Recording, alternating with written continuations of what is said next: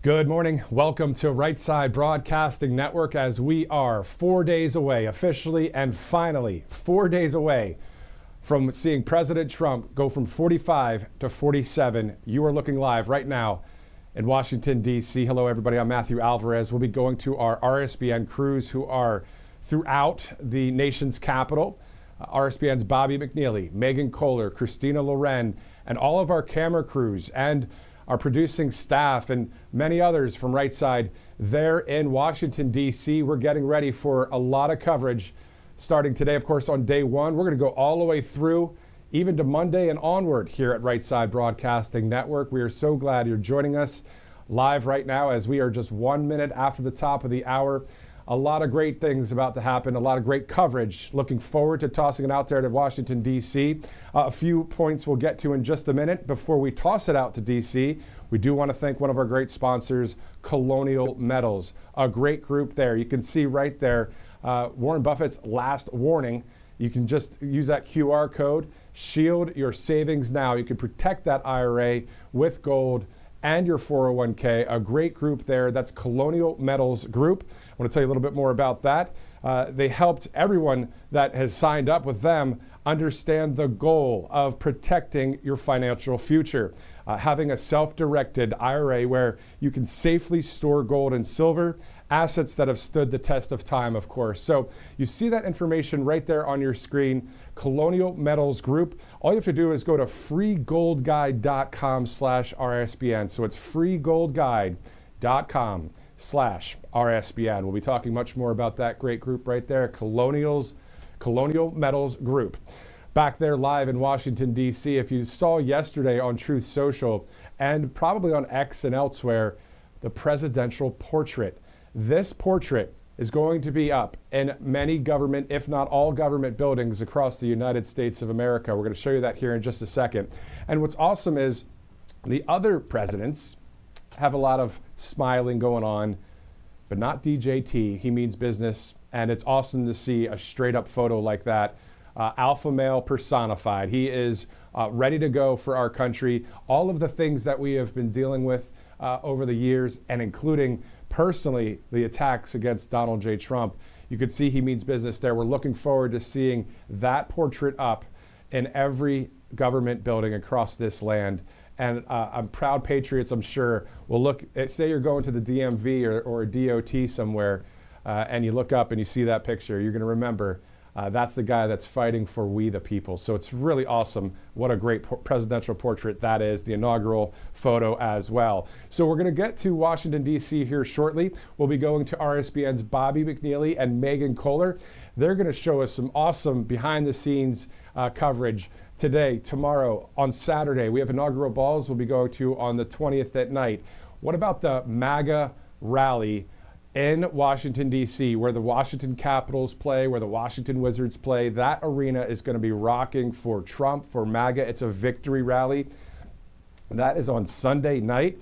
And then, of course, Monday morning, bright and early, we'll be live all the way through the day and then even into the night for those inaugural balls. So it's going to be pretty awesome to see that coverage right here on Right Side Broadcasting Network as we get ready to go to Bobby and Megan live there. Now that is the west lawn of the U.S. Capitol. It is quite chilly there, as you're about to see with some of the gear that our crew are wearing, because at the end of the day you got to protect yourself out there in the cold temps. And I've covered a lot of cold temperature stories, but it's going to be a lot of hours out there, but it's for our country, and I'm sure Bobby and Megan are glad to join us here at any second. But once again, thanks so much for joining us here on Right Side Broadcasting Network. Follow us on Truth Social, on X. Spread this link as far as you can when it comes to Rumble, YouTube, our app, our website. Just let people know that, hey, you know what? RSBN is live from Washington, D.C. So let's go now live to the nation's capital. RSBN's Bobby McNeely and Megan Kohler. Guys, tell us, first of all, how many layers do you guys have on out there? Oh, Matthew, we have the Under Armour and everything ready to go. You can see my PFG hat honoring fishing and America. I got this beautiful American flag scarf from a nice, lovely place in Auburn, Alabama, with a certain friend of mine, the magnificent Matthew Alvarez, as we're talking. And Megan, so good to be with you and to see you. You're used to these temperatures, you know, being from your hometown. Exactly. I'm so happy to be back. Thanks, everyone, for watching. So happy to see you again, Bobby, of course. And we're here at the Capitol. I have multiple layers on. I just put my hand warmers in. It's really helping. Can't really feel my fingers or toes, but we're here. We're live. I don't see any other newscasters. So we're bringing you the action on the ground here in D.C. Exactly. So, guys, tell us about... And Matthew, it's really interesting. Just tell us about some of the things you'll be doing, too, as well, and then to your point about what's interesting out there, Bobby. Yes, sir. So as we were walking over here today, we actually had a nice conversation with Senator Coons as we were passing the Senate building just off of the Capitol. And he was speaking very highly of Kelly Loeffler, Linda McMahon, the Small Business Administration, and where he can partner directly with President Trump on reforming that agency. And you know, the goal of that is to really put the 10th Amendment into practice and to send the Small Business Administration really back into the state. And it will be interesting, Megan, to watch where President Trump and his administration, especially with DOGE and different agencies, may actually take some of the empty office space here around Washington and send it back to the middle of America or the West Coast or the South, where these industries actually make a large difference. I really hope that people on all sides of the aisle, a bipartisan effort here, come together for America, to put America first, and of course to pass the Make America Great Again agenda that President Trump has. His plans for when he gets into office are going to be great for our country, but unfortunately there has been a poll that's been taken that just about half of the administration, people who work with the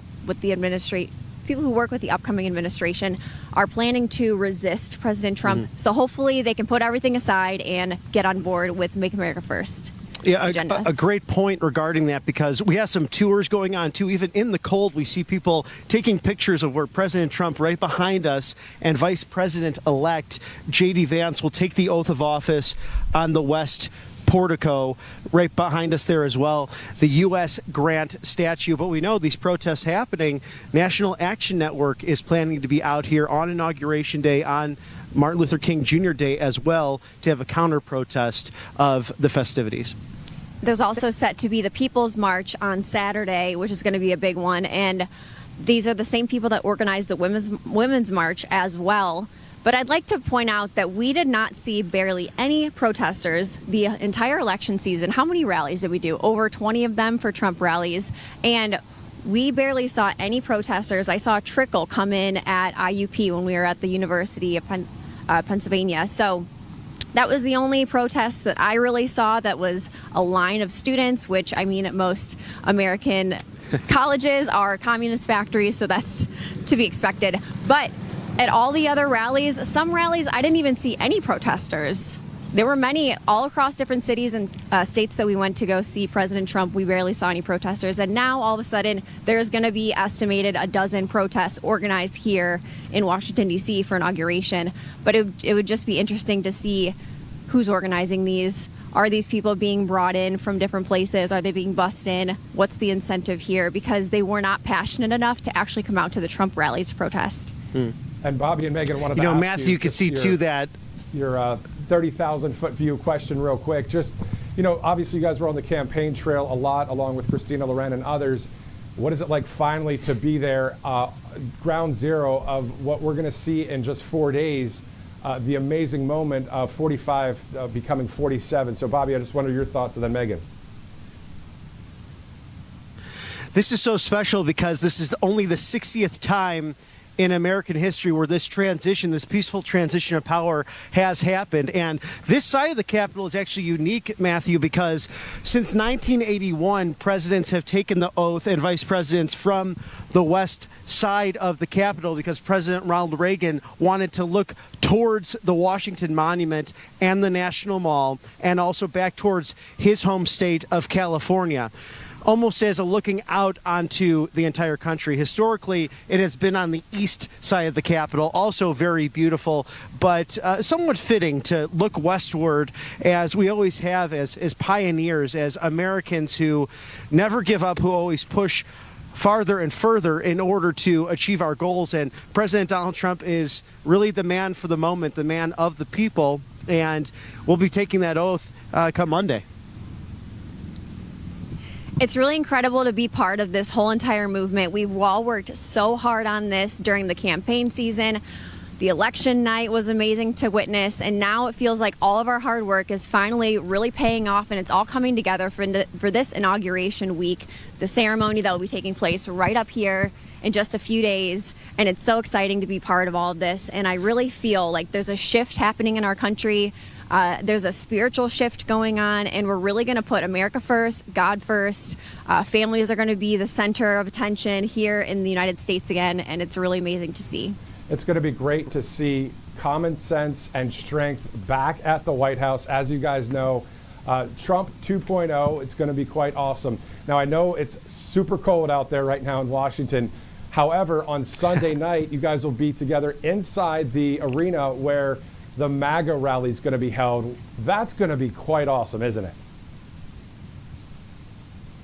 Well, it's extraordinary. And Matthew, throughout the town, we're seeing this anti-scaling fencing, and you can actually see it really around us, somewhat behind Mr. Director as well, of what's being set up. This was also set up last night. I actually enjoyed dinner over in Chinatown with a dear friend of mine over at Clyde's. It's right next to that arena. And we already see that barricades are being put up, security being prepared as well. Also know that many volunteer police officers have come in to help the military and federal agents in order to make sure that this wonderful celebration is safe for all who are ready to enjoy it. It's just going to be so great to be back in the rally scene.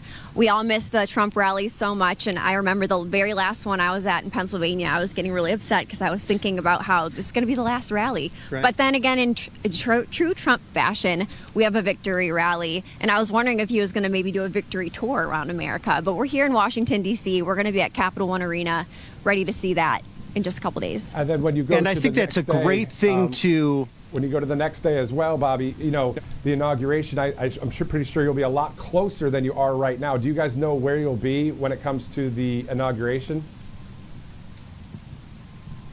You know, we're really scaling that out right now about what best angle we'll have, hopefully very close for our viewers to actually see that oath, to see, you know, Kid Rock will be performing, the Village People as well, and also the legendary country singer Carrie Underwood, America's sweetheart, will be singing America the Beautiful. And of course, we can't forget Christopher Macchio, President Trump's dear friend and the opera singer out of New York, one of the world's best tenors, singing our national anthem. And we'll be singing at services come January 21st for President Trump as he makes his way over to the Washington National Cathedral. So he'll be very much utilized for entertainment as well. But today's going to be some really fun coverage because no one else is doing this throughout the media landscape. We're going to take you through the exact route. We have Christina Loren not far away from us getting some great interviews and content that will show you with lawmakers really in huge committee hearings and huge votes. We saw that women are finally being protected. The House of Representatives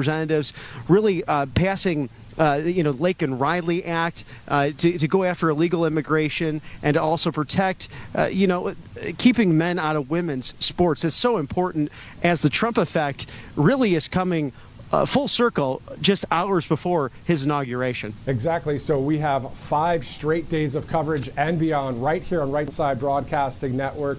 RSBN host Bobby McNeely, Megan Kohler, Christina Loren, doing great things in Washington, D.C. Bobby and Megan, take it away. We're going to look forward to your coverage right now.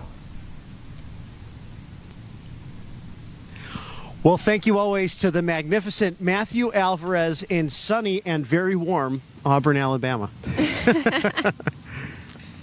So, Megan, what is your favorite, I guess, inauguration memory? I mean, we're pretty young folks in general, but we've been paying attention to this for some time. And I always like to look back on YouTube and watch the recent, speeches from years prior. Every 4 years, we go through this beautiful practice. This is like the Super Bowl of really American politics for us. And I think some to mind, like JFK asking on the east side of this beautiful Capitol, ask not what your country can do for you, but what you can do for your country. Really iconic moments governance, or President Reagan right from the west side of this Capitol saying government is not the answer, it is the problem. So many iconic speeches and moments happening right behind us, but what is your favorite?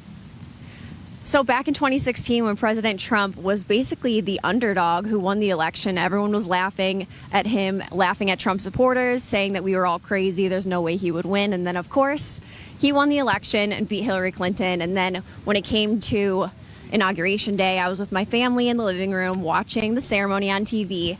And of course, I loved Melania Trump's outfit. She looked so beautiful in her light blue peacoat. She looked very stunning with her hair pinned back. And then she was holding the Bible out so that President Trump could be sworn in. And I loved his inauguration speech in 2017. And when he spoke, he basically was just telling the regular Americans, I'm standing for you. The forgotten men and women will not be forgotten any longer.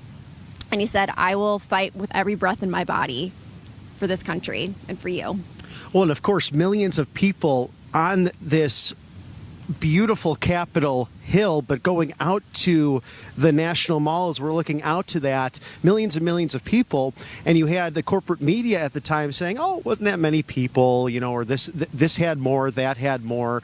And it was really rather silly because police and federal authorities really preparing for what's going to be a great event. This actually looks like a big outdoor Trump rally in so many ways. We're used to the fencing, the porta potties, of course. And if you have a ticket or do not have a ticket, really get one if you can. This will be very similar if you're planning to come like a Trump rally. You want to be ticketed for this, of course, but I mean, you're open on the National Mall, so get here early so you get a nice seat, get up as close as you can to see President-elect Donald John Trump and, of course, James David Vance, J.D. Vance, the Vice President-elect, going to take that oath at noon right behind us on January 20th. And what a time to really experience this, to be alive, to go from the campaign side of things now to governance. And I thought it was interesting just to run into Senator Coons this morning and get some bipartisan flair. I had asked him simply, what are you looking forward to with the next administration? How can you work with them? And specifically, as we spoke with Matthew Alvarez, Mr. Magnificent, it was about the Small Business Administration and really working together with Kelly Loeffler and the great work that he had done with Linda McMahon in the past. So it was nice to hear that from the senator this morning.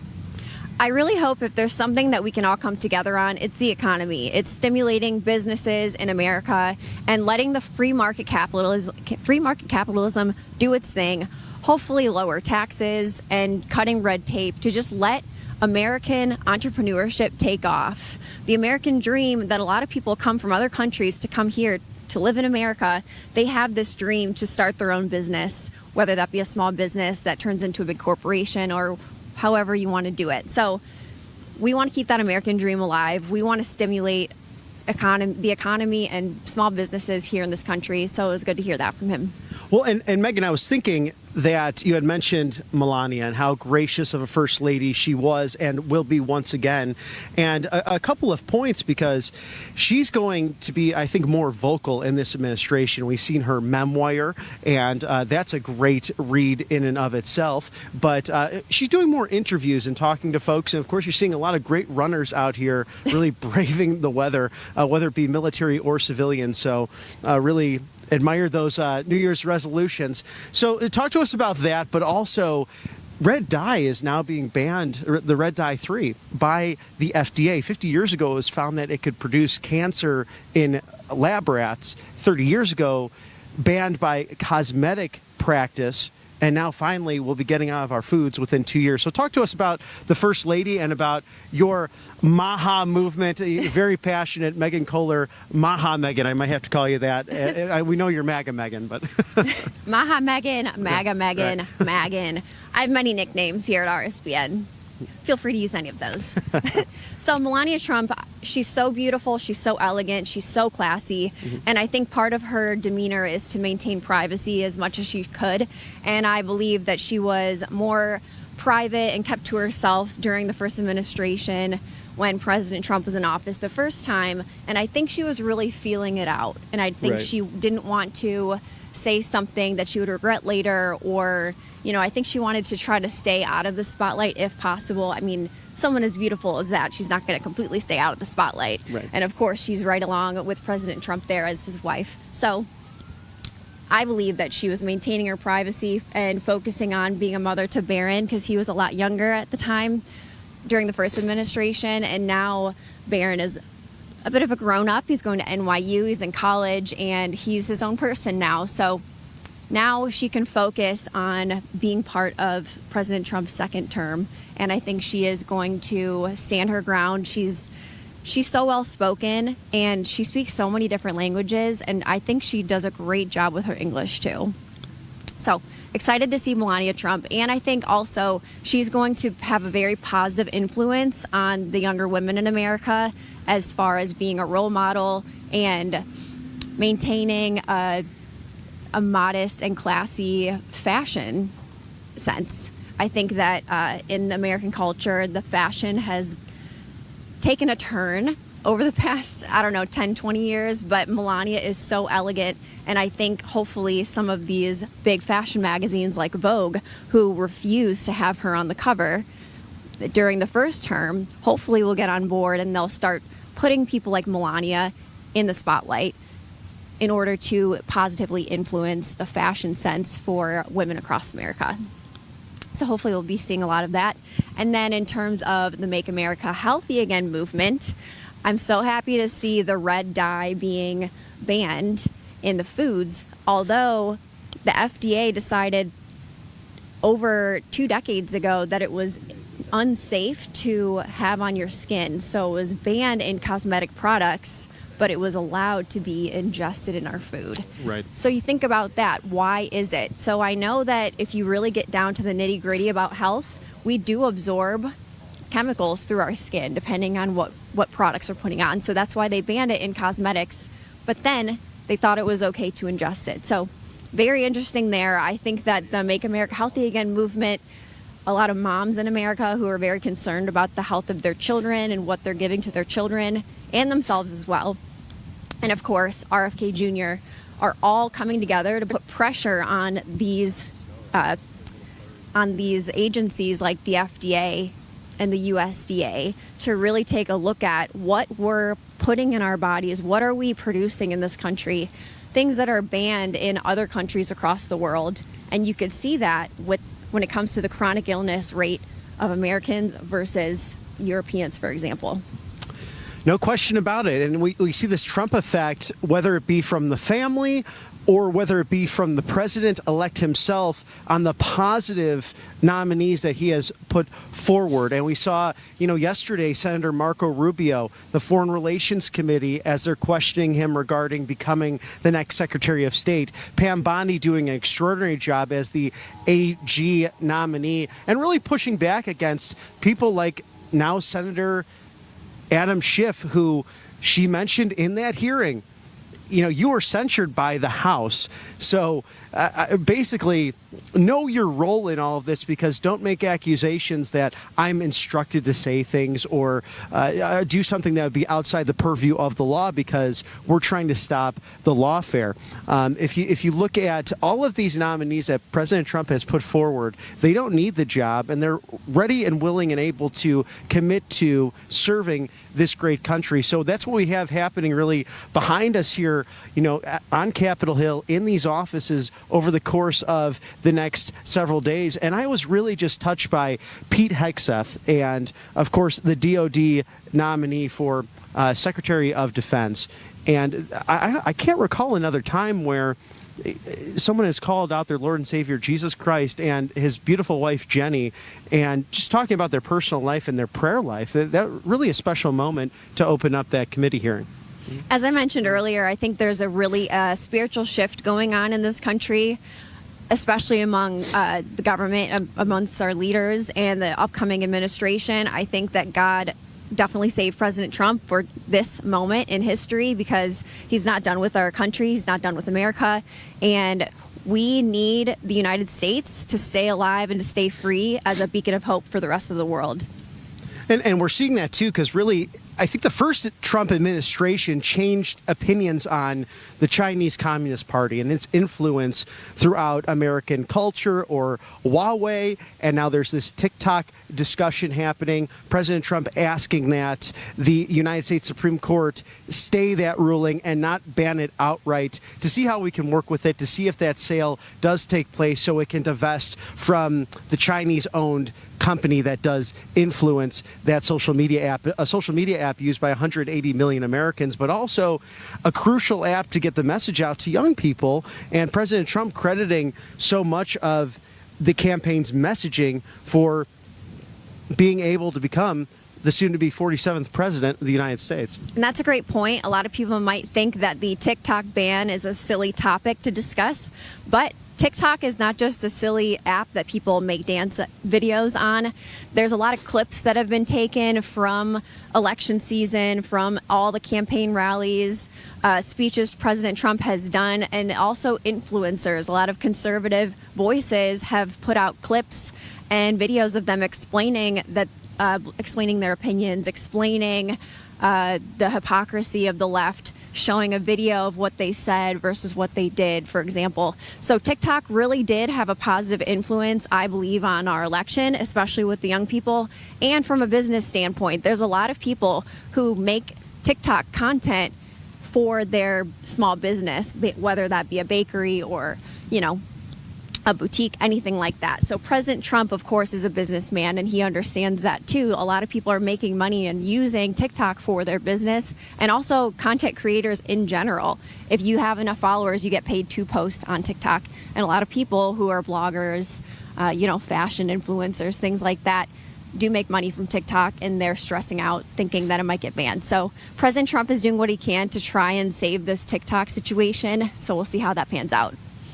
Yeah, it's really interesting to see how this will all work itself out in the coming days, as many things will.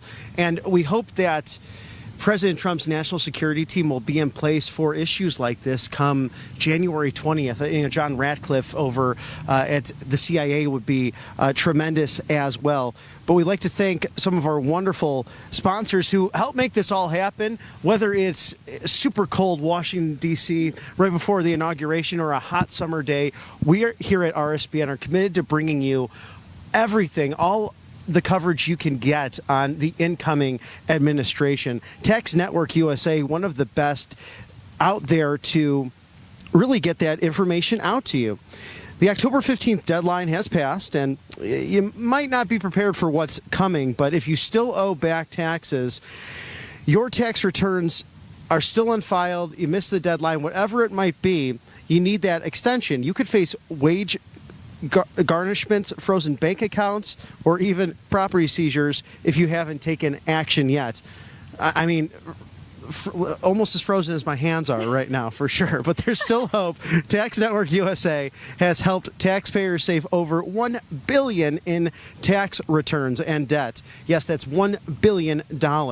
They filed over 10,000 returns, and they specialize in all this, even state filing as well. So make sure you take care of that debt. Don't wait any longer. Visit tnusa.com/RSBN or call 1-800-357-1415. That is tnusa.com/RSBN. Free consultations. They're experts. They'll walk you through all of this to make sure your tax needs are met by the people who make the rules up there on that hill. So it's important to reach out to our friends at Tax Network USA. Do that today. Huge thank you to Tax Network USA.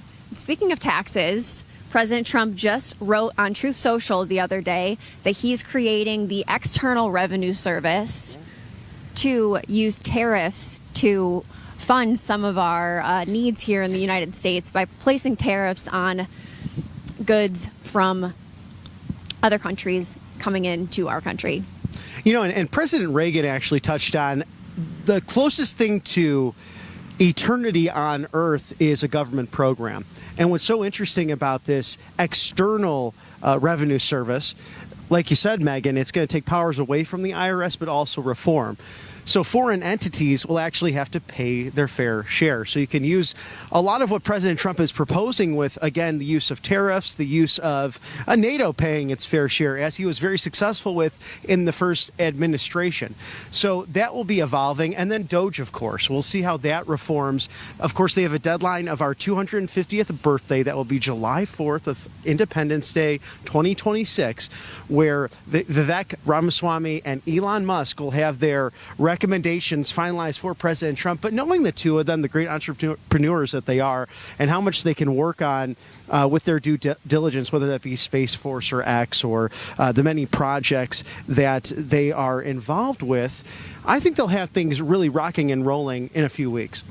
It's going to be great to see DOGE in action. I think it's something that we've all been craving, wanting to know where are our tax dollars actually being spent. How are we spending so much money? How are we paying more and more in taxes? It seems like every year.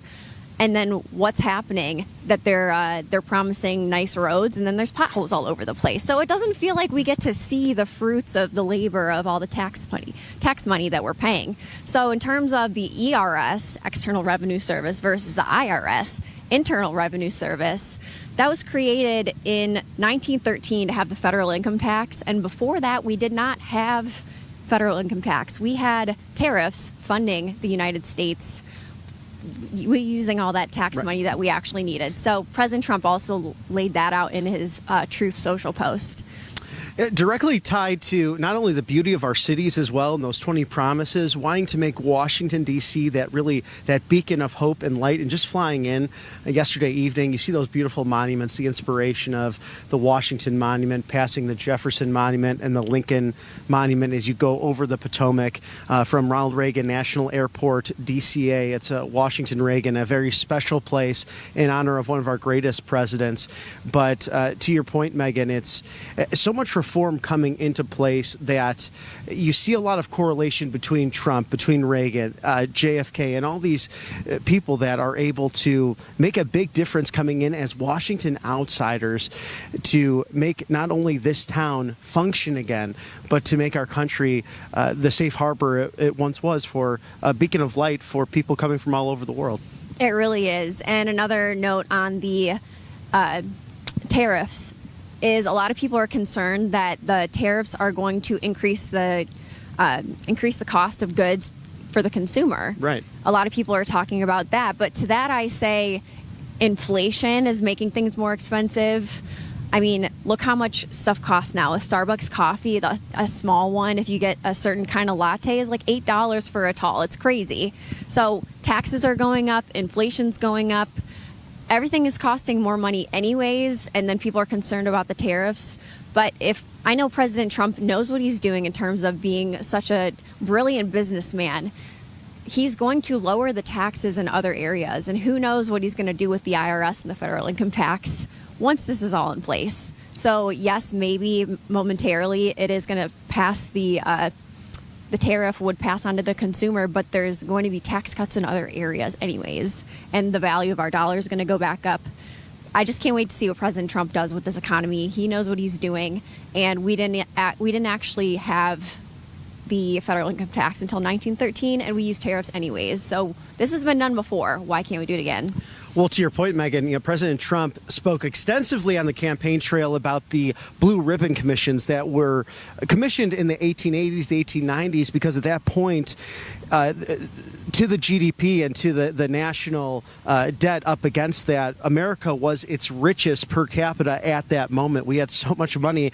It was a way we were able to fund our schools, fund municipalities, have great partnerships between state, local, and federal bureaucracy to really get that done for the American people until, as you mentioned, the income tax coming into place in 1913. So this is relatively a new progressive agenda that's been over the last 100 or so years, and President Trump, with his business prowess, really I think can make those reforms so more money stays in your pocket. And I mean, this harkens back to so much happening right now, whether it be the ceasefire deal or lack thereof. It's still being worked on between in Gaza with Israel and Hamas, and of course Hamas basically being depleted at this point, but it's the President Trump effect coming across the board, where you're looking at he said, look, you got to bring the hostages back. If you don't, there will be hell to pay.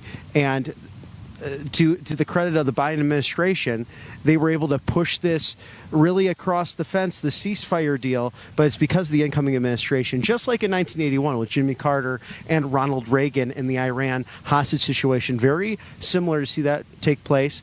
And then also with the economy. It's look back to 1992 and Bill Clinton. It's the economy, stupid. That was his line. And I think that's all wrapped up into President Trump, where he will be right behind us taking that oath of office just in several hours from now on January 20th at high noon Eastern. We hope that you tune in here to RSBN. And if you're just tuning in, I'm Bobby McNeely with MAGA, Maha, Megan Kohler. Always great to be with you, whether it's hot or cold, whatever is snowy or sunny or a little bit overcast today here in our nation's capital. Bobby, it's so great to be back with you. MAGA Megan here, Megan Kohler. If you want to follow me on social media, my handle is Megan V. Kohler on all social platforms. How about you, Bobby? Where can they follow you? Yes, I am at Robert McNeely TV, and that is on Instagram, or Robert B. McNeely over at Truth Social, McNeily. And, I'm going to probably make that X handle as well at some point. But I'll keep you posted on that for the viewers at home. So we like to talk to you over these different platforms as well. So please reach out. If there's an issue in your community, if there's something you'd like us to cover and shed light on something bad or wrong, or, something even positive going on in your neck of the woods, please reach out to us, because we like to hear from everyone and the viewers at Right Side Broadcasting. Now, Bobby, I'm thinking back to the first rally that we ever worked together, and it was so hot we thought we may pass out. Right. So now, fast forward to today, and we're freezing. It's really frigid something. frigid with a capital F out here. But you know what? I got my hand warmers. We're here. I'm too excited. Honestly, I could barely sleep last night. I was too excited. Racing thoughts. I was thinking about President Trump swearing in just a couple days up here. We're so excited to be here in D.C., and it's going to be great. A great week here. Well, think back at that time. That was the first outdoor rally. We were in North Carolina, the beautiful Tar Heel state, and that was the first outdoor rally post the assassination attempt in Butler. It was an emotional time on the campaign trail. I don't know if you recall the beautiful flyover by Trump Force 47, the use of Top Gun Maverick, the theme song there, as that flyover happened. And it was a warm day, but we also saw some of our colleagues making points that, not many people are at these rallies or filming or making their media hits after the fact of the actual moment when it was happening. So we're happy to be here at Right Side Broadcasting and show you everything. In fact, I was just hearing in our ear here that we're going to kind of walk around, show you some of the Capitol here, and basically where President Trump will be walking on the parade trail. And right now, really, you're not seeing a lot of media outlets out here. You see some people, some tourists, some people doing some of that. We saw a gentleman actually throwing ice onto the Capitol reflecting pool, which is pretty frozen solid. Megan was thinking about ice skating on it earlier, but I think Didn't bring my skates. It's a little bit thin, and you don't want to see me do that, because I would fall right into the ice, I think, even though being from the frigid, cold air of Chicagoland. But as you can see here, that is the U.S. Grant Memorial statue. Of course, right looking over our frozen reflecting pond on the Capitol. And there's a bunch of seats over there towards the Capitol where President Trump and Vice President-elect J.D. Vance will take their oath of office, something that spans really 248 years, when President George Washington, our first commander-in-chief, the great general, the hero of this nation, really the founder and father of this country, took that oath and added the words, "So help me God," a tradition that has been upheld for nearly 250 years now. And it's an oath, whatever office you are about to enter into, whether that be in the judicial system, the legislative system, or executive, and regardless of level of local, state, or federal government, you take that same oath and you swear allegiance to defend this country against all enemies, foreign and domestic, and to do your due diligence to protect and defend the Constitution of the United States. So you can see there some of our historic flags as well. That Betsy Ross flag, the original American flag, hanging there. Also the 48 stars from before we had Hawaii and Alaska, respectively. And I see Marine One is actually flying over the Capitol right now. It's really a beautiful moment, even on a gray day here in the skies. The sun is trying to peek out over our wonderful nation's capital. Now, the flags are at half-mast, and that is for, of course, President Jimmy Carter. Our thoughts and prayers are with the 39th president for his rest, his eternal peace. And we know he was a faithful Christian, a good man. There's a lot of criticism to go around about his public record regarding his time in office, and you have to look at that. But nonetheless, someone who deeply cared about this great nation. Speaker Mike Johnson has ordered that the flags be raised temporarily, and that will be on January 20th to celebrate this inauguration. Also, Governor Greg Abbott as well will raise them in Texas, has ordered that to be done to celebrate what only happens once every 4 years, Megan, the inauguration of a president and vice president. It's going to be such a beautiful week here in Washington, D.C. We've got an action-packed schedule for you. And of course, the big day, Inauguration Day, is going to be on the 20th. So here's what's going to happen on Saturday, January 18th. There's going to be a reception and fireworks at Trump's Golf Club in Virginia. So that'll be exciting to see. Sunday, the 19th, will be the wreath-laying ceremony at Arlington National Cemetery. Of course, the victory rally that Bobby and I will be at Capital One Arena. Donald J. Trump will be speaking at 3 p.m. And then after the rally, he's going to be giving some remarks at a candlelight dinner. And then on Monday, January 20th, the prayer service at St. John's Church, also known as the Church of the Presidents, right across the street from the White House, which is a tradition that started with Franklin D. Roosevelt in 1933. Then the procession to the Capitol, members of Joint Congressional Committee to escort the president-elect and the vice president and spouses will be joining. And then Vice President J.D. Vance will be sworn in right after that. And then, of course, Donald J. Trump swearing in as our 47th president at the Capitol. And then he will give his inaugural address. And then following that will be the honorary departure and the signing ceremony, which is taking place in the president's room just off the Senate chamber, a tradition that was started by Ronald Reagan.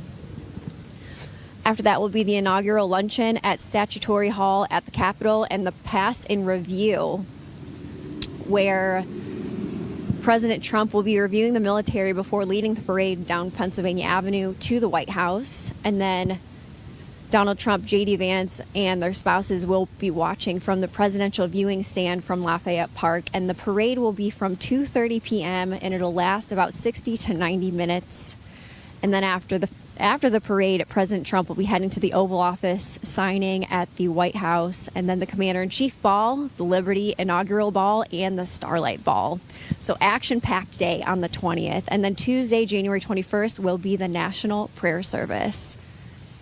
Wow, what an exciting lineup. And Megan, thank you for all of that, because the glitz and glam of Washington, D.C. This is really quite on display as we honor the incoming administration. And we've had a unique period of time right now where we've seen the former commanders-in-chief and their spouses, the former first ladies, together with President and Mrs. Biden as well, to honor Jimmy Carter and the family as well at the Washington National Cathedral just last week. So it's rare to see them all together in this small fraternity of 5 men who are now living presidents. And of course, only the second time we'll see in history where it was just Grover Cleveland and President Donald Trump who served 2 non-consecutive terms as commander-in-chief. So really a unique opportunity to see all of that coming into fold and coming into place. So as you can see throughout here,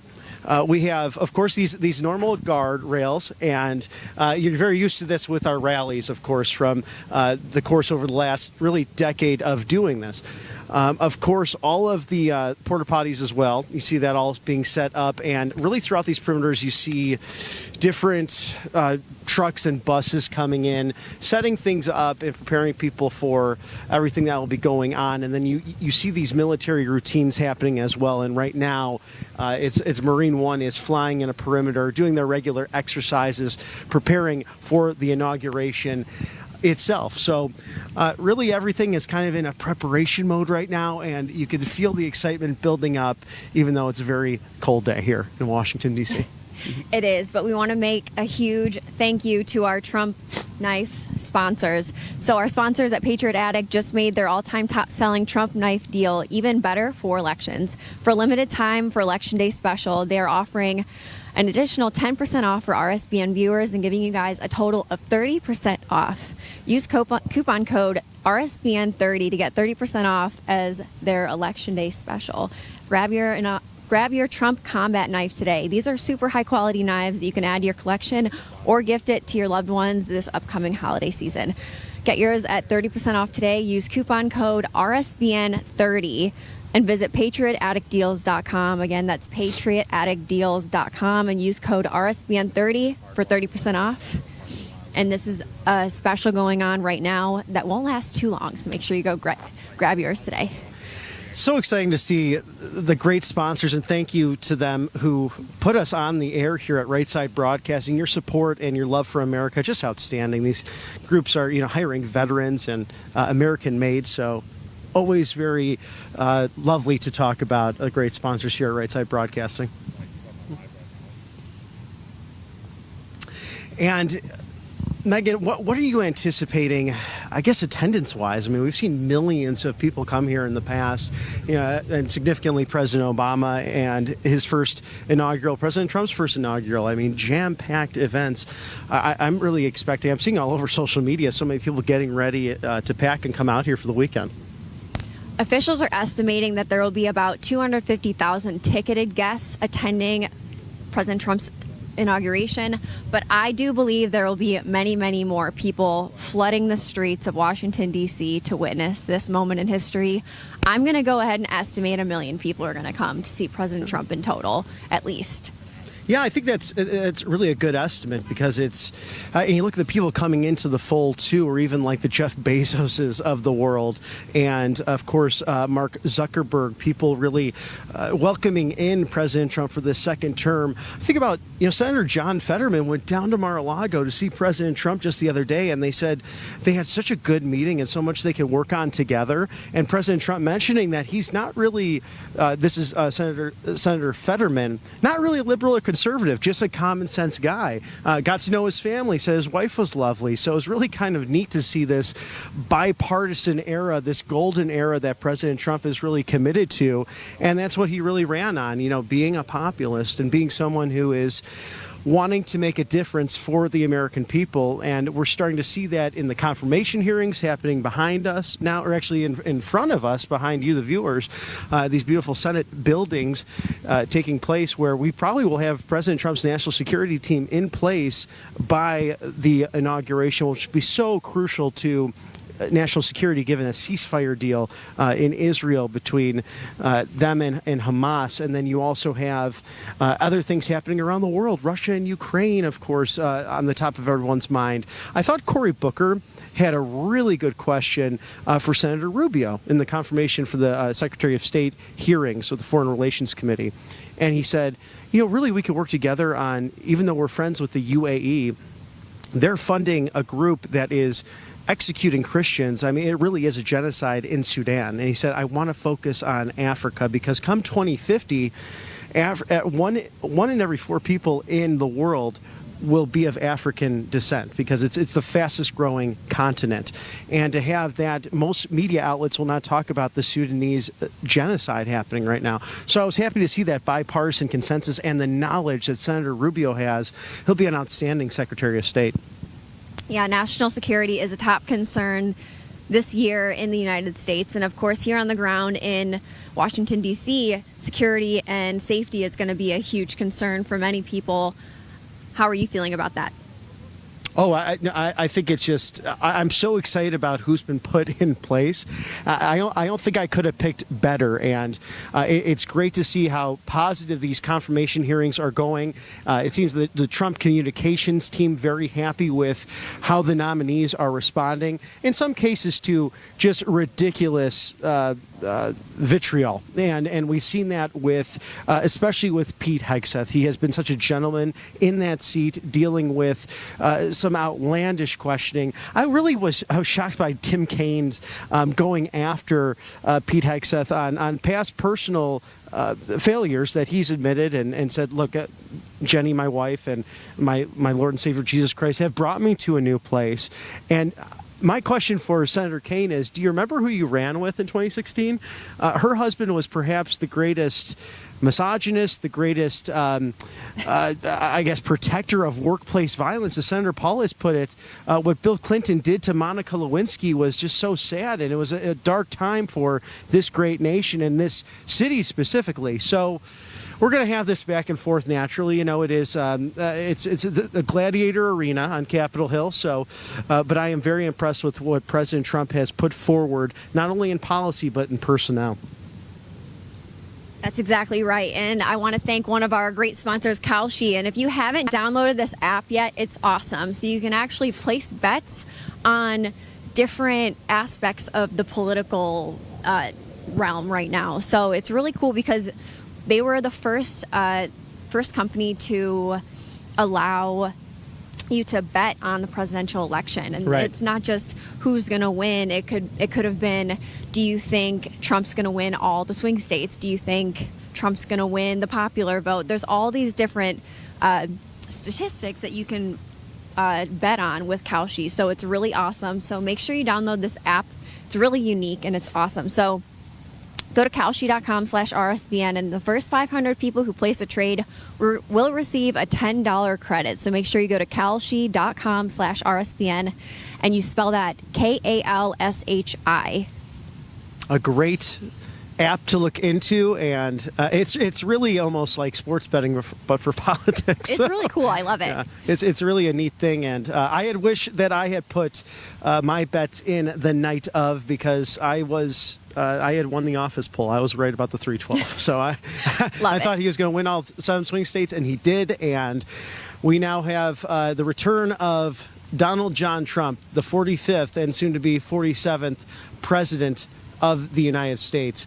And again, if you're just tuning in, Bobby McNeely with MAGA Megan Kohler. Always wonderful to be reunited with you on a relatively chilly day here in our nation's capital. And we're looking back out onto the mall, and in our view, we can see the beautiful Capitol building where President Trump and Vice President-elect J.D. Vance will be taking their oaths of office, respectively, on January 20th at noon. And a star-studded lineup of great performers. The Village People to do their iconic YMCA. Kid Rock will be performing in the festivities.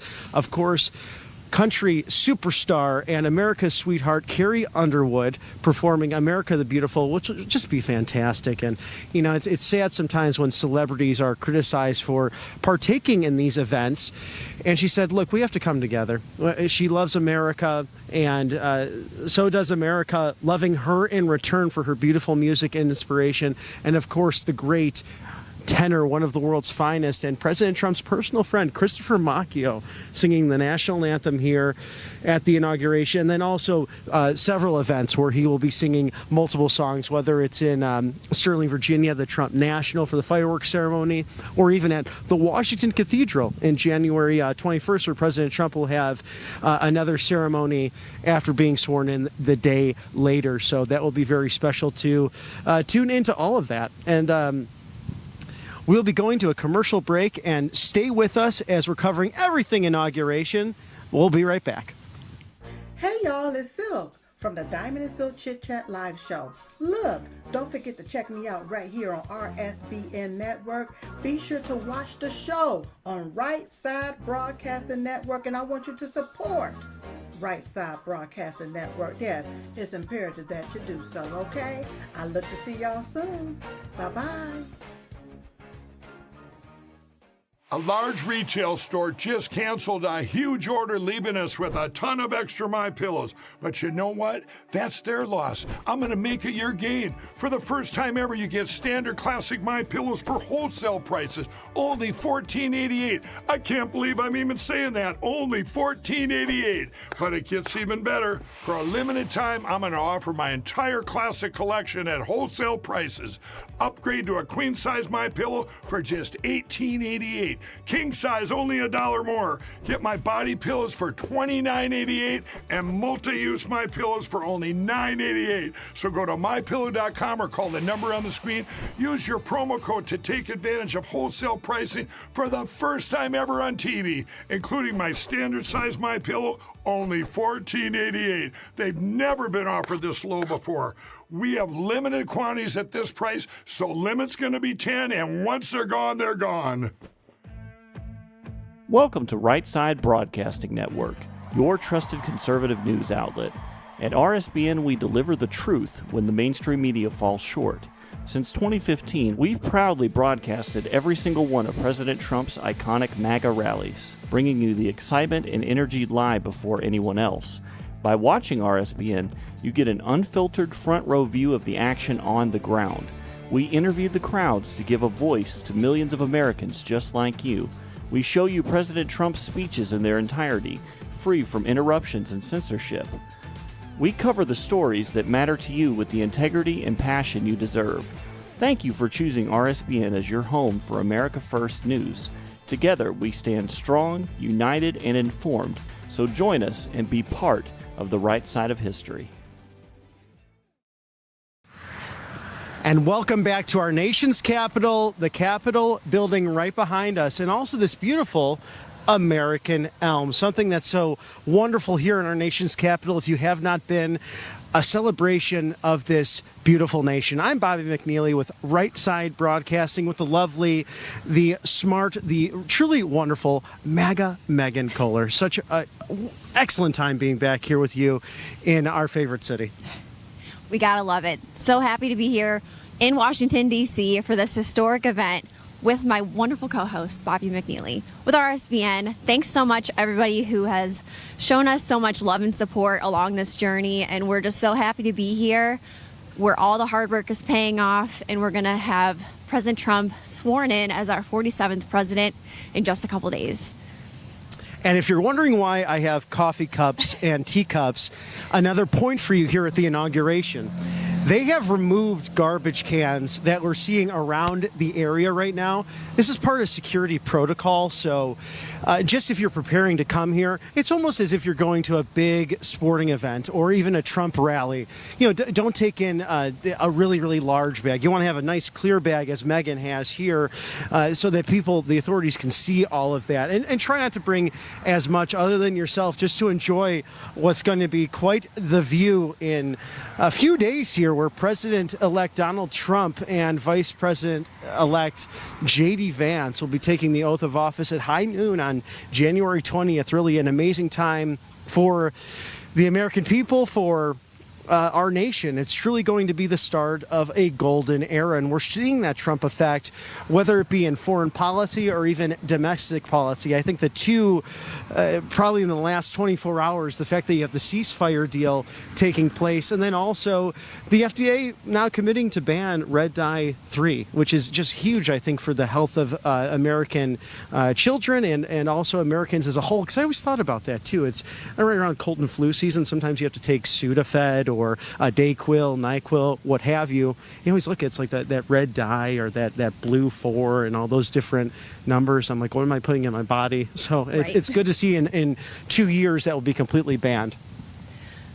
I'm so happy to see that people are waking up in this country to all the toxic chemicals and artificial food dyes that really play such a role in the chronic illnesses in this country. A lot of people are very unhealthy in America, and it's due to what we're putting in our bodies. The genetically modified foods, the red dye 40, seed oils that are highly stressful on the body, cause a lot of oxidative stress.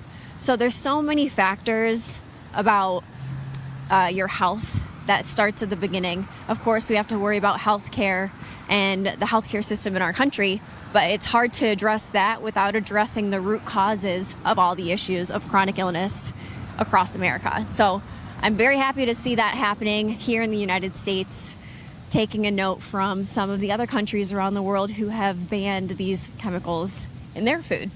Europe, for example.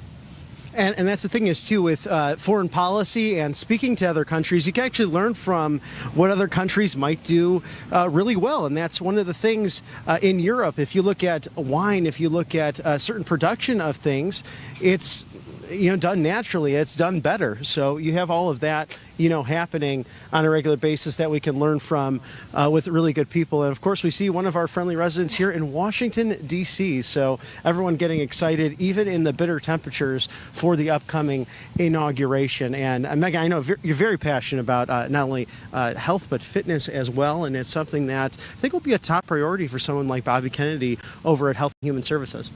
Absolutely. We saw a lot of dedicated Americans on jogs today, either with their dogs or in groups. A lot of people are running, even in these very cold temperatures out here in Washington, D.C. But you know what? No excuses, no days off. How about that? Have to love it, too. And we can see one coming right here, a nice jogger committing to those New Year's resolutions. And we're actually making our way towards Pennsylvania Avenue. You'll see along this the traditional fencing like you would see at a Trump rally, of course, that you have for crowd control, but also the anti-scaling fencing. You might notice that this is the black panels that will prevent anything from any kind of riot or protest from taking place. And so we know that the People's March is happening on Saturday. The National Action Network, led by Al Sharpton, has been very vocal in their opposition to President Trump and want to tie in Martin Luther King's legacy to all of this, because on Monday as well, it's Martin Luther King Day.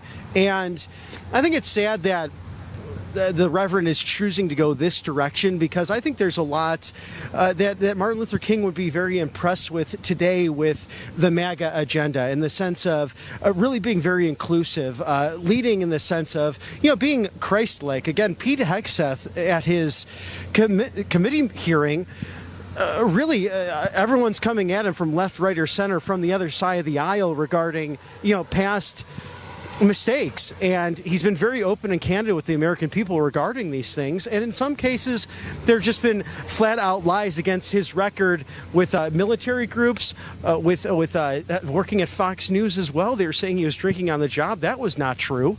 And it's sad to see a member in our field, in the media, really being lied about in that regard. And I can't recall another time, Megan, when someone has thanked their Lord and Savior Jesus Christ openly in a committee meeting like that. And then also his Jenny, his wife, they start every day with prayer. So you have a group of people here who are leading very much like Martin Luther King led in his fight for civil rights.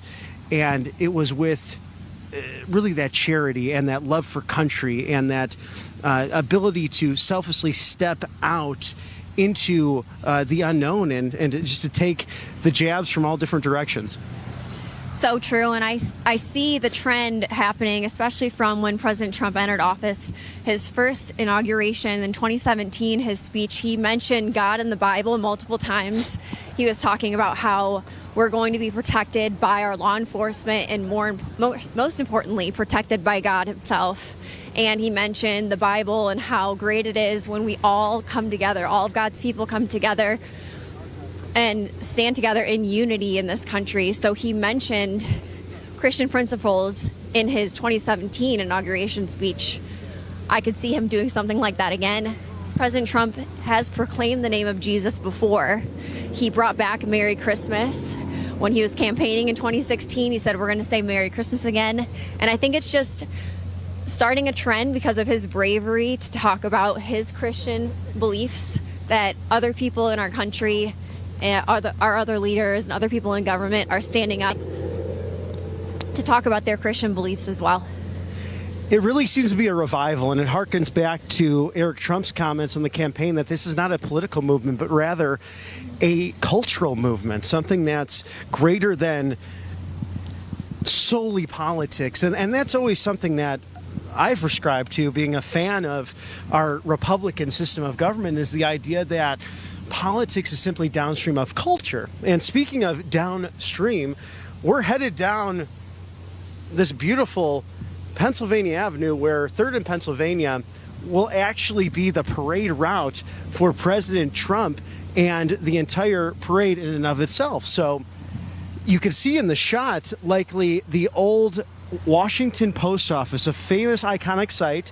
President Trump owned that along with Trump Hotels back a few years ago, and that was such a fun place to go over his first administration, to go and talk to people connected with the administration, or it was almost, in a sense, a second Republican National Committee or a second Capitol Hill Club, just to enjoy the presence of those who are working in and around the administration. Of course, it's now owned by the Waldorf Astoria, so very exciting to see that go on. And President Trump, as he mentioned, of course, we already have some MAGA fans in the house today, ready for the inauguration. So very exciting.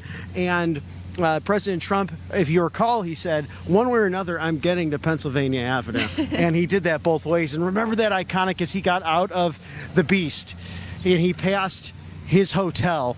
That was a special moment. I remember that moment from the last inauguration. Very amazing. What an incredible moment from his first inauguration. But I personally hope that he stays in the car this second time around because of such high security concerns. Right. I mean, there's lots and lots of officials, law enforcement. There's going to be around 25,000 military personnel and law enforcement here on the ground to keep us all safe in Washington, D.C. this week, and of course during the ceremony. But I don't trust that everybody in the FBI and Secret Service are going to do what they need to do all the time. So I really hope that President Trump stays in the car for the parade. You know, there is that concern about that, Megan. It's really the safety of the commander-in-chief, first and foremost, because we've seen now, and they're now exiting government. It's Christopher Wray. It's the top of these organizations that really have proven to be rotten to the core, or just have not been forthright with Senate or House oversight. The elected officials who have come on behalf to represent us right over on Capitol Hill. And it's really this battle of, it's not Republican versus Democrat. Even speaking to Senator Coons this morning, he's very excited about how he can work with President Trump and the new administration, and Linda McMahon and Kelly Loeffler, for example. He had mentioned them by name. But just this idea of a big bloated government bureaucracy, a big federal government versus you, the American people. And as the magnificent Matthew Alvarez and I have touched on many occasions in our home studio in Auburn, Alabama, the idea that it's we, the people, versus this big bloated government. So I think we're really going to see that evolve in the next few days. Absolutely. And I really hope that they beef up security for this inauguration ceremony. And I'm just concerned because of obviously what we saw happen in Butler, Pennsylvania, and then again with the second assassination attempt in Palm Beach. Right. So here we are in Washington, D.C., getting ready to swear President Trump in for his second term. So this is critical. This is a critical moment to begin his second administration. So hoping and praying that everything goes as planned and that everybody who is putting together the security plan upholds what they need to do to protect President Trump. Right, absolutely. There's no doubt about it. We have thousands of volunteer police officers coming in to help out with the federal effort as well. We see police barricades being built up already in preparation for this. And we saw it last night, too. I was over at Clyde's in Chinatown, and that's right next to the Capital One Arena, where President Trump will have that big MAGA rally on that Sunday, the day before the inauguration. And we saw the same kind of barricades and presence happening there as well. So definitely a time to come and enjoy, but also to be vigilant because of what's happened in the past year. And no one is as brave as President Trump, what him and his family have had to endure in this process, ready to serve the American people once again. And I think we'll just kind of stroll around here and get our blood flowing a bit, down here on this beautiful day in Washington, D.C., and this is literally the parade route where President Trump will be either in the car or walking, and where many presidents have taken this walk after taking the oath of office. We think of the recently late Jimmy Carter, who we have been honoring the last several days, and that's why you see the flags at half-mast currently. But he actually got out of the car and famously walked the entire route. So that was over a mile or so, really about 2 miles to get from the Capitol to the White House. And that was in that time, too. The Secret Service wasn't too thrilled that he had chosen to do that, but he wanted to be amongst the people as well. And, of course, we just have Homeland Security going by as well. Probably practicing routes is what you see with this. We saw a Marine One flying over the Capitol as well, which you normally see just being in Washington in general. You see a lot of this practice happening with our military and Homeland Security personnel in our nation's capital on a regular basis. And again, if you're just tuning in and wondering why I'm holding coffee cups, it's because there's no garbage cans around the area. Garbage cans are removed for security purposes, and we are very grateful for everyone involved in this process to make it safe and enjoyable for everyone who is going to attend, likely millions of people to attend this beautiful inauguration. Security is going to be tight here in Washington, D.C., especially this entire week, and of course on Inauguration Day. We have all kinds of barricades and fencing, over 30 miles of fencing. I read that in an article. So there's going to be 30 miles of anti-scaling fencing, so people will not be able to climb up on these black fencing that you see around here, around the perimeter. There's going to be extra beefed up security around the Capitol and around the mall, National Mall. There's also going to be some cement barricades as well. So we'll be showing you that as we're walking the parade route, as we're walking around here in Washington, D.C.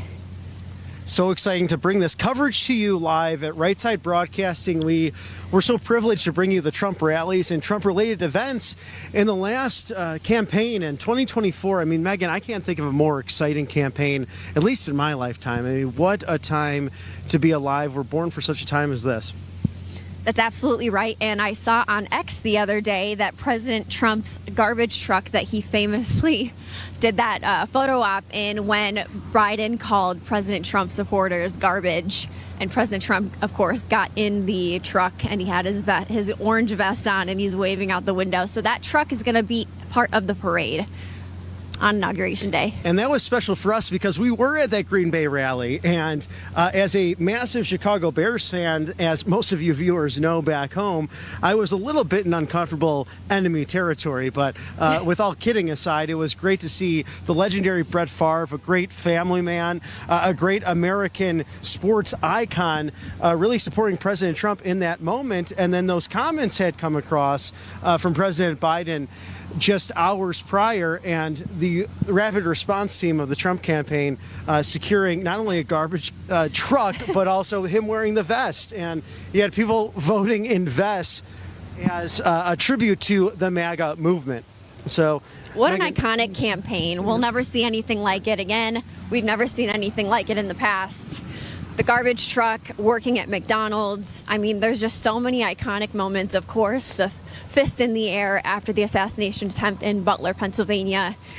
The list goes on. I mean, these photos that you see are going to echo in history, and hopefully the history books that write about President Trump will actually be writing the truth, so that when the students are learning about President Trump, they can really actually get the picture of what happened this past year and that's with our why, great president. Oh, exactly. And that's why it's so important to look at great publications like Mike Huckabee, hopefully the new ambassador to Israel in the coming days, being confirmed, we hope, by the United States Senate. But he has publications with his organization talking about that real history that is taking place. And now we are going down the parade route, if you're wondering here, and seeing what's out and about for people just enjoying their day, their Thursday morning here in our nation's capital. But this is the exact route you're seeing that President Trump will be on. His walk from the United States Capitol in the background, where he'll take that oath. And from this direction, the west side of the Capitol, only having been done since 1981 when President Reagan said, I want to switch it to the other side, take the oath there. So I'm looking out onto the rest of the country and back towards California, his home state. So an iconic piece of history there. President Trump will be coming down Pennsylvania Avenue along with the parade. And of course, you can see his former Trump Hotel, which is now the Waldorf Astoria, and he's actually given high acclaim and high reviews to a friendly competitor in the real estate and hotel business.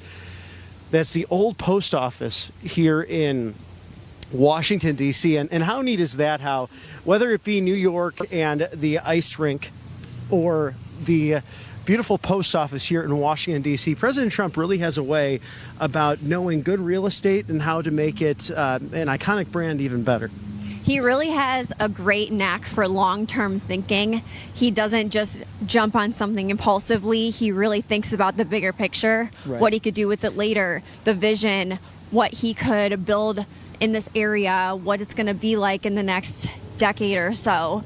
So he's been doing that. I mean, he built half of New York City. He, of course, has property here in Washington, D.C. He's got his golf club in Virginia. He'll be having a fireworks show for that. And he really does have that knack for long-term thinking. I mean, a lot of people don't think as far ahead as President Trump does, and that just adds to his brilliance. Well, and Bobby Kennedy spoke on it earlier in the campaign cycle about they were on Trump Force One together, and you had a situation where they're talking about the Middle East and strategic points. President Trump pulled out a piece of paper, or it was a napkin. It was something to draw on the plane, and drew a scale map of the Middle East, knew the country's intricacies. Of course, as former presidents do, they get access to the intelligence briefings. And, it was something that was really unorthodox and really incredible when you look back on what Benny Thompson and Liz Cheney attempted to do with that January 6th committee. They were trying to remove that access that President Trump rightfully had as a former commander-in-chief to the United States intelligence, but also wanted to deny him Secret Service protection. And it makes you wonder why that would take place given the acts and the events that happened just a few months ago in Butler, Pennsylvania. And thank God it did not go the wishes of what was truly an evil person. And thank God that was not successful. And I think God had different, bigger plans for our future commander-in-chief. That's absolutely right. And we are hoping and praying that the security is tight this entire week here in Washington, D.C. There's going to be about 25,000 law enforcement and military personnel on the ground protecting all of us, and especially protecting President Trump. Let's hope that Secret Service and the FBI have put together a safe and secure plan to keep all of us safe here in Washington, D.C.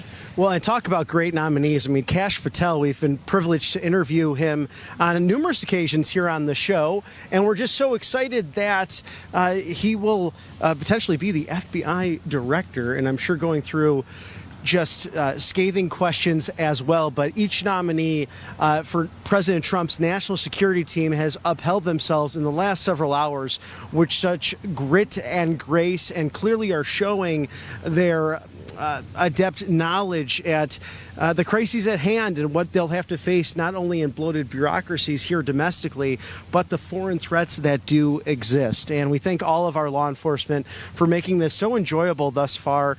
And as we continue to celebrate the upcoming 60th presidential inauguration, nearly 250 years of this great republic, President Trump and Vice President-elect J.D. Vance will be swearing that very same oath that George Washington and John Adams first did all the way back in 1789 as the inaugural holders of the presidency and the vice presidency, respectively.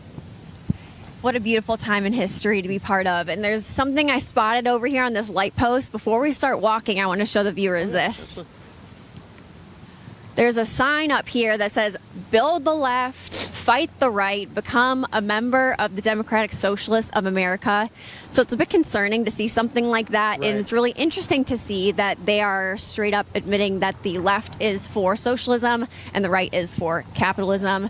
And we have seen time and time and time again that the government control of the means of production does not end well. I mean, look at Venezuela. Do we want the United States of America to end up like Venezuela?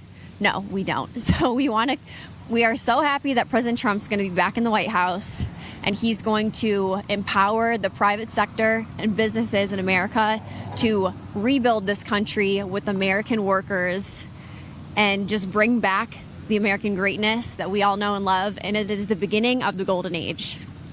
Well, and speaking of that, too, there's a sticker right above that, AIPAC is evil. So they're saying the American-Israeli PAC is evil. So you find that in a lot of left-wing movements that there's a lot of anti-Semitism that exists. There's a lot of flat-out odd, strange things happening on the far left, and that's really the progressive bureaucratic state that has been a problem. And you're going to find that here in Washington, D.C., sadly. But now with President Trump and the golden era, as you're speaking of, Megan, perhaps we see some of these agencies go out into the country. You know, a lot of has been happening in the news the last few days as you have an outgoing administration and an incoming administration, two that are diametrically opposed in so many ways. And I'd like to get your thoughts, Megan, just on yesterday's farewell address by President Biden. I don't know how we really sum it up, because I thought it was rather bizarre. I thought it was interesting in the sense that he was almost giving somewhat of a Trump populist address last night from the Oval Office, actually with several MAGA talking points in many ways, but then also taking aim at the oligarchy and things to worry about when it comes to tech influences. But here's the funny thing about it. He just gave the Presidential Medal of Freedom to George Soros, of all people. So if he's really worried about that and dark money, why is he honoring someone who has really spread his left-wing influence throughout America and throughout the world? Well, you know, a lot of Democrats do things like that. They'll say something and then do the opposite. So that was just yet another example of that from President Biden's farewell speech. And when it comes to such a populist movement, I mean, Barack Obama back in the day was totally playing down the middle. He tried to play both sides. He didn't seem so radical left when he would do his speeches or campaign at his rallies. He was going for that populist movement and trying to bring everybody together, playing down the middle. And that's kind of what President Biden has done as well when it comes to his messaging. But then, of course, in action, they are far radical left. And what a lot of Democrats seem to notice on the campaign trail when President Trump was speaking, just how popular all of his messaging was, all of his policies. Of course, he came up with the no tax on tips, and then Kamala Harris comes out and says no tax on tips, and she starts taking a lot of President Trump's messaging. Because there's no doubt about it, what President Trump stands for is popular. The American people want everything that President Trump is talking about. So, of course, now Joe Biden is trying to sound similar to President Trump because there's no denying how popular everything is. Oh, very true. And perhaps you have, to your point, Megan, that Joe Biden and Barack Obama may be the two of the modern presidents who said several things that there was the saying of it, but it was actually the doing that was much different. But right behind us here, you're going to see one of the massive podiums that will be overlooking where we will see the parade come Inauguration Day, and we're going to be on several different points and outlooks for you, so we'll have the best view for you and teams.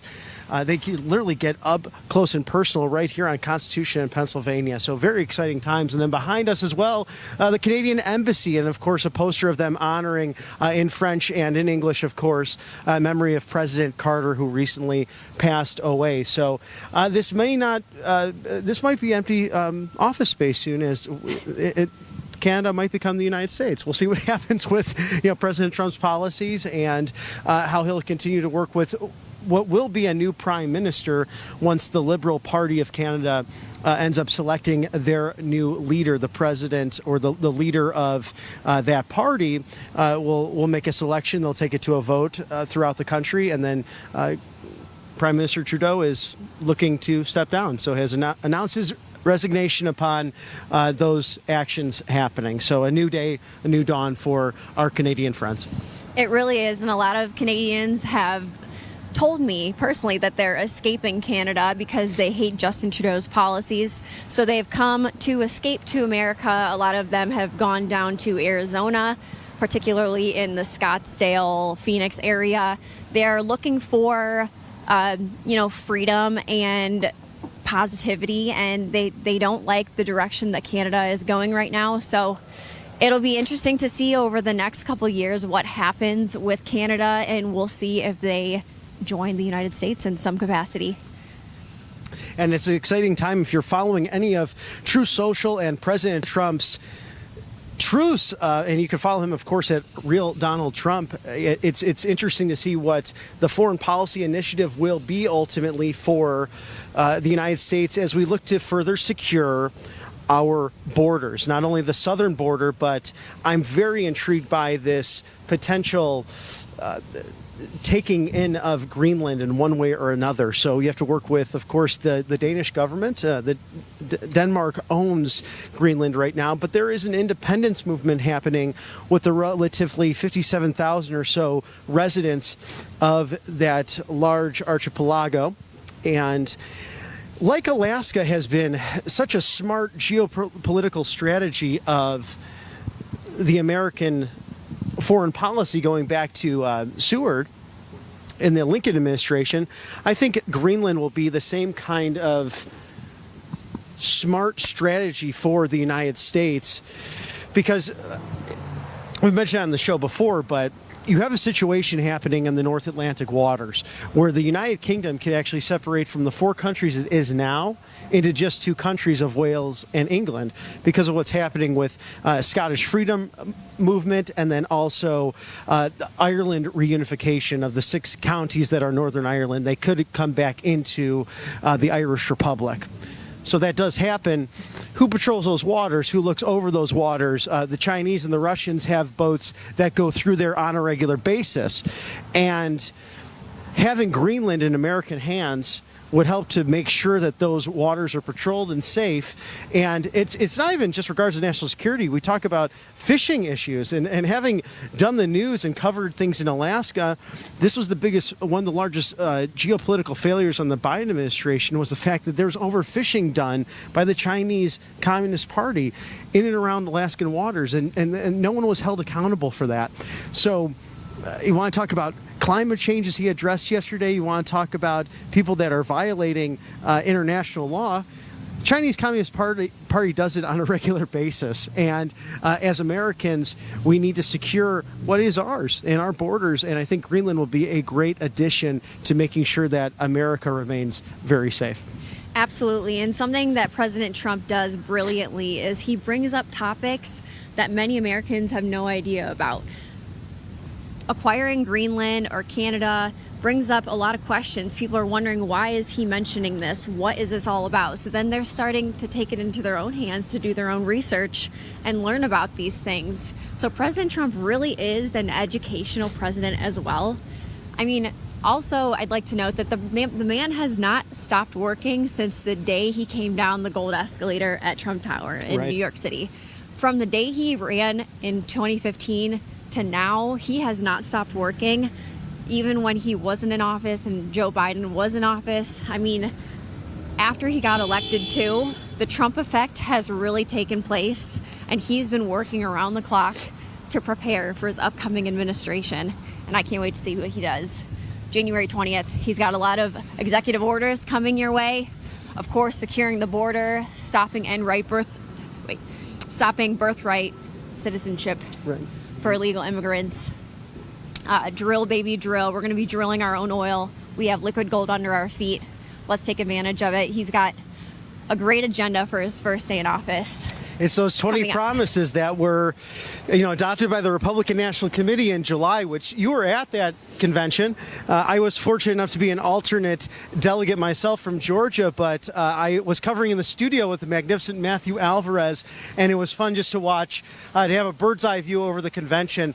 But those 20 promises became Republican policy, and we're now passing the Capitol Grill. I highly recommend this restaurant. I know a little history on it because I used to work here. This is the original. And it actually started as a no shoes, no shirt, no problem place. And then in 1990, they went for the fine dining in the steakhouses. And of course, they're adorned with these beautiful lions that really show the masculinity of America. So a wonderful steakhouse to enjoy right here on Pennsylvania Avenue. We have the beautiful view of our Capitol building that we were coming from. And this is the parade route where President Trump and Vice President-elect J.D. Vance, and at that point will be Vice President of the United States, will enjoy this wonderful parade route. And this will be a great view to enjoy maybe a steak and watch the next administration come rolling on by. Gotta love Capitol Grill. Absolutely. So that's where it gets its name, and it is the Capitol, and that's a big difference too. The Capitol itself, Washington D.C., is CAPITAL. The building is CAPITOL. So English is a strange language, rules-wise. I've heard so many people whose second language is English telling me just how complex it is. And looking at those little intricacies of AL versus OL in the same word, capital, I understand where they're coming from. Same with affect and effect. AFFECT, EFFECT. We are unique in so many regards. There's no question about that. And we're passing the Federal Trade Commission as we're going down our way towards Pennsylvania Avenue. But Megan, I think you have a nice sponsor to shout out here at Right Side Broadcasting. I want to give a huge thank you to Colonial Metals. Those close to retirement can't seem to catch a break today.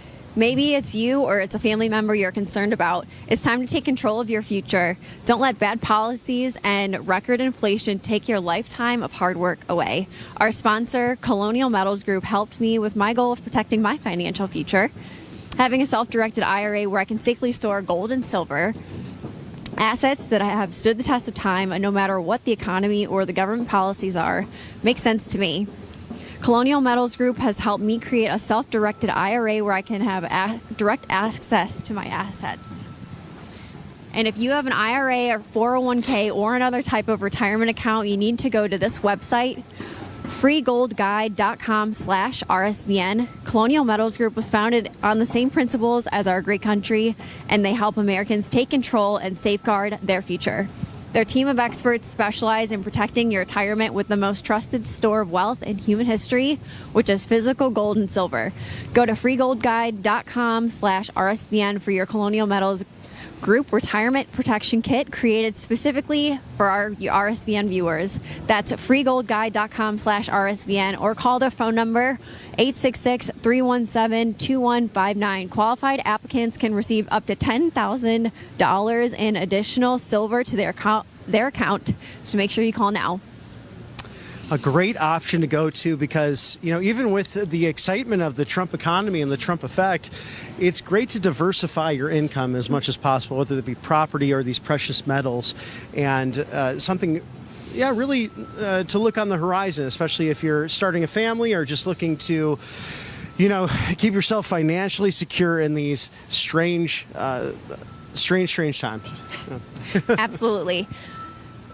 And another note about Joe Biden's farewell speech, he was already taking credit for President Trump's booming economy that is underway. As soon as President Trump gets in office, he starts implementing these awesome Make America Great Again, America First policies.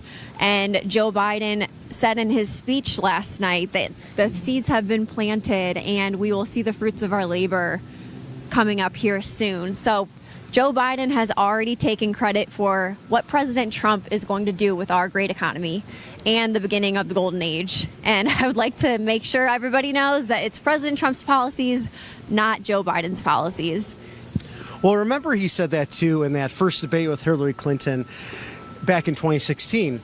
Maybe it's about time that we put someone in office who knows something about money and how it works.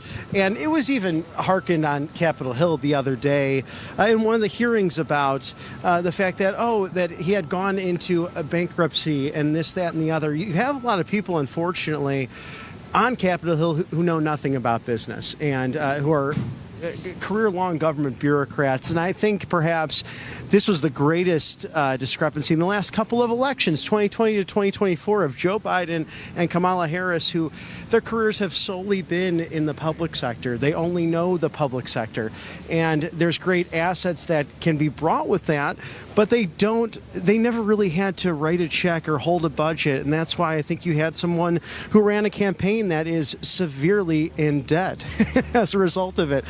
President Trump was greatly outspent by Vice President Kamala Harris, and he crushed her at the polls in the popular vote and the Electoral College. So good to have business people like Donald Trump and J.D. Vance back in power in just a few short hours.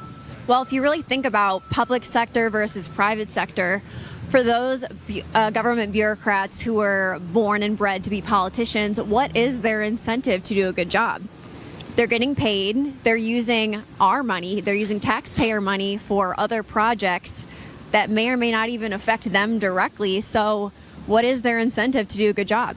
And that's exactly why President Trump and Elon Musk are putting together the Department of Government Efficiency, because they've been wasting taxpayer dollars time and time again, sending it over to other countries, wasting it here on projects in the United States.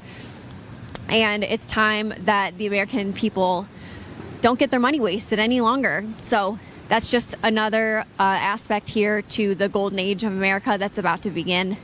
And I'm actually a bit concerned about the wildfires in California. Absolutely. Because, of course, millions and millions, if not billions, probably billions of dollars of damage has been done with these wildfires in California.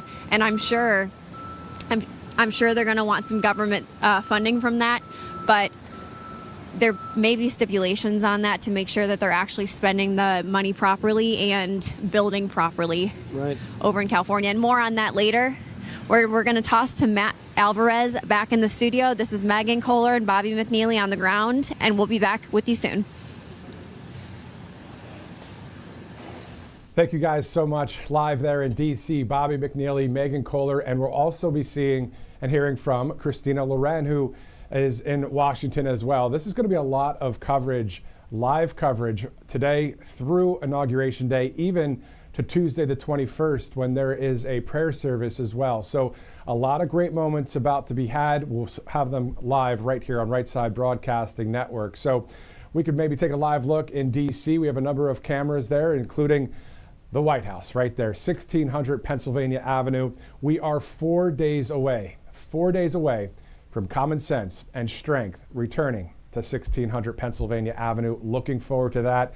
And it's great to have our crew there in Washington covering every angle, even walking the presidential parade route, going to inaugural balls. We'll have all of that live coverage, including President Trump's speeches wherever he is going to do a speech. But we know the main one, of course, will be on January 20th at about maybe 12:15 in the afternoon Eastern time. So we're looking forward to it. Glad you're with us. I'm Matthew Alvarez. Thanks so much again for joining us. There's something else I'm looking forward to seeing. This presidential portrait that will be in every government building across the country.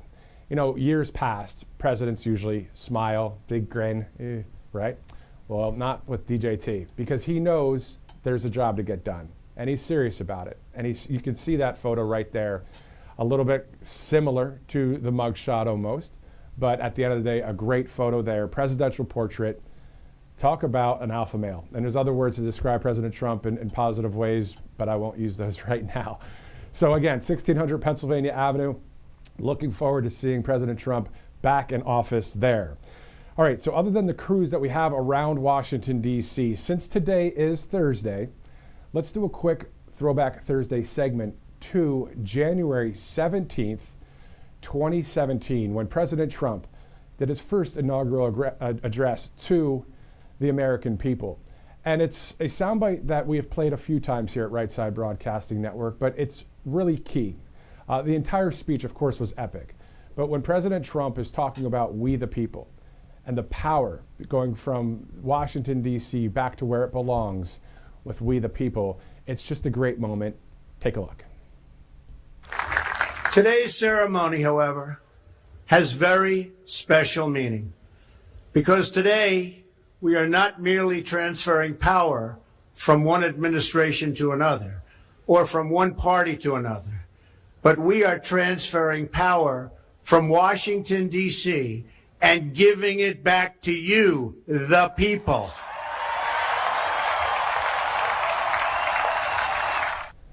The thing that's great about that moment in time is President Trump not only spoke the words, he had the actions to prove it. We saw the great exploits, the great things that were done to attempt to make our country great again. And it was happening, as you guys know, for that first administration. Now another 4 years on tap, ready to go to see more great things happen. As you guys know, that 20 core promises that we have seen from the Republican National Committee and Trump Force 47 and the agenda there. The 20 core promises that we've talked about here at Right Side a lot, from sealing the border, defending the Constitution, and on. Looking forward to seeing those promises unleashed and unveiled for our country as well. So the president saying not too long ago, the country will be governed by common sense. As we know, woke and weak policies, 100% of the time they fail. So aren't we glad to have common sense and strength returning to 1600 Pennsylvania Avenue. Now, switching gears really quickly here at Right Side, we're following a lot of stories. Of course, we're live from now until Monday in Washington and beyond as we cover stories here at Right Side. But of course, one of the major stories happening is in Southern California. At last check, the fires there have claimed 24 lives, more than 1,200. Actually, that's 12,000 plus structures have been destroyed, 50,000 acres and more burning. President Trump saying on Truth Social, one of the best and most beautiful parts of the United States of America is burning down to the ground. It's ashes. And Gavin Newsom should resign. This is all his fault. And that follows 3 exclamation points and the capital letters DJT. So from President Trump just last week on Truth Social about the terrible situation there, I know we hear the words thoughts and prayers, but genuinely and sincerely our thoughts and prayers to the people in that region and to get to the bottom of what happened there, because there have been 40 arrests connected to those fires. So we'll be following that story as well. Let's get back to some more news as we will be joined here soon by one of our first interviews. But President and Vice President-elect's schedule leading up to January 20th. Saturday, January 18th, 2025, the president's reception and fireworks at Trump National Sterling in Virginia. There will be a cabinet reception and vice president's dinner as well. So a lot of coverage coming up, a lot of live opportunities there in Washington, D.C. as well, as we have cameras, whether it's at the White House or the Capitol there in Washington. Again, we'll be going back there live here shortly to RSBN's Bobby McNeely and Christina Loren and Megan Kohler to bring us commentary, but also a number of interviews that we have lined up here for you outside of the analysis and commentary. So again, thank you so much for joining us as we are covering every square inch of what's going on from now until Monday in Washington, D.C. On Sunday, January 19th, 2025, Arlington National Cemetery ceremony. There'll be a wreath-laying ceremony at the Tomb of the Unknown Soldier. Then later in that day on Sunday, the Make America Great Again rally in Washington, D.C., where the Caps play and the Wizards play. What a great victory rally that's going to be. Bobby McNeely and Megan Kohler will be there live for that coverage. It's going to be awesome. For those of you that love rallies and love President Trump's rallies, it's going to be great to have another one to cover right here at Right Side Broadcasting Network. So let people know, hey, Sunday, it's around, I think we're starting early in the day on Sunday. And then he'll be speaking around 3 o'clock Eastern time. So we'll have all of that coverage. Don't want to miss that, definitely. And of course, today's coverage and through the weekend until Monday. Then from there, that night, there's a candlelight dinner. President Donald J. Trump delivers remarks at that. On Monday, January 20th, a lot of news to be had that day. It starts out with a St. John's church service. Then there will be tea at the White House. And then there will be the swearing-in ceremony at noon at the U.S. Capitol, which includes the oath of office and presidential speech. Then there will be the farewell to the former president and vice president.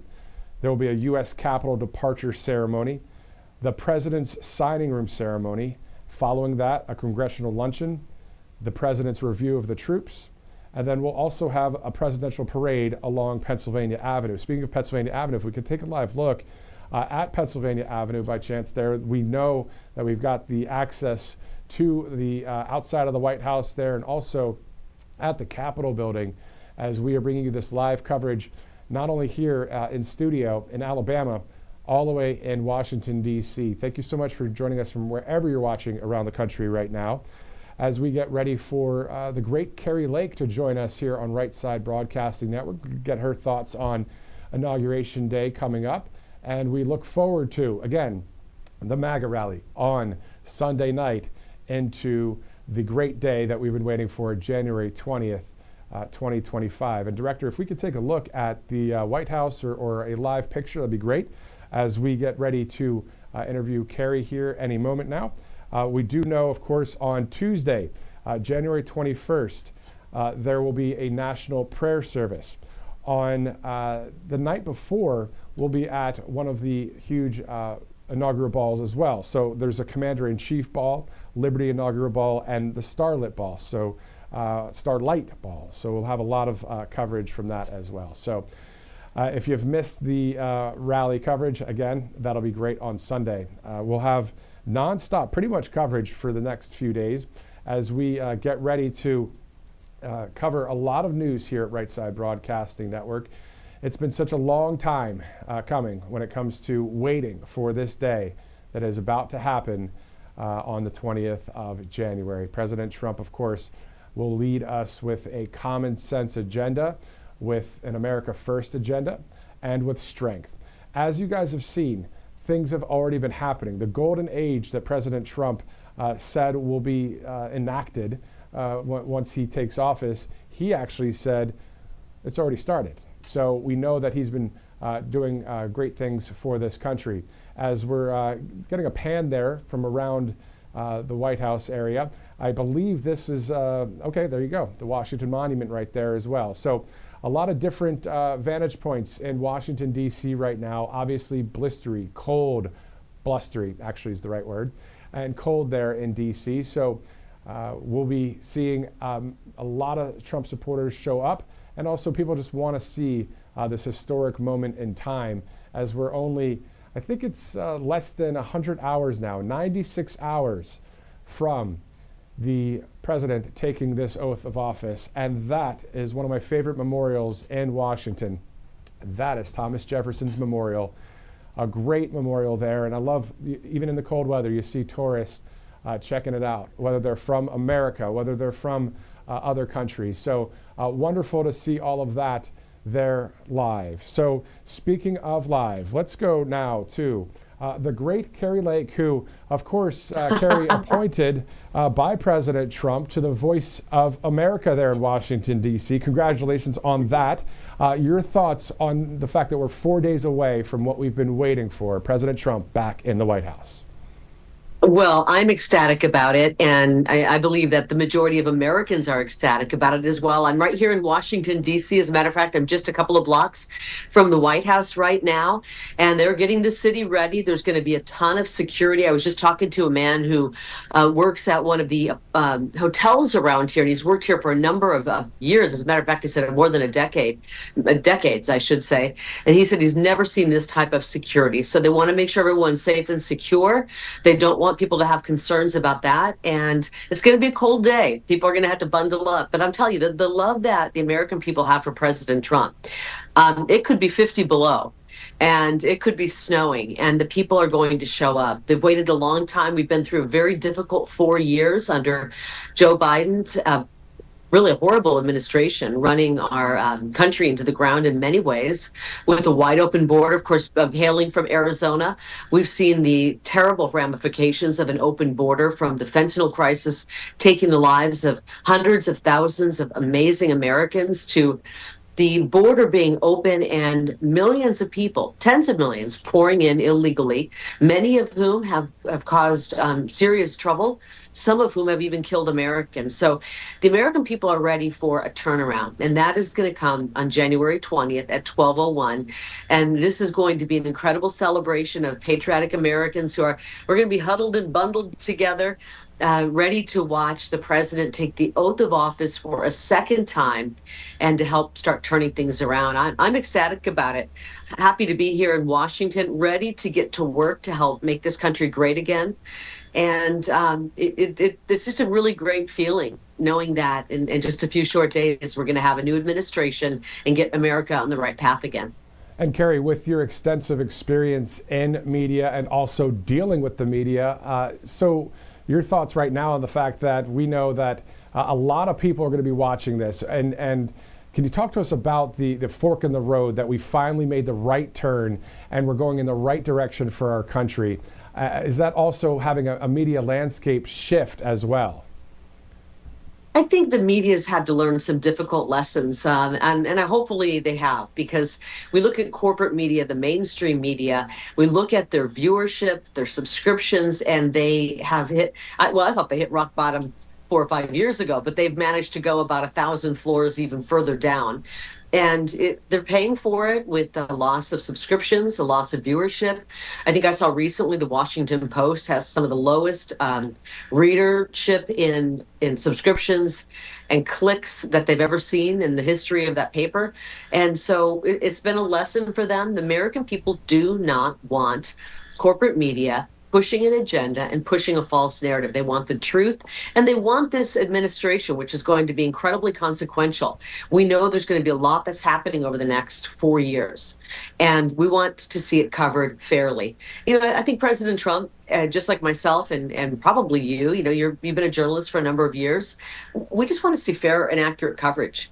There's going to be consequential things happening in the next 4 years that affect every American, that affect the world, that will bring us peace and prosperity. And we're tired of a few people in the media pushing their narrative, pushing their activism, and lying to the American people and trying to tear down a very patriotic president, Donald J. Trump. So we're looking forward, hopefully, that they've learned some lessons and they're going to start covering this administration in a fair, journalistic, fair way.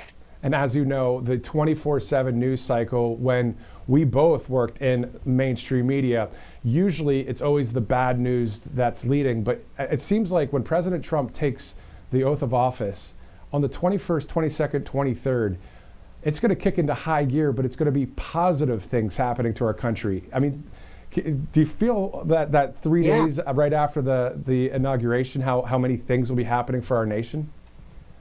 I think in the 3 hours after inauguration, there's going to be a lot happening. I believe that there'll be some executive orders signed and President Trump is going to get right to work. I mean, there's a lot of pomp and circumstance that goes on, and it's historic, and we love to see it. But I think he's chomping at the bit to get to work and start turning things around. And I want to see the media cover that fairly. I'm working to get over to become the director of Voice of America. We're going to cover this administration fairly.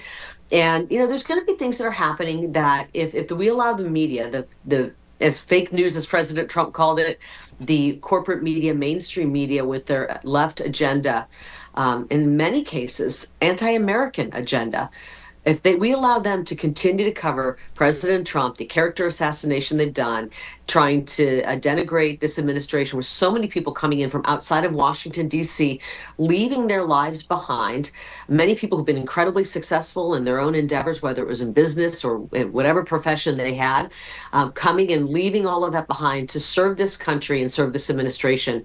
And so I want to see it covered fairly. We're going to be pushing policies such as the deportation of people who've come here illegally. And the mainstream media is set to probably cover that to make America look horrible, when in fact the people who've come here illegally have done wrong. And we're going to be watching as they're being sent home. We'll be seeing millions of homecomings around the globe as people go back to the 170 different countries that they poured in from under Joe Biden and under his administration, where the borders were left wide open, and he basically invited the entire world to come in unvetted. So there's going to be a lot of work to do. It's going to be, I think, incredibly positive for the American people, resulting in peace and prosperity, safety and security once again in this country. And I'm looking forward to it. Not only the first 3 hours and the first 3 or 4 days, but the first 3 and 4 years are going to be consequential. And I believe the world is waiting and watching and excited for what's about to happen. We're already seeing some of the wars and the violence and the strife start to quell and come down as people anticipate a true, strong leader in Donald J. Trump coming into the White House and starting to lead once again and help lead the world out of this darkness. Yeah, his presidential portrait alone shows that he means business. Did you get to see it? I did. I thought it was great. The first term, he had a big smile on his face. This one, he's saying, yeah, I know a lot more about Washington. I know a lot more about people who've stabbed me in the back. And I'm ready to go in, and we're not going to have the same mistakes we had the first time, which were honest mistakes from somebody who came in not being part of the swamp. And he looks like he's ready for business. And while I believe President Trump is not only one of the most patriotic people that has ever walked this country's wonderful streets, he's also one of the toughest people. And while he's kind and generous, when he's crossed and when he's been done wrong, I think he can be one of the most tough people. We know he's a tough negotiator. It's exactly what we're going to need going into the next 4 years. I would not want to cross the man, especially if you've been one of those people who stabbed him in the back before, because he doesn't want those people around him anymore. He wants people who have the single focus of making this country great again, ensuring safety and security for the American people, bringing peace and prosperity back to this great land. And frankly, that'll end up bringing peace and prosperity back to the whole world. Exactly. So Teflon Don, definitely a right-fitted name for President Trump. Kari, I want to ask you about Voice of America, your role there specifically, what you'll be doing. When is day one for you? But also, will you be in the press briefings at the White House with the fake news? I can't wait to see something like that, Kari. Well, maybe one of these days I'll join in over there and just visit. But there's there's a correspondents who actually work in the press room, and I'm expecting absolute professionalism from everybody at Voice of America to cover this administration with the utmost professionalism. It is Voice of America, and we need to cover America and what America stands for, and freedom and liberty. We're sending that message around the globe. Our viewership is global, and we want to make sure that people around the world understand what America's all about. Everyone wants to see what this administration is going to do, whether you love President Trump or you don't. He is literally, in some ways, the center of the universe when it comes to what's happening in the news. And every country is waiting with bated breath to see what will happen. And want to make sure that Voice of America is truly covering America and with top journalistic standards. So I'm looking forward to getting in there. There's going to be a little bit of a process to get in. It won't be on day one. I wish it was at 12:01 on the 20th, but it's going to take a little bit of time. I'm a patient woman, but I'm also gunning to get ready. I'm ready to get in there and start working. I have a couple more questions for you. First, how important is public perception, the narrative, and the court of public opinion in politics and in life? On what subject? Everything? Everything. I mean, at the end of the day, we know that whether it's the Democrat leadership, how they're messaging, they're sharing with the people to kind of guide a way of that they want to vote or that kind of thing. So I'm just asking just in general about that. The narrative that we've seen from the mainstream media has been from lying perspectives. How important just is it at that 30,000-foot view? Well, I mean, you could look at some of the activists in the left's movement, people like George Soros, who has a complete web of control over many aspects of the left, from the messaging to fundraising to shifting money into various lawfare organizations, and they are all in lockstep. And that's not really the American way. The American way is free thought and freedom of expression, freedom of speech. In some ways, though, I think that we need to get a better, the America First movement needs to get better on messaging and making sure that we are on message. And we've got one of the greatest messengers of all time in President Trump. I've never seen anybody like it. He knows how to connect with the American people. He knows how to connect with the world. And we need to make sure that we are also, in some ways, in lockstep, covering what is happening in this administration that will be so consequential to taking all of the aspects from our economy and the troubles we're having in our economy, to the border, to crime, to policies that affect our young people, our families, our education. And we need to make sure that we are all pushing the message of this is going to work to make America better. So I'm really curious how the media will cover this. Have they learned anything from the past 4 years? Have they learned anything from the past election? That the American people, the vast majority, want to put our country first. I don't see this so much as Democrat versus Republican. I really don't. I see this as pro-America, America first versus what was a very slippery slope into, in some ways, communism, Marxism, socialism.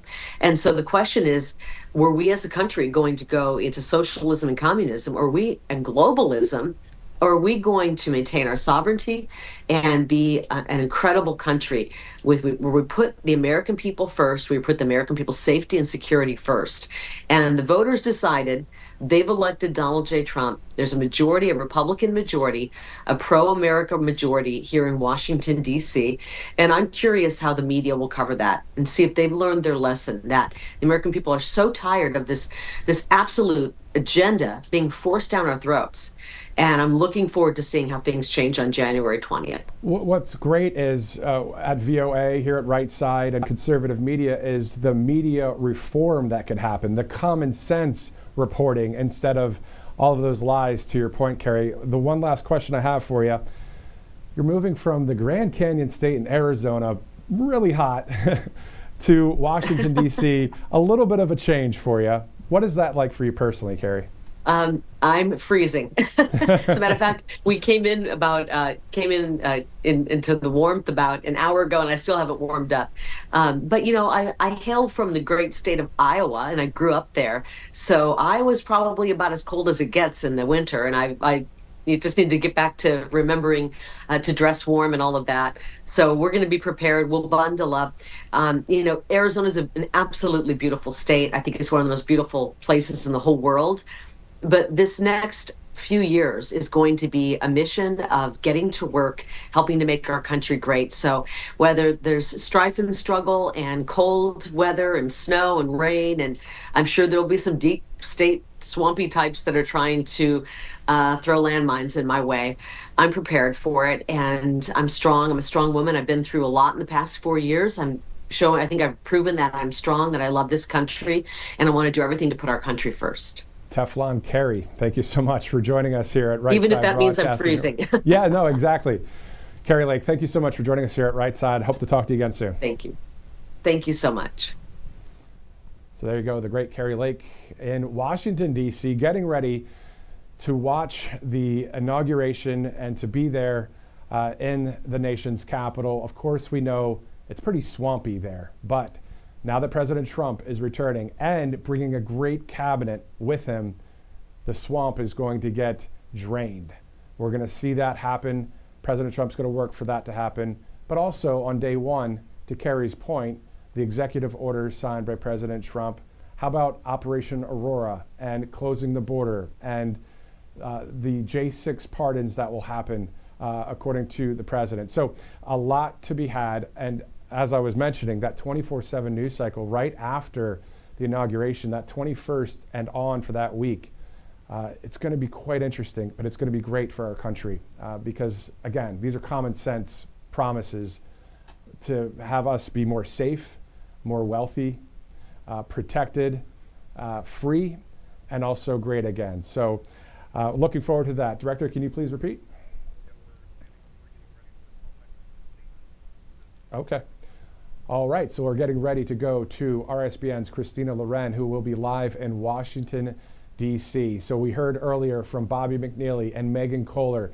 Then we'll go to Christina Loren. We've got our cameras lined up there in D.C. We're going to be covering everything there as we are live here at Right Side Broadcasting Network. Again, I'm Matthew Alvarez. Thanks so much for streaming in on Rumble or YouTube, our app, our website, maybe Truth Social, and any other platforms out there that we're glad to be a part of here at Right Side Broadcasting Network. This is a new day for media. The media reform is happening as well, as we in conservative media want to simply cover truth, reveal truth.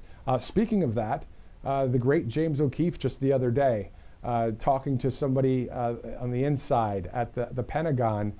You'll have to check out some of his work there. But at the end of the day, what we're looking to do is to see truth be at the forefront and in turn have common sense for us here in this country and to report on things that will make this country great again. It's not to harm anybody, not to hurt anybody, but to bring peace, safety, love right here in the United States of America. So you're looking at the place where a lot of that's going to get done, the 1600 Pennsylvania Avenue address, the White House, where President Trump will be moving to, along with the first family, there in just a few days. If you saw some of the Truth Social videos and maybe some of the X videos as well of different moving trucks from the White House of Biden's stuff being taken out. And then down in Florida, maybe you saw some of the video, I think I saw it on C-SPAN, just some of the trucks moving stuff out of Mar-a-Lago. So the transition in power is happening. We saw Biden's farewell address yesterday. I know now why President Trump has always called Joe Biden Sleepy Joe, because that farewell message, I almost fell asleep. And then I remember telling my wife yesterday, I said, yeah, Biden's farewell address is tonight. And she said, wait, didn't he say farewell months ago? Kind of a little bit of a light laughter moment there. But anyway, so we're looking forward to seeing our country be made great again. So speaking of that, a victory rally in Washington, D.C. For those of you that like arena sports or concerts in arenas, the Washington hockey team, the Capitals, and the basketball team, the Washington Wizards, and I believe there's a WNBA team as well. But the point is, the arena there, I believe it's the Capital One Arena in Washington, D.C., is going to be MAGA country. A victory rally, packing out that rally on Sunday. We'll have all of the coverage here. It's going to be quite awesome. I'm going to watch it right here with you. We're going to have Bobby McNeely and Megan Kohler there, and it's going to be quite awesome to see yet another rally on Right Side Broadcasting Network. It's been 9+ years of coverage, and we continue on, and we're glad to. And we thank you, the viewer, for sticking with us. And also, any donations, if you'd like, you just text RSBN to 801-801, RSBN to 801-801. And we're also thankful for all of our sponsors as we shift it into a 24/7 news cycle gear in the sense of covering what we're covering right now, the inauguration coming up, and other America First stories here at Right Side. So it is 12:06 Eastern Time. This is day one of our pre-inauguration coverage. I'm Matthew Alvarez, getting ready to go to RSBN's Christina Loren, who's live in D.C. And then also we'll be hearing again from the brilliant Bobby McNeely and MAGA Megan Kohler. Now, I know Bobby has all the nicknames for all of us here at Right Side. I don't remember if it's the classy Christina Loren. I think that might be it. Bobby, you might want to text me if you're watching. But we're looking forward to hearing more commentary from Bobby, Megan, and Christina in D.C. and more interviews to be had there in the nation's capital, speaking to not only known congressional folks there, but also some of the people. We're looking forward to seeing those of you watching in the Northeast right now, if you're watching Right Side, if you're getting ready to go to the inauguration, if you see Bobby and Megan, just say hello, and it'd be great to do an interview with you guys, because we are believing two things right now. We're believing for God's protection and the great security and protection of that area to culminate into a great moment in time when President Trump puts his hand on the Bible, takes that oath of office, and is the 47th Commander-in-Chief. And we're looking forward to a number of things that President Trump has said at the end of his speeches, namely, we're going to make America free again. We're going to make America wealthy again, or make America great again. So At the end of the day, it's common sense reporting here at Right Side Broadcasting Network. It's just the raw truth, and we're here with you.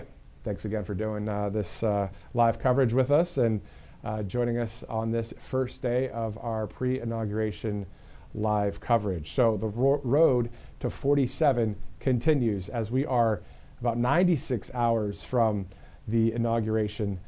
Quite the moment in time to be had. All right, so we talked about that presidential portrait out there. That looks awesome. That's going to be so cool that it's going to be in the government buildings. You know, usually, again, there's, you know, President Trump had a great smile there in the first administration, but now after all of what he's gone through, standing there for the American people, you could see that presidential portrait with a much tougher look than the first time around, even though you could still smile and be tough. But the point is, we're looking forward to getting out there to Washington with all of our live crews. Again, President Trump saying the country will be governed by common sense. So looking forward to that.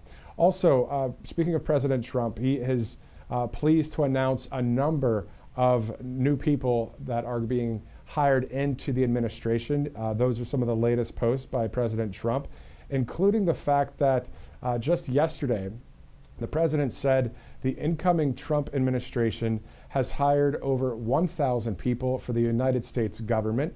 They are outstanding in every way, and you will see the fruits of their labor over the coming years. We will make America great again, and it will happen very quickly, he says. There's also the rest of the post there that if you'd like to check it out.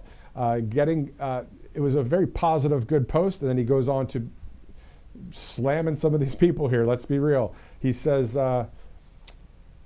in order to save time, money, and effort, it would be helpful if you would not send or recommend to us people who worked with or are endorsed by Americans for No Prosperity, headed by Charles Koch, Dumb as a Rock John Bolton, Bird Brain Nikki Haley, Mike Pence, Disloyal Warmongers Dick Cheney and his psycho daughter Liz Mitt Romney, Paul Ryan, General, question mark, he says here, Mark Milley, James Mattis, and on. So that, according to President Trump right there, and we know that that's the person that we hired for the job because he's an outsider. He's a common sense guy. He wants to get the job done. He doesn't want liars in the Oval Office. He wants the truth to happen. And speaking of the truth, as soon as I hear that we can go to Christina Loren, we'll be tossing out to her. But speaking of truth, we have talked about several times those 20 core promises to the American people. The first one, seal the border and stop the migrant invasion. Okay, so that's number one. Number two, carry out the largest deportation operation in American history. Number three, end inflation and make America affordable again. It continues on there. There are 20 core promises that you could take a look at donaldjtrump.com, and you could see that platform of those 20 promises.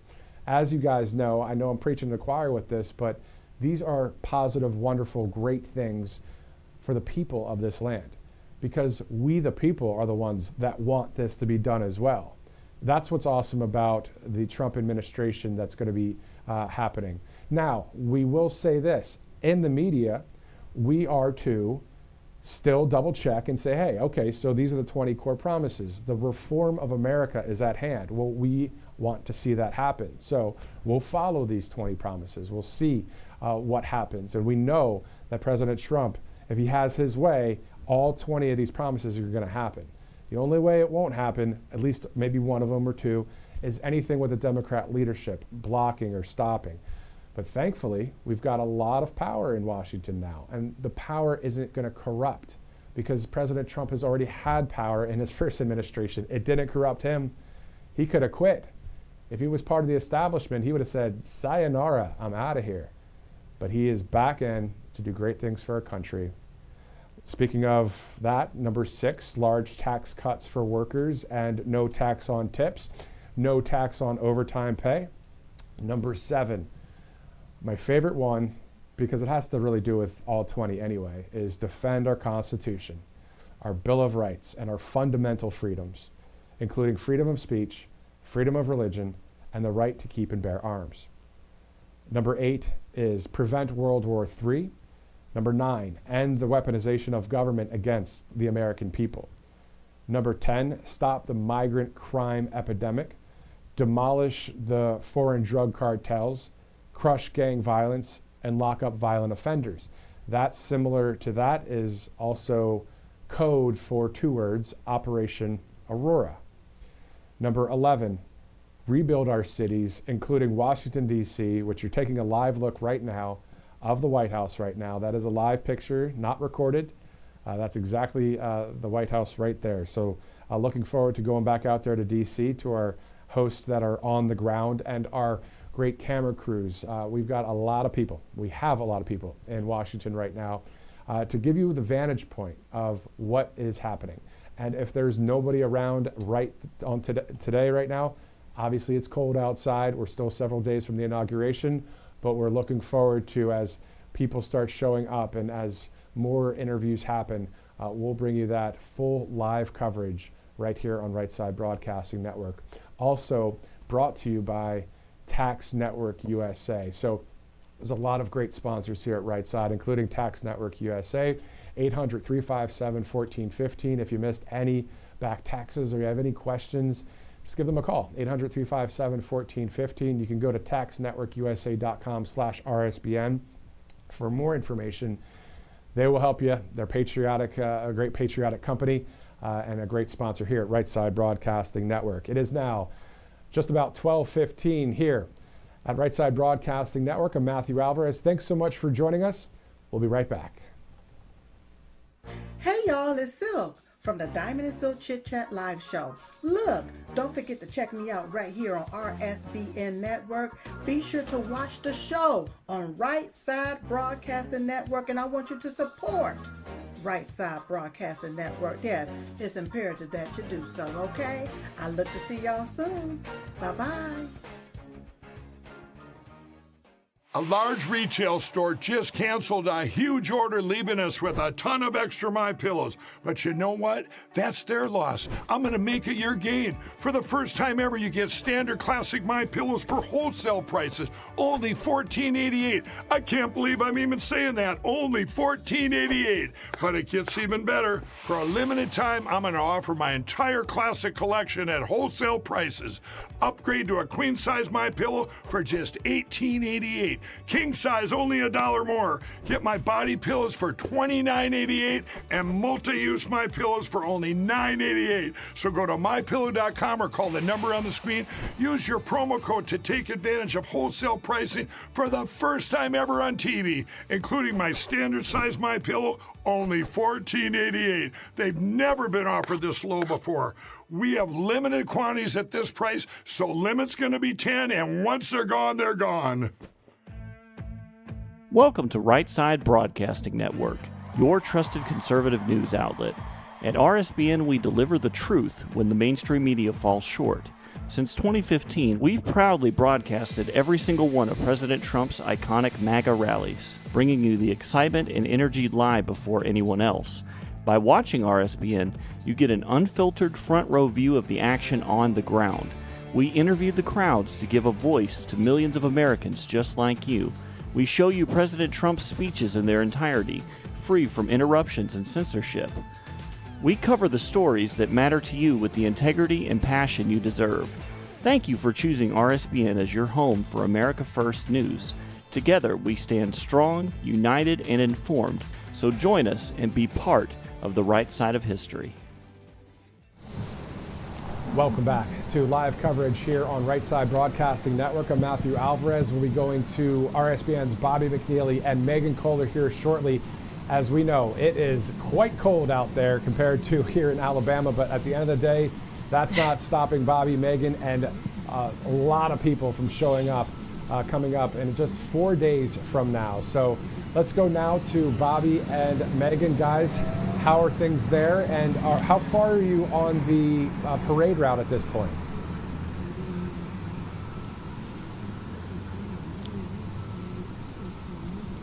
Well, we are just down the way, Matthew. We're getting very close to, as you can see, the National Archives right behind us.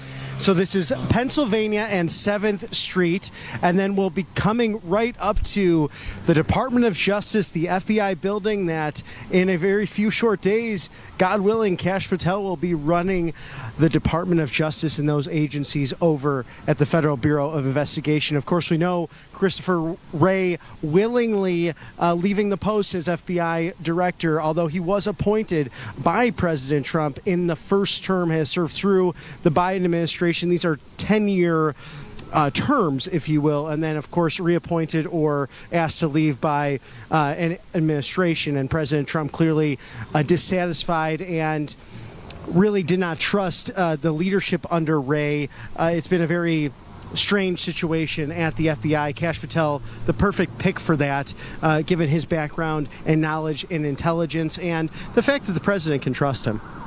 I can't wait to see what Kash Patel has in store for the FBI. I think it's time for an overhaul of the entire administration, basically. We need to make sure that everybody is on board with America First, the interests of the American people. That's why we voted for Donald Trump, to put him back in office, so that he can get the right people in place in all the government agencies and within all the important cabinet positions to make sure that we put America first and make America great again. And this is the beginning of America's golden age. Exactly, guys. And so we're looking forward to seeing that unfold over the next 4 days. But can you talk to me about your thoughts and feelings in the sense of the way it's been for the past 4 years, right? And we know how, let's be honest, scary it's been with the Democrat leadership. Do you guys sense the golden age yet? I mean, is it something like, is this really going to happen? Just can you walk us through some of that? Well, Matthew, I think we're seeing that Trump effect in so many different ways when it comes to the FDA now banning the red dye 3, or you see the ceasefire deal coming into place, similar to what happened in 1981 as Jimmy Carter's administration really led the negotiation with the Iran hostage crisis. But because Ronald Reagan was coming into office and saying we have a zero tolerance policy on negotiating with terrorists, on American hostages being held captive, you will release them or all hell will break loose. President Trump literally using those words, and I think that's why you saw such a big difference from now since the attack by the Hamas terrorist on Israeli citizens October 7th of 2023. And think about this, Matthew, going back 4 years now, we had a situation leading up to a contested election and certification, and then ultimately a few days from now, back 4 years ago, President Trump banned from Facebook, banned from Twitter, and now the share and the growth of social media, especially Truth Social. My goodness, what a time for that golden era, Megan, as you mentioned. Absolutely, and I believe that over the past 4 years, things have gotten so bad in terms of censorship you just mentioned, for the freedom of speech being taken away, in terms of the economy, inflation's going crazy, things have been so beyond expensive for the regular American middle class, and that's such a shame to see in terms of the weaponization of the justice system against President Trump and others. Things have gotten so bad, and also I got to mention the COVID era. I mean, all the lockdowns and the draconian measures taken, especially in the blue states, the deep blue states, New York, California. The people have seen and felt these things happening to their own wallets, to their own home, to their own people. I mean, crime has gone up like crazy, illegal immigration. People have seen it with their own eyes at this point.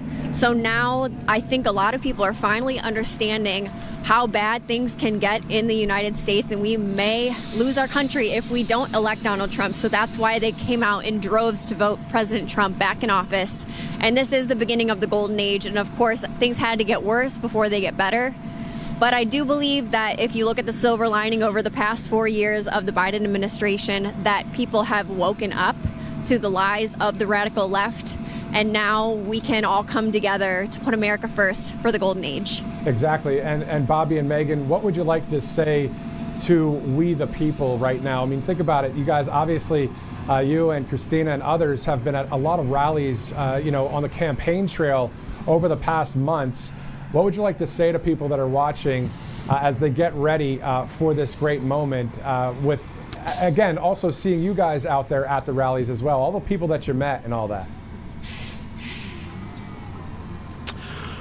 First and foremost, thank you so much to all of the viewers at Right Side Broadcasting, so many of you attending the rallies, and I took video of that final rally I did before election night, and that was in Raleigh, North Carolina, that one of four the night prior to Election Day, and what a momentous thing to experience. But also a shout out to those 250,000 inaugural ticket holders and those who also might come. This is very similar, as we showed you back on Capitol Hill. It's very much like a Trump rally. So get here early, be prepared, dress warm, stay hydrated, even though it's colder versus the warmer days that we experienced, because you want to be just healthy and of right mind to enjoy such a monumental and historic 60th presidential inauguration. And for the first time really in our lifetimes, of only one other person has come back for a non-consecutive term, and that was Grover Cleveland. So President Trump doing that now just like Grover Cleveland did, and something for us to really experience. My message to the American people is the golden age is upon us, so be prepared to dream big again. The great America that we all know and love, the American dream, why people want to come here so badly. It's so exciting to be part of this movement, to bring back America. That's why we say make America great again, because this is such a powerhouse country across the world. It's a beacon of hope. It's a shining light that people can look at and say, you can have freedom, you can have happiness, you can start a business, you can move up if you want to. If you work hard, you can do that in the United States of America. And that's what we're going to have here again. We're going to bring back quality products. We're going to be buying American, hiring American. We're going to be bringing back manufacturing across our country. President Trump mentioned in his 2017 inauguration speech about, if you look across America, you see all these rusted out factories and how manufacturing was leaving. But of course, he brought back manufacturing, and he's going to do that yet again this time around. It's just awesome, guys, that, you know, Megan, you bring up a great point there about the dream big again, because as you guys know, when you guys were in Madison Square Garden, that was the whole motto of that one event there, to dream big again. So it's awesome, to your point, Megan, that we have that opportunity without fear moving forward, knowing that President Trump is someone that likes and loves the Constitution and our freedoms. But let me shift gears a little bit. Do you guys have any friends or loved ones in the Los Angeles area, about the wildfire situation that's out there? What a terrible, terrible situation, guys. No, it's very sad, and our thoughts and prayers with everyone facing this. I saw a diagram of the Great Chicago Fire versus this fire out in Los Angeles, 16,000 acres. You know, it's very common out in those dry western states to have the situation and those Santa Ana winds. I had lived out there right after college, so a little bit over a decade ago, and I had experienced those hurricane force winds, fortunately without fire, that can go really throughout Orange County and through Los Angeles County, even up into Ventura. So it's really nothing to mess with. Notice that Jay Leno, the great American comic and host of The Tonight Show for many years, is out there actually serving firefighters and making sure that they're getting good meals, along with the first responders, and taking care of them. So our many thanks to the great Jay Leno, who brings some laughs to the situation, and he spoke on finding the silver lining and everything, that you can replace things, but ultimately, fortunately, family members, you really can't replace. And that includes, the dogs and cats and those who are lost in this process. And it's just sad because, first of all, you want people to recover, and there's 24 lives lost thus far. Thoughts and prayers are with everyone, but this comes down to mismanagement by the governor of California, the mayor of Los Angeles. Gavin Newsom spoke on this when President Trump went out there for the Northern California wildfires in 2018 and 2019, saying, we've mismanaged our forests, and thank you, President Trump, for helping us. And we need to get back to common sense policies that make sure these things don't happen in the future. That's right. And I personally know someone that I have worked with in the past that lives in the Los Angeles area. She lost her entire home. Her and her boyfriend lost everything they have, all burned to the ground. And she is actually being pretty optimistic, looking at the situation. They have their pet, they have each other, their health. They're both alive and healthy and happy, and neither one of them have really experienced any kind of health issues because of these fires. And she's been posting a lot on her Instagram showing all the food drives and clothing drives and toiletries. So the people of Los Angeles are coming together to donate the essentials that people have lost in the fires. But thank God that a lot of people have been able to get out alive, get out safe, grab their pets, which is an extended part of their family. I'd be so upset if I lost my dog. So happy that people have been able to grab their pets and cats and dogs and everyone that is safe in the Los Angeles area. And my heart goes out to them. And it all comes down to mismanagement, like you said, of the wildfires. Where's the water and the fire hydrants? And one of the main responsibilities of the government is to protect the people, and California did not protect its people. Exactly, and also, Give, Send, Go, and GoFundMe and other charities out there doing the best they can to help people in need. But to both of your points, though, the American people, as you guys know, are tired of the same old politician standing at the dog and pony show, when it comes to the press conferences by the LA mayor, by the governor, that kind of thing. We're going to get back to you guys here shortly to show us more of the parade route. I also want to know, actually, before you go, where exactly are you guys right now? Like, what part of town? Yes, sir. We are on Pennsylvania and 7th, so we're right across the street. Diagonally, you can see the archives of the United States of America, where you can see some of our most precious documents, including our Declaration of Independence and our Constitution. And I looked at their website earlier, and they're actually preparing for the 250th birthday celebration. Of course, that's the 4th of July in 2026, which President Trump will be on hand for so many festivities regarding that, whether it's the Iowa State Fair or right here in Washington, D.C., and I'm sure it will be a wonderful fanfare birthday. Bobby and Megan, thank you so much. We'll be going back out to brilliant Bobby McNeely and MAGA Megan Kohler here in just a minute. Those names, thanks to Bobby with all of the first name adjectives there. Actually, I called you brilliant, so there you go. At least I have one of them there, Bobby. We'll see you in a bit. All right, so let's go now to Christina Loren, who is live also in Washington, D.C. for our live Right Side Broadcasting Network coverage. We are going to join her there. And there she is, right there next to the Capitol. So, Christina, how are you? I'm doing just great, Maverick Matthew. How are you doing on this fine Thursday? For some reason, I can't hear you, Director. I just can't hear Christina right now. But, Christina, why don't you take it away for a little bit? Talk to us about where you're at and what you're looking forward to here in the next few days.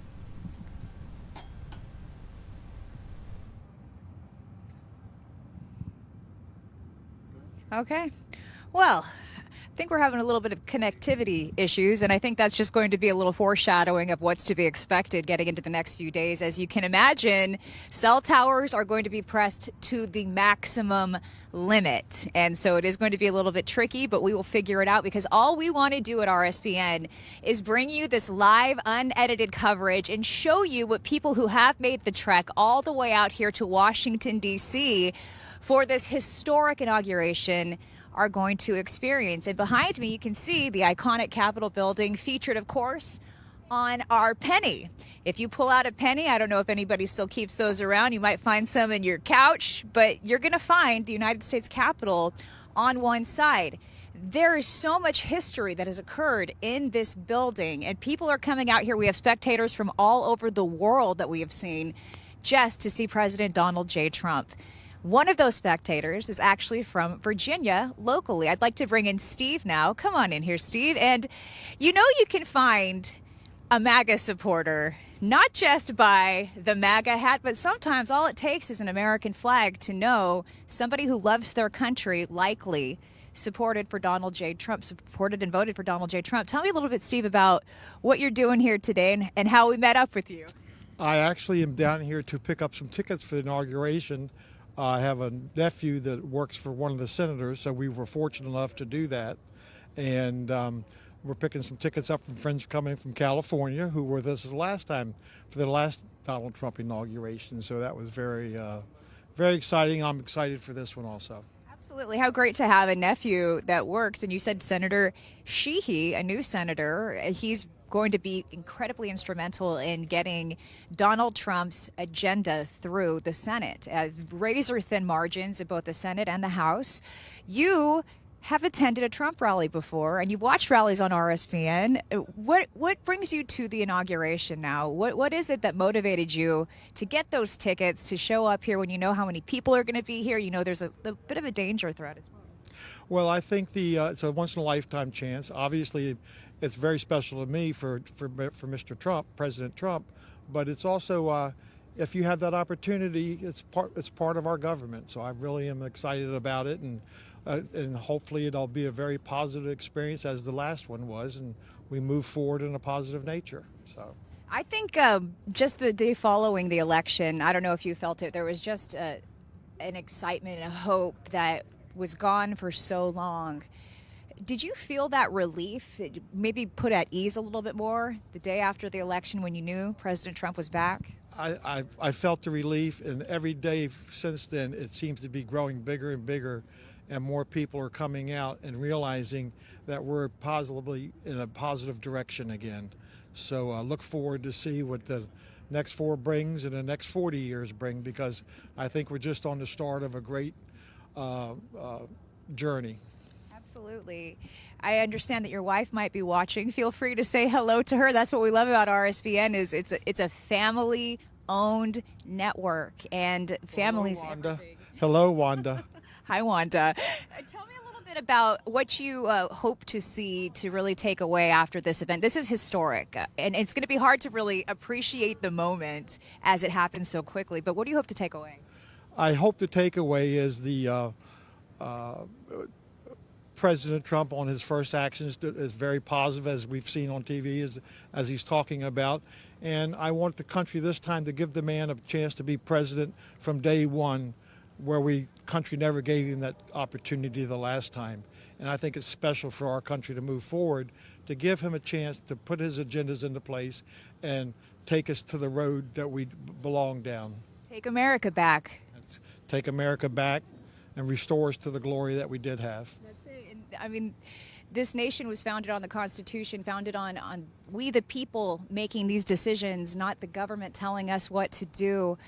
You think about the younger generation. How do you feel about the promise that this nation holds for them now? I feel better. I feel better for our children, and maybe they'll see some leadership that we haven't seen lately. He's a big reason why. Oh, that man is impressive. I was reading his bio, and just to be 39 years old as a senator, ex-Navy SEAL, and stuff of that nature, yeah, he has dedicated his life to this country, and I look for positive things for Montana, and hearing he was from Bozeman, that was pretty exciting too. So.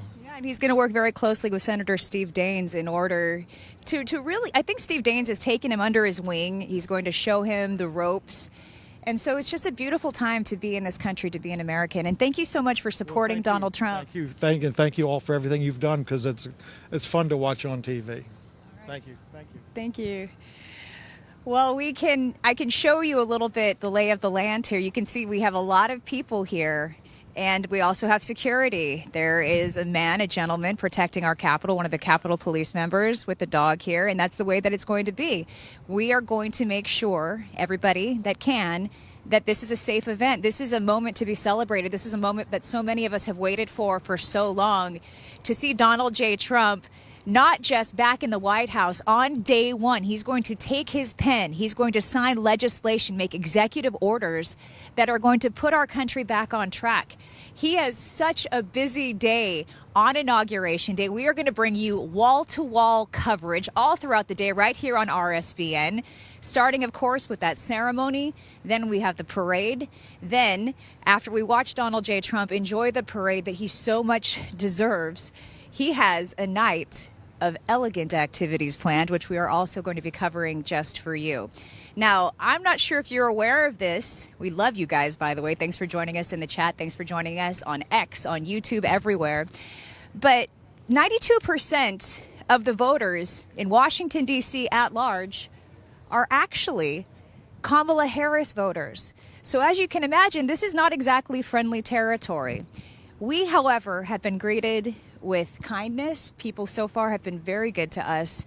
And I think that the feeling, that unity that this nation has been lacking is finally coming back together.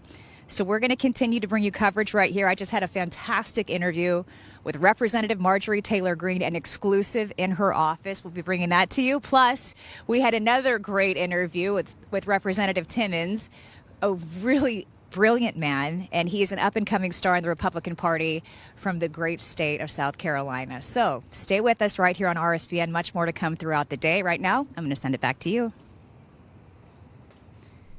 All right. Thank you so much, Christina. Looking forward to hearing those interviews. Christina Loren live there outside the Capitol. We're going to shift now and go back to RSBN's Bobby McNeely and Megan Kohler, who are live in Washington, D.C. as well. They're along the parade route. We're going to be going there here in just a minute. It's about 12:40 Eastern time as we are getting ready.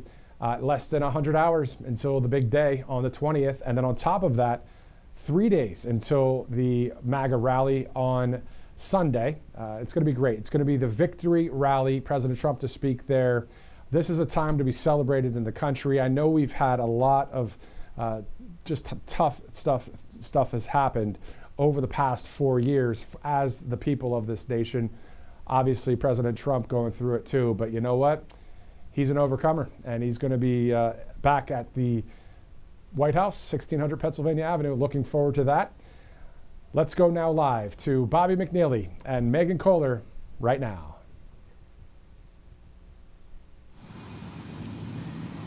And we are live. Thank you to the magnificent Matthew Alvarez in studio, Auburn, Alabama, a place I am very much looking forward to returning to because it's nice and warm in the winter time, but excited to be here in our nation's capital with the lovely, the wonderful, the MAGA Megan of MAGA, Maha Megan Victoria Kohler. So good to see you. My introduction's getting longer and longer and longer. Thanks, it's almost a long-running bio at this point with all of our coverage here in the nation's capital. We're on Pennsylvania Avenue and 10th Street, right outside of the J. Edgar Hoover FBI building.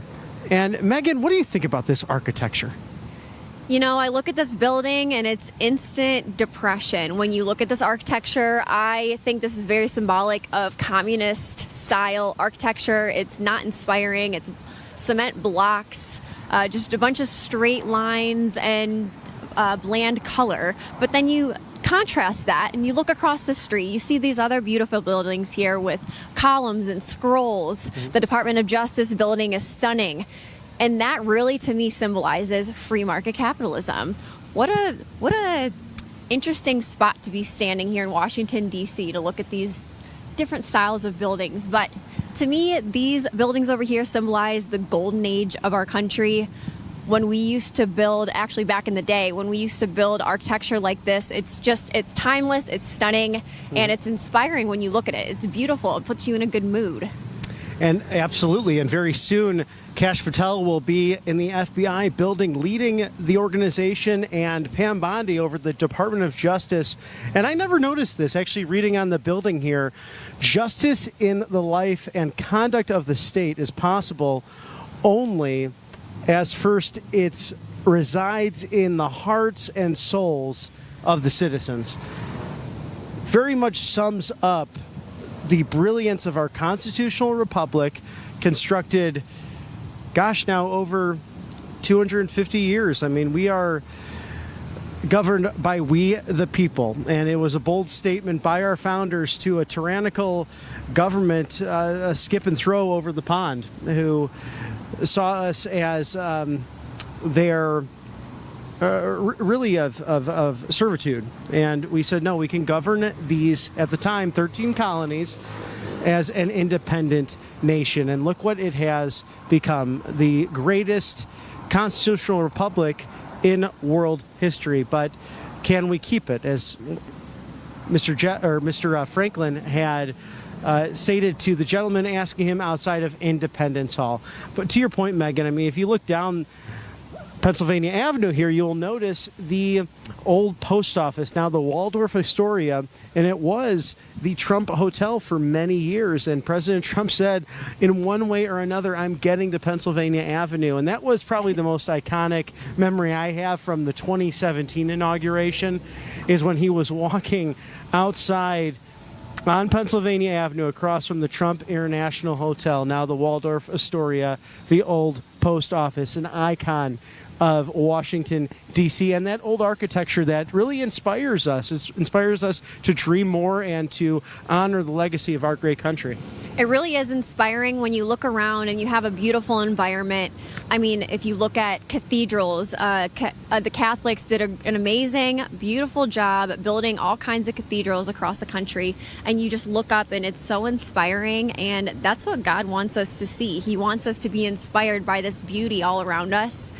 In contrast to, that's why I mentioned the communist style architecture is very opposite of inspiring. It makes you feel suppressed. It makes you feel like you can't dream big and you can't think bigger, which that's not what America's about. We're all about beauty. And I mean, I could look at these buildings all day long. They're so beautiful. The details that they've added in there, the archways, it's so interesting to look at, and it's timeless. This is timeless architecture. I love the historical buildings that have been built across the United States, especially on the East Coast. You look at Boston, New York, obviously we're in Washington, D.C. now. All along the East Coast, there's such beautiful architecture that truly is timeless. So much history in this part of the country where it all started, and it was really wonderful last night flying into Washington Reagan DCA, one of my favorite airports. You go across the Potomac and it's right there, the Washington Monument, the Lincoln Memorial, also the Jefferson Memorial, all inspiring us on great leadership. And that, of course, the obelisk of the Washington Monument that is pointing towards God and this constitutional republic based on the best governments that world history had provided up until that time. These founders were very well read. They knew their history and they knew the conduct of men and how man can be corrupted. So that's why they built these three branches of government to serve you, the American people, and the legislative and executive and judicial branch, co-equal branches here in a federal city. And behind you, sadly, at the FBI building, hopefully it will change, but we have leadership under Christopher Wray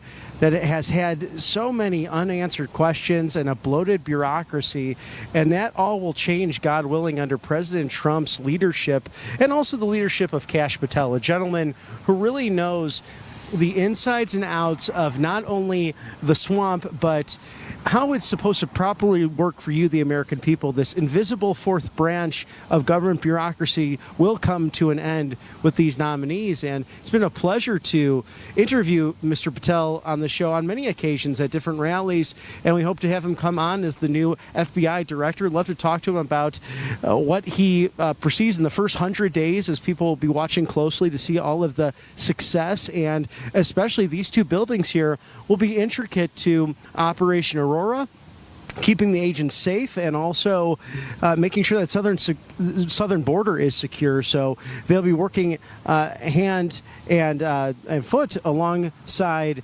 Department of Homeland Security. So exciting to see all of that taking shape. That's right. And as we're standing right outside the Department of Justice, I think everyone across America has noticed that we have witnessed, sadly, the weaponization of the Department of Justice, the weaponization of the justice system in this country. And hopefully when President Trump gets back in office, he'll put the right people in the right positions to dismantle that corruption. Obviously, the point of the Department of Justice was not to weaponize the justice system against its own people and just picking a target and then going after them in any way, shape, or form.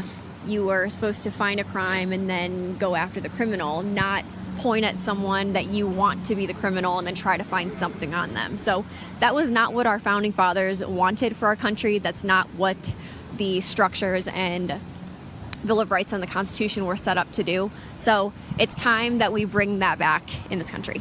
You know, and Pam Bondi spoke directly to that yesterday, and in the continued hearings before the Judiciary Committee in the Senate, saying that I'm here to fight the lawfare. We are an independent attorney general in an office serving the American people and law and order. And one of the senators had accused her of, oh, you can say certain things and not say certain things based on what your boss wants. And she said, no, I would not be here if that was the case. I am speaking on behalf of jurisprudence and law-abiding servitude, not this whole lawfare that you've seen built out throughout the Biden administration. That's what was so bizarre about last night's farewell address from the Oval, because they were MAGA talking points in many occasions, things he did not accomplish, things he actually stood against as president.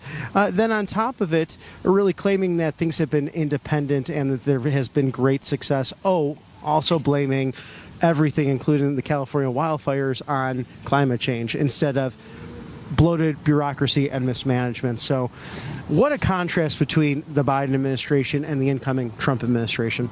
And what a breath of fresh air the Trump administration is about to be after what the American people just endured over the last 4 years.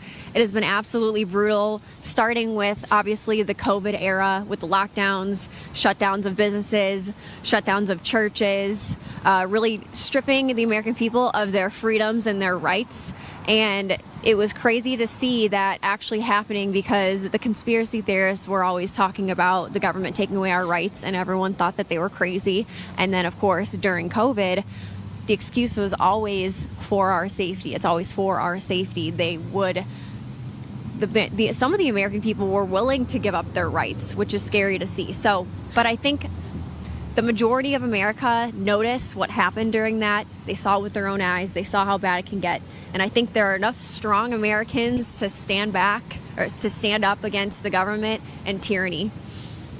I think so, too. And that's really a great point, Megan, because look at this election. What you were able to do as voters in this great country is really turn another direction, a peace through strength direction, really putting the power back into your hands. If you remember the first inaugural address of President Trump saying, I'm giving this back to you, the American people. For too long, it's been this group of people taking too much power away from Americans and their freedom. And he said it in front of all of them. That's what was so interesting. Love that part. And, oh, absolutely. And you go back to just the other day at the Carter funeral, and we're thoughts and prayers are with Jimmy Carter and his entire family. But it's intriguing to watch as well the fraternity that gets together rarely. These men who have held the position of President of the United States and the First Ladies, including a First Lady who ran for president herself, and the dynamic nature of the emotions of this past campaign. Very interesting to watch. To note as well, Michelle Obama was not there for the Carter funeral. She will not be at the inauguration either, which I think is, rather sad. It's a time for us to come together to celebrate the peaceful transition of power. Someone who clearly seems to be bothered by these peace through strength MAGA policies. And you have to ask why that is, but everyone's entitled to their opinion. But I think it is truly, President Trump is the antithesis of the Biden-Obama agenda, which was just truly weakening our not only American influence, but our domestic policies, which they took a lot of freedoms away from everyday Americans. That's right. And speaking of Michelle Obama, I went back and watched President Trump's 2017 inauguration the other day, and the Clintons were there, the Obamas, the Bidens, President Carter, and others. And I mentioned the Bidens already. So I looked back across the crowd of all those people I just listed, and everyone had a neutral face. They, at times, were clapping or smiling or just neutral. And then I look at Michelle Obama, and she looked very mad. Mm-hmm. If you go back and look at her face, she was very displeased. She looked actually angry while President Trump was up there getting sworn in and during his speech. So that was interesting to know. And now she was not at President Carter's funeral and won't be at President Trump's second inauguration either. Well, it seemed to give some room for President Obama to actually have a nice conversation with President Trump. And I'm still curious to see or hear if either gentleman would share with us what was spoken about at the funeral itself. But I'm sure they had a lot to speak on. And, President Obama, to his credit, is, a rather intellectual man, does not agree with the MAGA policies by any stretch and has been vocal about that. But I'm sure the two leaders had a lot to discuss on prior to honoring the life and legacy of Jimmy Carter. And it's wonderful to see when that comes together, because it is such a club in the sense of it's so unique, but also the battle to get there, the wherewithal to have the type A personality to push forward and believe not only in your governing ability, but to work on behalf of the American people. And no one, at least in the modern era, has done it better than Donald Trump. You think about a gentleman that really was a private citizen, of course, a public celebrity, but really is a businessman, and took that prowess and brought it to 1600 Pennsylvania Avenue, which we will get to by the end of the broadcast. So stay tuned on that. We're going towards that big, beautiful White House, the People's House. And, another thing he did, not only did he only take $1 per quarter, so he gave away his salary doing the job for free. He also got rid of the 9/11 restrictions on the White House. So you could go on a tour there, go into the West Wing with staff as guests to see your house. And he opened that up to the American people. He is truly the people's president. He is. Whenever people try to say that Donald Trump is self-centered or he's doing this for himself, egotistical, etc., how is that when you really look at his actions? He didn't take his salary. He had to take $1 because he wasn't allowed to give away his entire salary. I mean, the man has basically self-sacrificed himself and his family's well-being because of what they're doing for the America First agenda to make America great again. They're putting their life on the line every day. There's been threats on his life before. Right. I'm sure there are still now, but why would he be doing this if he was just doing it for selfish reasons? He could be anywhere he wants to be in the world. He could be in Monaco. He could be on a yacht somewhere. He could be on a beach. He could be enjoying Mar-a-Lago with his family calmly and safely and having dinner and just relaxing. He has a good life. He had a great life before he did this, and he's truly doing this for the American people.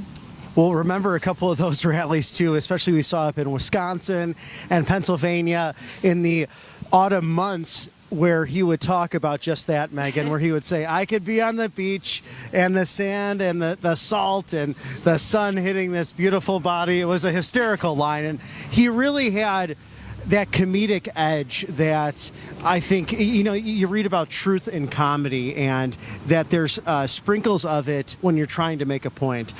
Perhaps no one has done that better in the American ethos and in the political brass knuckle world that is Washington, D.C. better than Donald Trump, because he had so much humor that would come across to make so many good points. And yeah, when you really think about this, at 78 years young, would you rather be golfing every day or leading the free world? And this man has really sacrificed, along with his family, to put so much on the line because they do care about the American people. And I think that's really acknowledged in a bipartisan way. We ran into, if you're just tuning in now, we did not get to interview him on camera, but I had some great words and questions for Senator Coons from Delaware. And he said, really looking forward to working with the Small Business Administration, Linda McMahon, Kelly Loeffler, who have served that agency so well and will continue to do so. And he said he's looking forward to where he can reach bipartisan consensus with the Trump administration. So wonderful to hear that from a United States Senator.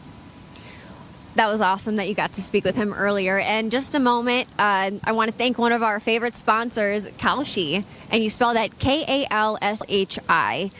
Interesting name, Kalshi. So if you haven't downloaded this app yet, you need to, because it's really cool. It's the first app, it's the first company that you can actually bet on political happenings, political statistics.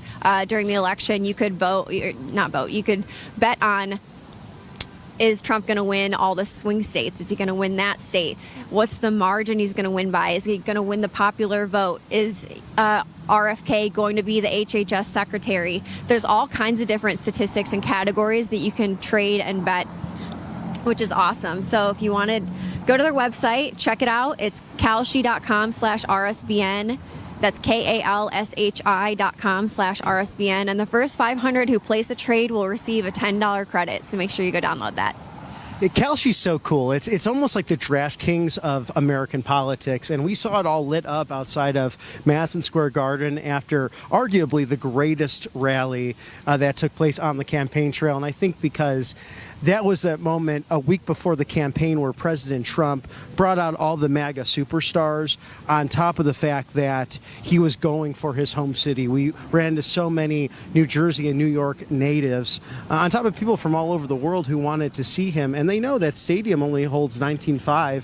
With the seats on the ground was around 25,000 for that event, but over 100,000 people showed up, and it just kept going and going and going. I mean, hundreds of thousands of people showing up for that rally, and perhaps that will be topped with the Capital One Arena rally on Sunday, January 19th. If you are coming to town, be sure to attend that before Inauguration Day, as really a thank you to this incredible journey that has been the MAGA movement over the last decade, ever since he came down that golden escalator. And who knows, maybe he'll put something together that's similar once again to honor the moment he came down the golden escalator in Trump Tower with his beautiful wife, our First Lady, Melania Trump. And it really has been a decade at this point, because that was 2015. Right. And now it's 2025. So here we are 10 years later. Right. The Trump train is going strong. The MAGA movement is alive and well, and it's the beginning of America's golden age. And we're just so happy to be part of it. Thank you to all of our RSBN viewers, everyone who donates to us, all of our sponsors.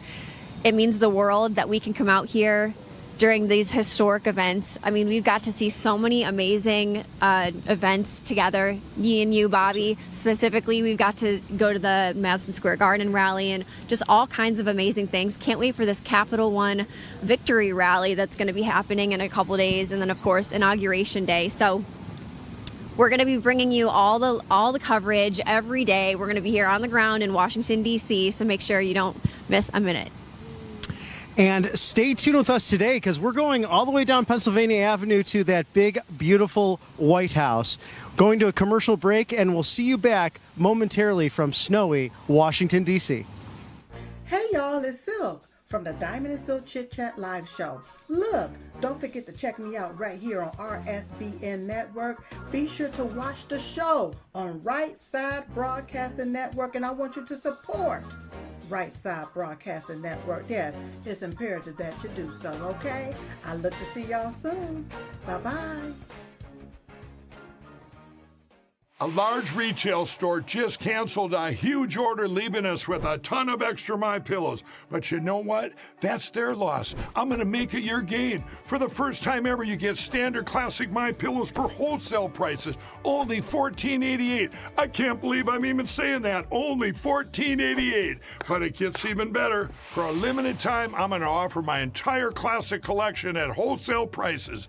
Upgrade to a queen size My Pillow for just $18.88. King size only $1 more. Get my body pillows for $29.88 and multi-use My Pillows for only $9.88. So go to mypillow.com or call the number on the screen. Use your promo code to take advantage of wholesale pricing for the first time ever on TV, including my standard size My Pillow, only $14.88. They've never been offered this low before.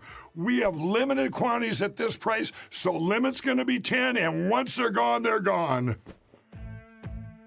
Welcome to Right Side Broadcasting Network, your trusted conservative news outlet. At RSBN, we deliver the truth when the mainstream media falls short.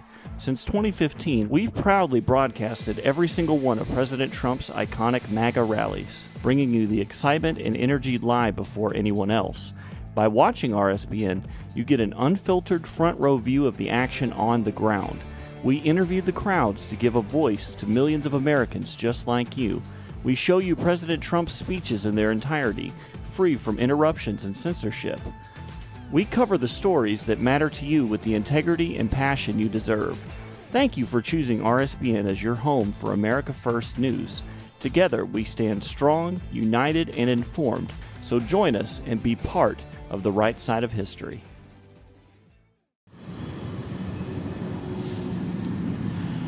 Welcome back to Pennsylvania Avenue and 10th Street, right in the heart of the Department of Justice and the FBI building here in Washington, D.C. And behind us, a familiar look at the Waldorf Astoria, formerly the Trump International Hotel and formerly the famous, beautiful U.S. mail service for the Washington District of Columbia. I'm Bobby McNeely with Right Side Broadcasting with my lovely co-host, MAGA Megan Kohler, the Maha legendary, wonderful, just incredible person to have on the campaign trail. And we're reminiscing about just all of what we experienced. And we're so grateful to you, the viewers and sponsors of Right Side Broadcasting, that we're now transitioning from the rallies won't be happening necessarily as often. Perhaps we'll get more of a preview on Sunday on how that will work with President Trump's administration, but we're going to be nonstop in Trump Force 47 and the new administration and all what's going to be happening over this next 4 years of a golden age for America. So thank you to Colonial Metals Group, our sponsor. You know, those close to retirement can't seem to catch a break today. It's getting harder and harder with Biden inflation and those seeking retirement. So maybe it's you or a family member you're concerned about. So it's time to take control of your future. Don't let those bad policies of the past influence your future. Record inflation, it's just been, you know, I think that's why President Trump is coming back, because the MAGA agenda will serve the American people. This group has helped several people with the goal of protecting their financial future, having a self-directed IRA where you can safely store gold and silver and all those assets that have stood the test of time, no matter who is currently in office or the government policies that are at play. So it makes sense to me. Go with Colonial Metals Group, and you can reach out to their team of experts that specialize in protecting your retirement with the most trusted store of wealth in human history: physical gold and silver. This is not a luxury anymore. It's actually pretty much something you should have to diversify your assets. Go to freegoldguy.com/RSBN for your Colonial Metals Group Retirement Protection Kit. This is created specifically for our followers and for this wonderful organization to bring to you free to the American people. That is freegoldguy.com/RSBN. Call 866-317-2159. Qualified applicants can receive up to $10,000 in additional silver to their account. So call now, 866-317-2159, freegoldguy.com/RSBN. We have such an exciting week coming up here in Washington, D.C. If you're just tuning in, my name's Megan Kohler, joined by Bobby McNeely. We are the Dream Team. We're here with RSBN on the ground, giving you live coverage all week in Washington, D.C., leading up to the historical second inauguration ceremony for President Trump, and we cannot wait. It's really wonderful, Megan, walking up and down Pennsylvania Avenue with you and seeing how similar it is to actually a Trump rally. So we have 250,000 signed on tickets that have been reserved. We're expecting over 1 million people to come to this. We've seen that in the past, whether it was President Obama's inauguration or President Trump's first inauguration. So many people that went all the way out to the mall, really iconic and famous. And we saw up there, you know, some things that will be similar, some things that won't be as similar. So, for example, the garbage cans completely removed right along and near Capitol Hill. That's done out of an abundance of caution. I can remember going into it this morning, I did not think about that. But then after seeing that, when we're trying to throw out some coffee cups, we realized that, oh gosh, these are gone. And so you get down Pennsylvania Avenue. You'll also see one of the stands we have right here on Pennsylvania and 10th. We're going to have teams set up throughout the inauguration that will be covering it so you get the best access, whether or not President Trump will be walking outside of the limo, the Beast as it's known, or Vice President-elect J.D. Vance and his family as well along the parade route. But you will be getting unbridled access here at Right Side Broadcasting as we've transitioned from really covering rallies to now covering this administration. So it's an exciting time for our country, and it's an exciting time for new media and for conservative media to really have a voice in the Twitter sphere. And President Trump has made his opinion on that very clear. He prefers alternative media networks. He obviously stands for free speech. So the censorship of social media platforms is hopefully going to be completely eradicated under President Trump's second administration. Of course, when Elon Musk bought X, which was previously Twitter, he made sure to stop the censorship there. And then, of course, after President Trump won the election, Meta, Mark Zuckerberg from Meta, said he was going to stop the censorship over on Facebook and Instagram and everything that falls under that Meta umbrella. So definitely steps in the right direction. Stay cautious, though, about people who have in the past not supported President Trump and now they're jumping on board. But we like to call that the Trump effect. But now, I mean, what it really comes down to is President Trump's in power. He is coming back in for his second term, and people like Mark Zuckerberg and others, Jeff Bezos, all these people are starting to understand that and get on board with President Trump. A lot of them have gone down to Mar-a-Lago to meet with him for dinner. And I really think that President Trump is bringing people from all sides of the aisle to come together to put America first, because clearly the American people did not want the radical left agenda that was being pushed so hard. And Megan, what are your thoughts on Mark Zuckerberg? He did come out with that big statement that we will be reviewing our Meta practices and making sure that freedom of speech is ultimately protected. Do you think it's truly a change in ideology or thought, because they did ban President Trump 4 years ago, almost to the day? Or is it more, is he just trying to protect the brand of Facebook? I'm curious about your thoughts there. I think he is trying to protect the brand of Meta and Facebook, and people realized how much he was censoring during the COVID era specifically, and he touched on that when he was talking about censorship in the past. And of course, like you mentioned, he banned President Trump at times.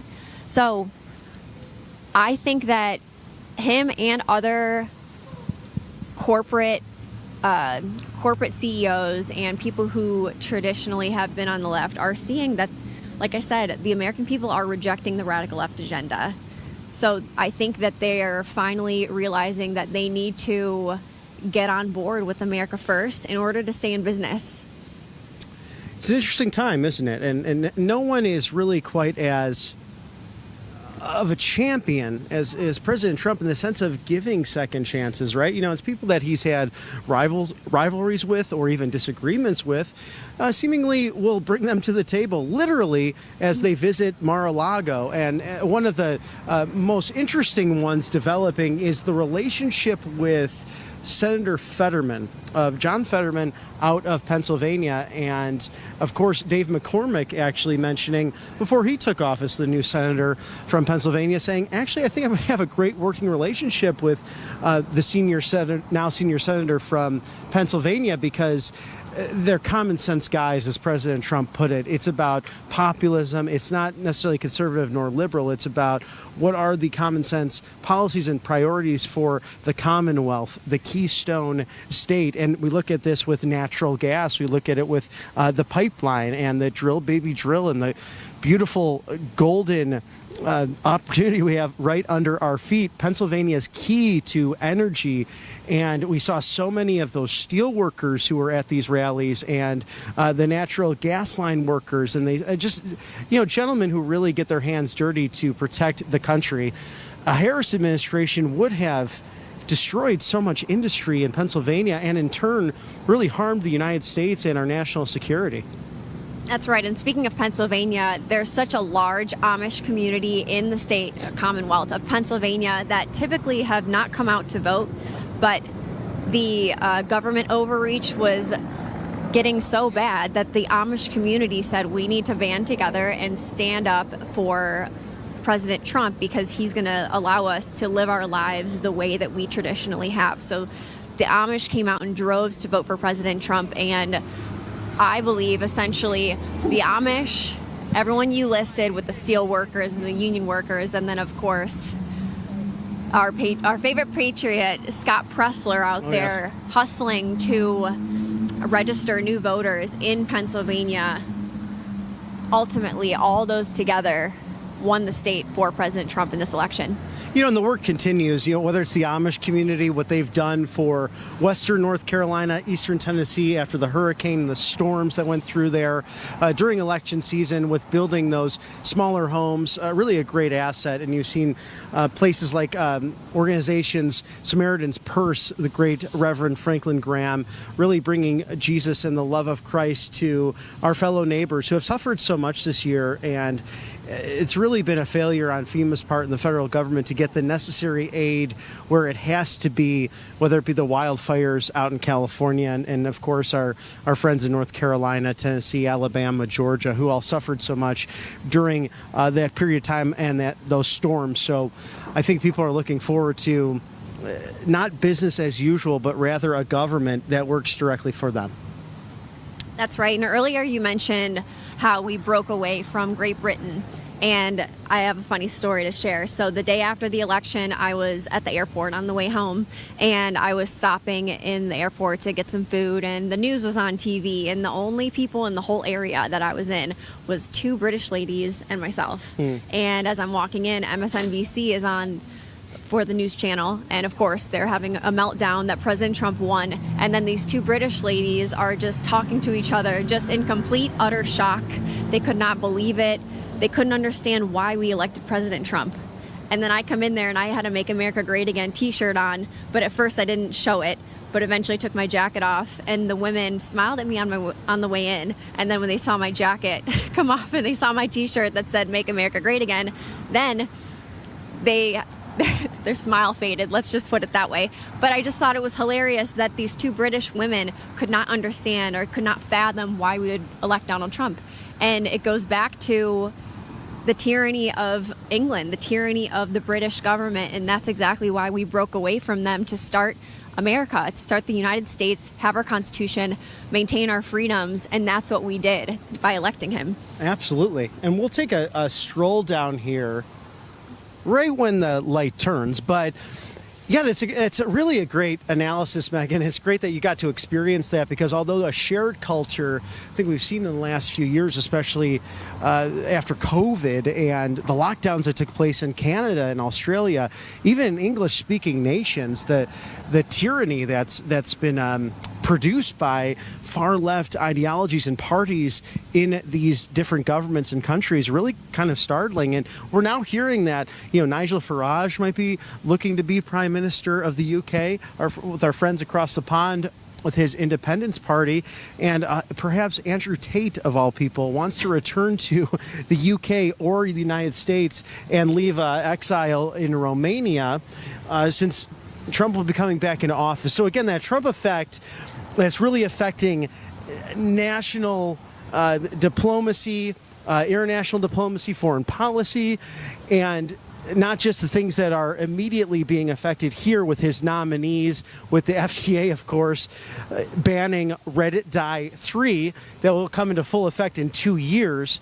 But you see so much of this now hours before he is sworn in as the 47th president of the United States. And I just want to take you over here as we go down Pennsylvania Avenue, one of the viewing stands as well. So you're going to see these great vantage points happening right here along the parade route. And there's roughly 4 that are set up. So stay tuned with us throughout the next couple of days. And then on Inauguration Day itself, Monday, which also will happen to be Martin Luther King's holiday as well. I think it is falling on such a beautiful celebration of 2 great leaders. It's both fighting for freedom of speech, both fighting for the betterment of their countrymen and for people they love, and it's something that's touching. It's something that's special, and sadly, it's something that we're going to see with the People's March and the National Network. Reverend Al Sharpton, National Action Network, is leading a protest. I'm not sure why, because I think there could be a lot of common ground, but he has clearly become a far left progressive activist. He's not reasonable. In fact, I think it's something arguably he has been involved in for a long time, simply to make money and to divide people based on race. And sadly, it's shameful that it continues. And I think he actually does a disservice to the King legacy as a result of that. That's a great point. Al Sharpton is standing for the opposite of what Martin Luther King stood for. Right. Martin Luther King said to judge a person based off the content of his character, not the color of his skin. When Al Sharpton and people like him are trying to divide everyone based on the color of their skin, they're trying to divide people based on discrimination and things like that. So President Trump and Martin Luther King, I do believe, have a lot in common, and they're really trying to bring everyone together. They care about greatness. They care about dreaming big. Of course, Martin Luther King said, "I have a dream." That was his famous speech. So I wish that Al Sharpton would recognize that. And we have a helicopter flying overhead right now. Always checking up there, because we saw Marine One doing its circuit and practicing over the Capitol as well. So sometimes you'll see those traditional exercises that the military will go through while in Washington, D.C., but especially now with the parade being put together, you might see more of that as we go down the parade route. Of course, these normal barricades that you would notice from something like a Trump rally, you see this along the parade route up and down Pennsylvania Avenue. And of course, the larger fencing, actually some of that is put to the side over here, so we can go look at that on Pennsylvania and 11th. And this is the anti-scaling fencing that, if you're with us earlier in the broadcast, would have seen that around the Capitol building itself. So very safe and secure environment. It feels, although we haven't been here for many hours, it feels like relatively jovial. It's a bit cold outside, but we still see tourists. We've seen a lot of joggers today, whether that be ROTC cadets or those in the military. Also, those just enjoying their January resolutions and sticking to it in the nippy air of Washington, D.C. And now, of course, a beautiful shot of the Waldorf Astoria Hotel.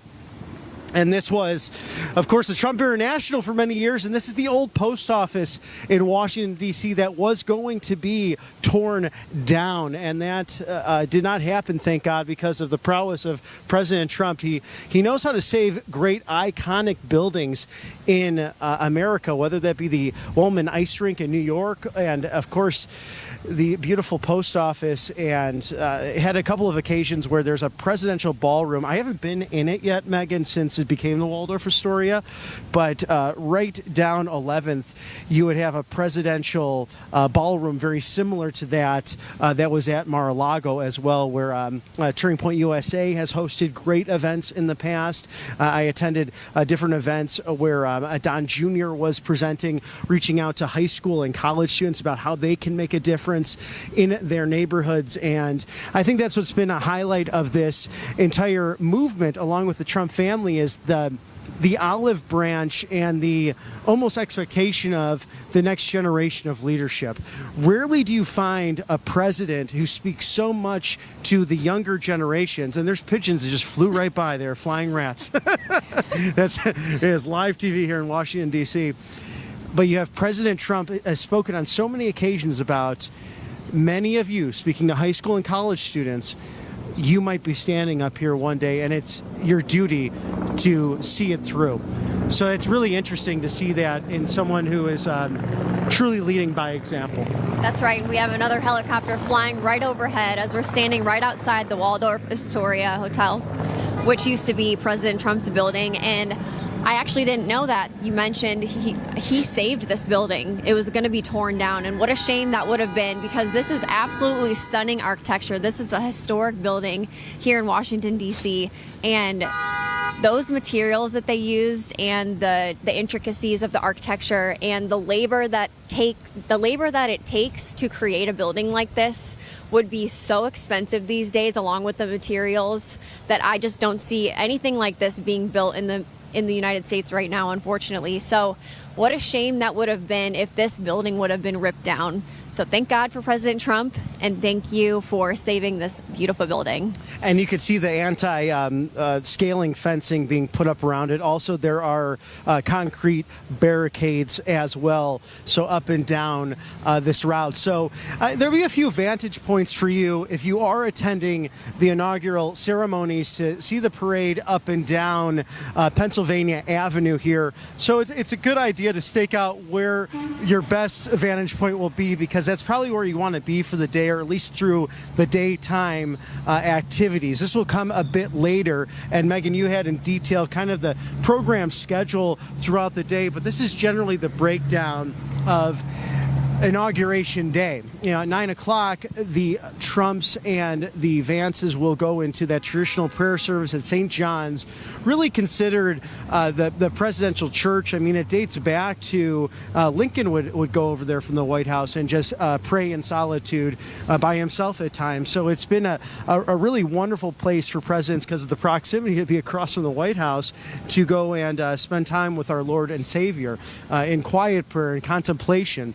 They will go from that service over then to the White House, where the Bidens are expected to greet the Trumps, and then they will drive together, and that route from Pennsylvania Avenue going to the Capitol for that swearing-in ceremony. And I need to check my history on this, but there was a very interesting rivalry in the presidency roughly about a half century ago or so, but one had said to the other they were not on speaking terms, and they had to ride in the limo together over to Capitol Hill for the inauguration, and one said to the other, "Oh, nice steel," referring to the building, to create conversation as a new building that was being built, literally steel.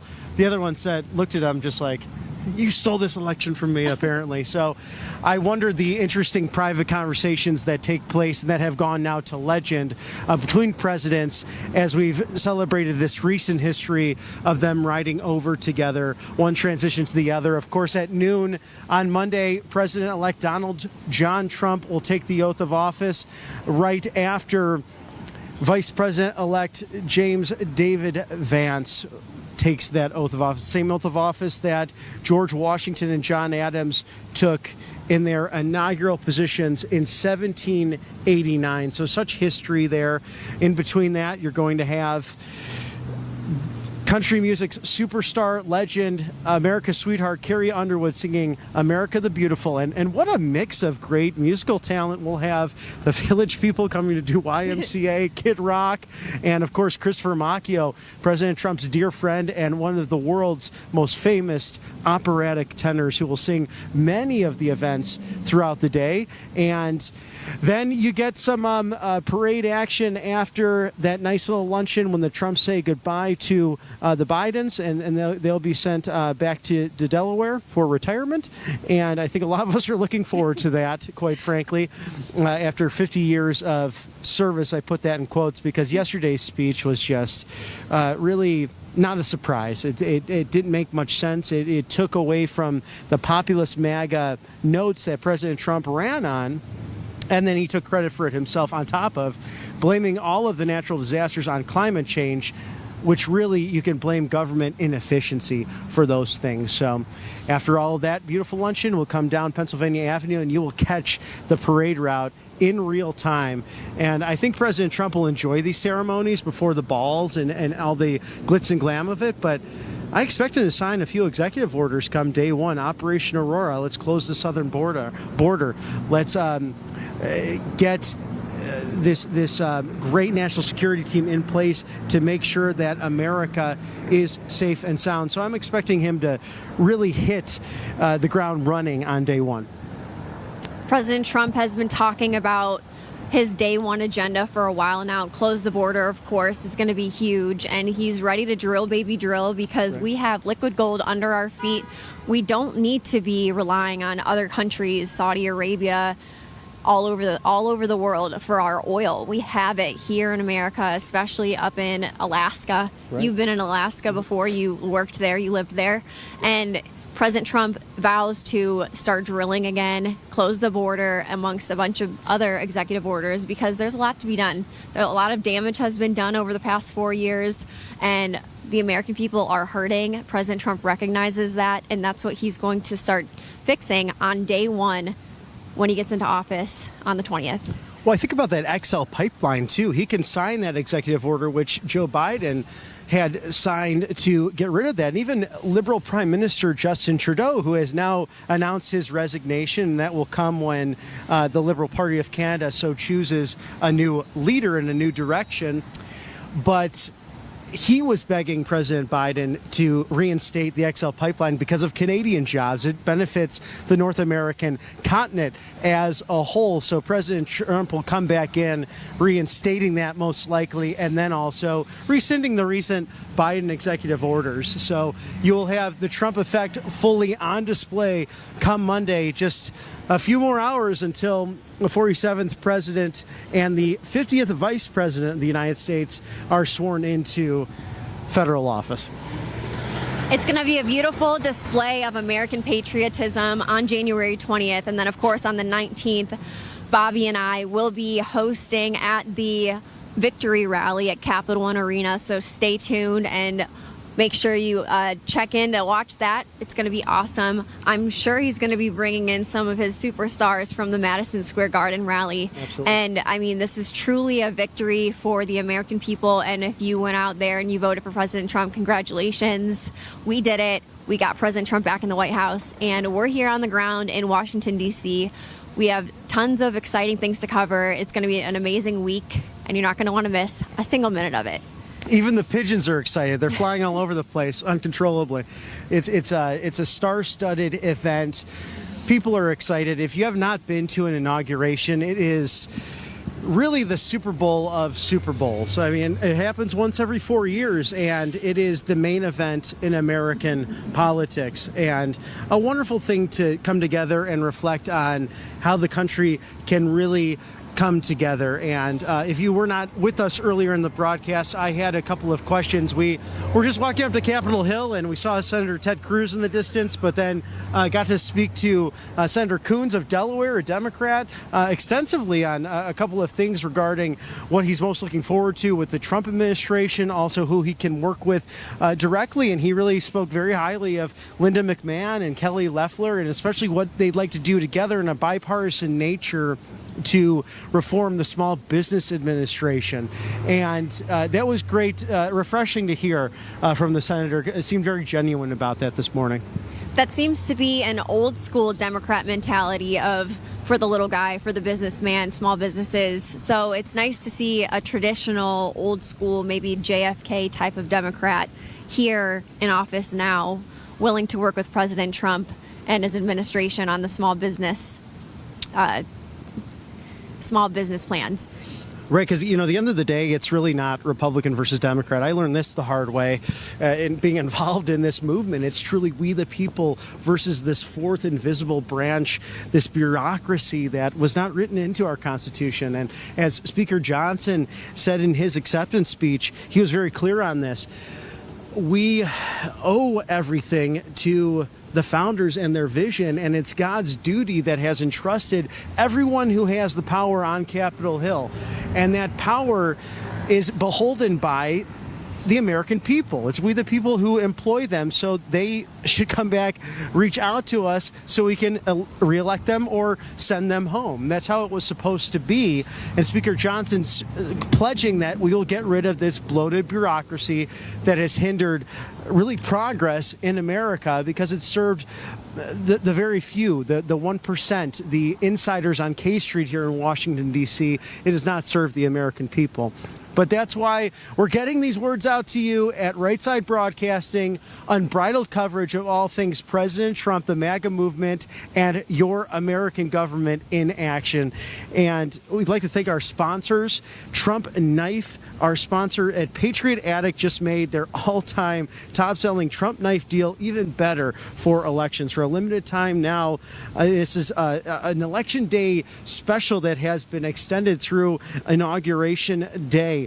10% off for viewers, RSBN viewers. This is an additional 10% off, giving you guys a total of 30% off of items. So use code RSBN30, RSBN30 for 30% off the Election Day Inauguration special for you. Grab your Trump combat knife today. Super high quality, some of the best that are out there. And Megan, I can't go to this site anymore because I always buy something. It's so true. Huge thank you to our sponsors over at Patriot Addict. We appreciate you endlessly. So, Bobby, what are you most looking forward to this week?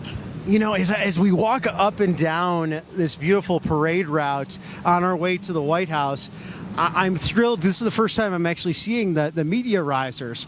So that will be a great vantage point of all the parade, and especially President Trump, because you were mentioning earlier too, and I hope as well for safety purposes, he's really staying in the beast, in the limousine that he takes, presidential limousine.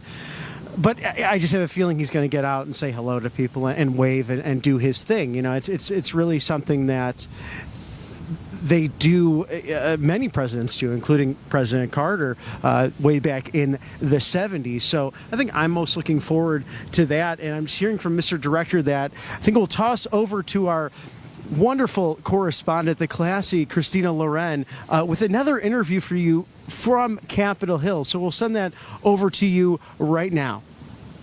Timmons, you have been, I mean, you're very young to be in the position that you're in and to have made the waves that you have.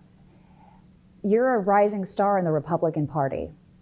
Tell me about how what you've done in your past as a small business owner, as a prosecutor, a JAG officer, how does this all feed into this role? Well, you know, it's a difficult job. We have such a wide variety of issues that we have to deal with. And my diverse background gives me the experience and the education necessary to help, you know, take all these different various issues we have to deal with. And my background lets me understand them and help my colleagues understand them. And it has been rewarding to serve the people of the upstate. And, you know, we got a big 4 years ahead. This is going to be really an opportunity to change our country for a generation, and it's going to be transformational, and I'm very excited to be a part of it. You finally have the wind in your sails. It's absolutely, it strikes me as just being such a turnaround. It's something that we wanted so much, but it's happening so fast. And a lot of changes have to be done right away in the first 100 days. I joke that the last 6 years is like having training wheels. And, you know, the kids are taking the training wheels off the bike, and we're going to be riding. We're probably going to fall once or twice, but we got to get back up and keep going. And, you know, that's the opportunity we have ahead. The House Oversight Committee is very important. I think that when it comes to hearings, those are the most interesting hearings to watch. Entertaining at the very least. That's absolutely true. Tell me about your role. How do you think the Oversight Committee is going to change going into this term in particular? Well, it's going to be less adversarial with the administration, obviously, but there's still a lot of people within the administration, within the bureaucracy that we're going to be leaning in on and trying to understand what's causing them to make decisions that they're making. Obviously, there's going to be a lot of political appointees, and they're going to be like-minded, but we're going to be investigating and helping President Trump and his incoming administration to really, I hate the word deep state, but it's a real thing. Yeah. And we're going to help root out the corruption and the bureaucrats that think that they know better than Congress, that think they know better than President Trump, and we're going to get everybody in line. Speaking of which, you and a number of GOP leaders recently sent a letter regarding some of the attorneys, U.S. attorneys, and demanding a change there, potentially doing things differently than we've done in the past. Can you explain that to our audience? Yeah, so when a new administration comes in, the 93 U.S. attorneys are expected to tender their resignation. And what occurs then is that there is an acting U.S. attorney, and it's their first deputy, their first assistant, becomes the acting U.S. attorney. And generally speaking, their first assistant is an ideological clone. So there's no real resignation. The U.S. attorney can be replaced with an interim U.S. attorney. It's a nuance within the law. The president or the attorney general has the ability to choose someone that is not the first assistant, that is more ideologically aligned with the incoming administration. And really, it would facilitate a 180 in policy. And we've all seen the weaponization of government. We've all seen the steps that the Justice Department has taken that the American people disagree with. And they spoke loud and clear that we need to have a non-biased Justice Department. And when our institutions are being abused by a political party, there needs to be consequences. And this is just one step to fixing that and to restoring the faith that the American people have in their institutions. And along with you on that letter, I saw names like Dan Newhouse of Washington, who's been here in D.C. for quite some time. It was an ideologically diverse list. Yes, it was. I don't think Dan Newhouse and Chip Roy are on many letters. We had a lot of thought leaders that understand the issue. And, this is the thing. It's been done before. Generally speaking, 20 to 30 acting U.S. attorneys are replaced with interim U.S. attorneys.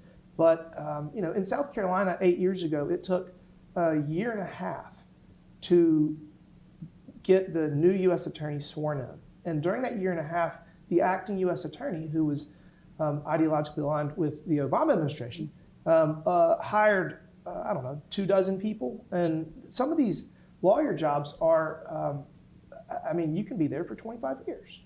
And they did not align with the Trump administration. So we need to make sure that, one, we have a hiring freeze, I think, government-wide for 30 to 60 days, just to make sure that we can wrap our hands around everything and kind of get to work.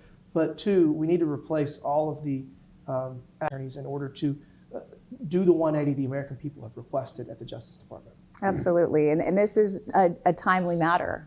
4 years, it seems like you can get a lot accomplished in that amount of time, but he learned before that there's certain things that have to be done right away. So I think that he'll probably be quite receptive to that letter. And it does speak to the diversity as well, the fact that this is important, that you have so many different people who think differently in the Republican Party, which is very diverse of thought, all aligned on this issue. And President Trump will tell you that 8 years ago, he knew a lot about a lot of things, but he didn't really understand government. Yeah. And let me tell you what, he got a crash course and he now understands it as well as anybody. And so I think that we're going to see a much different approach this Congress. Obviously, we only have unified government guaranteed for 2 years. And we have a one vote margin in the House and a 3-vote margin in the Senate. So, we have to get to work. The Tax Cuts and Jobs Act in 2017 wasn't passed until the end of his first year in office. And I think everyone agrees that should have been done much, much sooner. Yeah. So, the Speaker has said that we're hoping to have the America First tax cuts signed into law on my birthday, actually, April 30th. So we're scheduling a big party. I hope that we can get it done. We got a lot of work to do.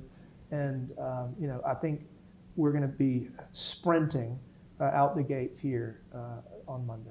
Do you think that's going to be one bill or two bills? What is your thought? The trick is going to be the tax provisions.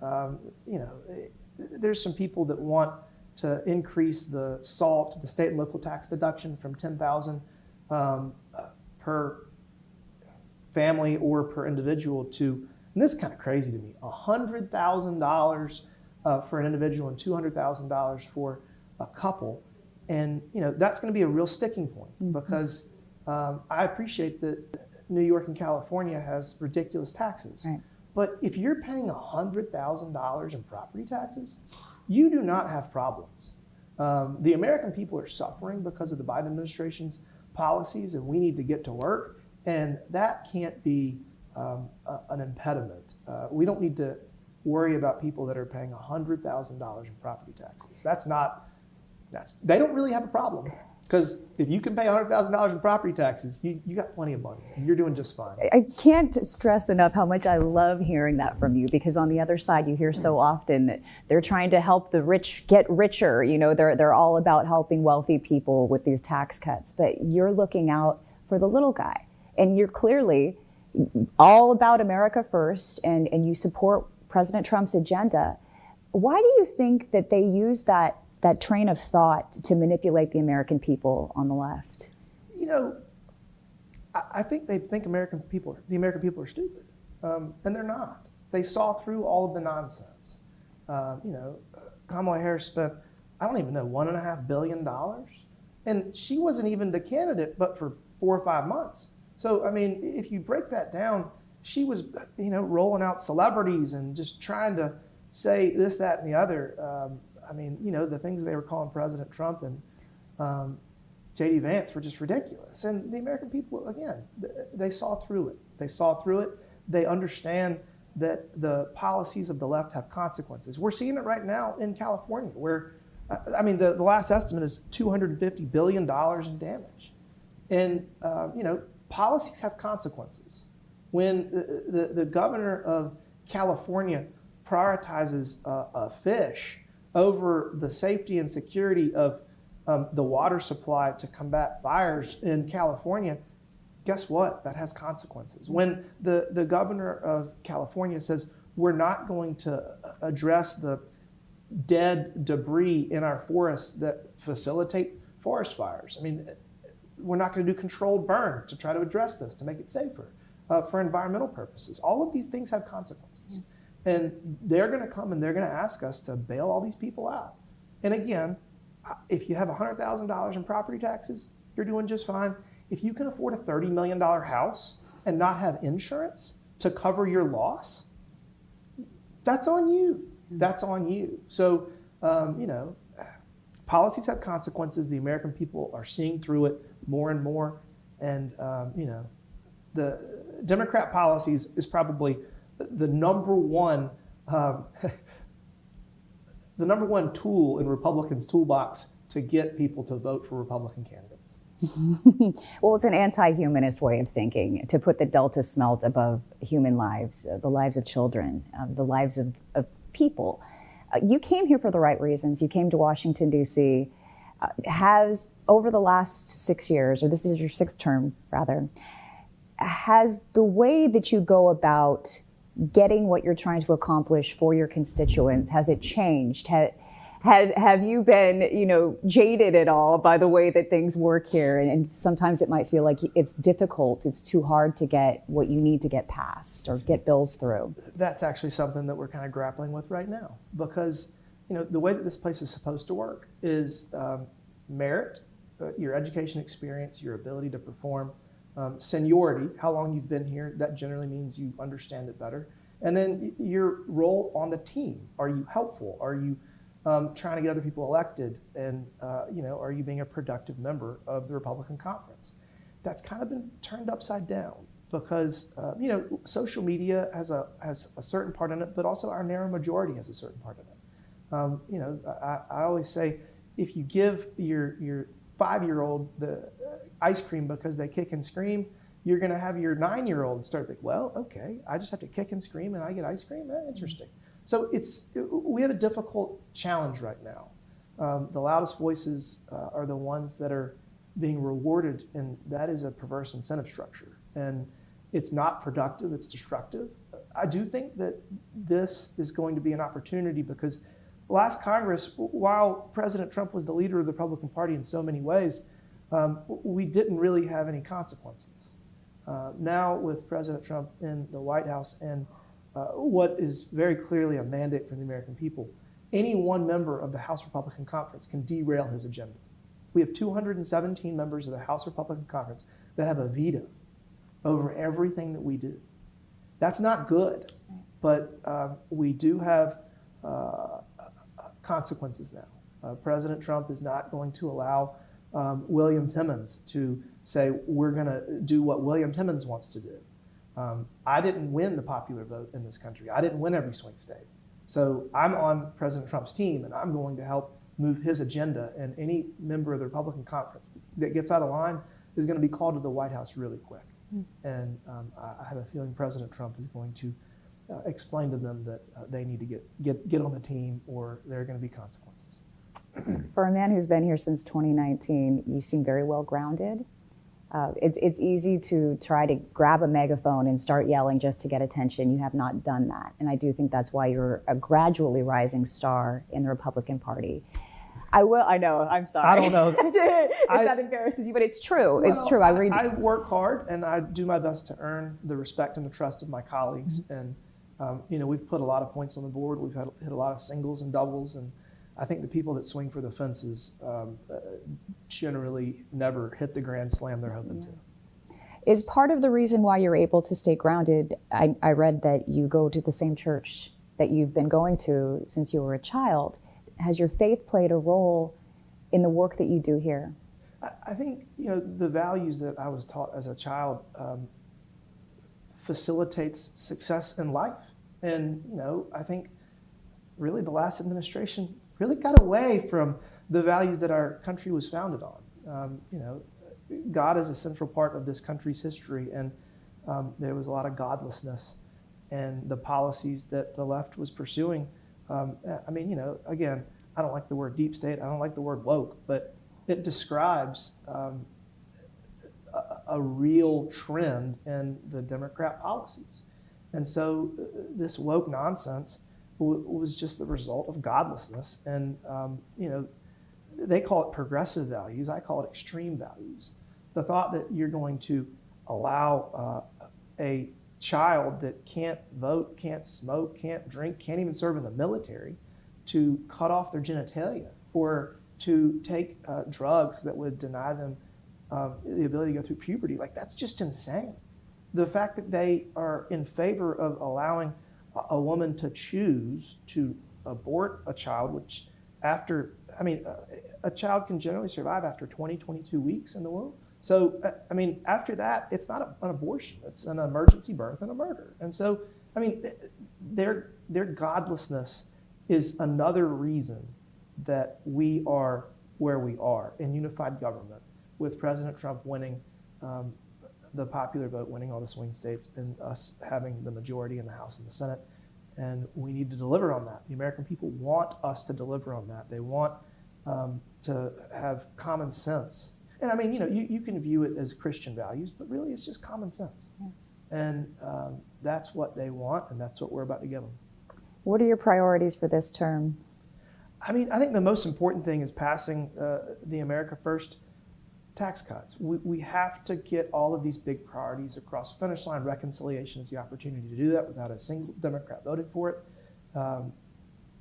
A lot of the things that we can get done are through executive orders, and that's going to be huge. Really, I view it big picture. There's four main buckets. You have executive orders, which they're going to be signing at a breakneck speed. You have regulation, which a lot of this, we just need to simplify regulation. And there was a Supreme Court case, the Chevron case, where basically Congress has to retake the direction for regulatory reform, and that's a huge opportunity. And then we have reconciliation, which is going to be our biggest way to get kind of these huge items through. And then last is legislation, and that requires 60 votes in the Senate. It requires bipartisanship. And, we have major challenges that we need to face as a Congress in a bipartisan manner, because we can't put it in reconciliation. We can't accomplish it through regulation or through executive orders. So we're going to have to work on all of these things at the same time. And there's a lot of reasonable Democrats. Even Fetterman, Senator Fetterman has been so fun to watch kind of transform, but there's a lot of people that just want to help the American people. And I think the Democrats are struggling right now because they don't have a leader, they don't have a direction, they don't have policies. And they're kind of thrashing about because they don't know what to do. They're playing off the old playbook that didn't work. So they're trying to figure out what to do. I wish them well, but I hope they can appreciate why they're in this position and come back with some better ideas. And we'll continue to debate the future of the country, and maybe they'll have better ideas, maybe they won't. President Trump has been known to watch our coverage on RSBN. If you had his ear right now, what message would you give him? He could be playing golf every day, hanging out in Mar-a-Lago, spending time with his family. And instead he stood in the breach. He took the most insane weaponization of government. They raided his house. They charged him in multiple jurisdictions. I would say thank you. I would say thank you for standing in the breach. Thank you for not playing golf every day, not enjoying the life that you've earned, and making this country have an opportunity to be passed to the next generation in a similar shape as this generation received it. Because without him, I don't think that we would have this opportunity.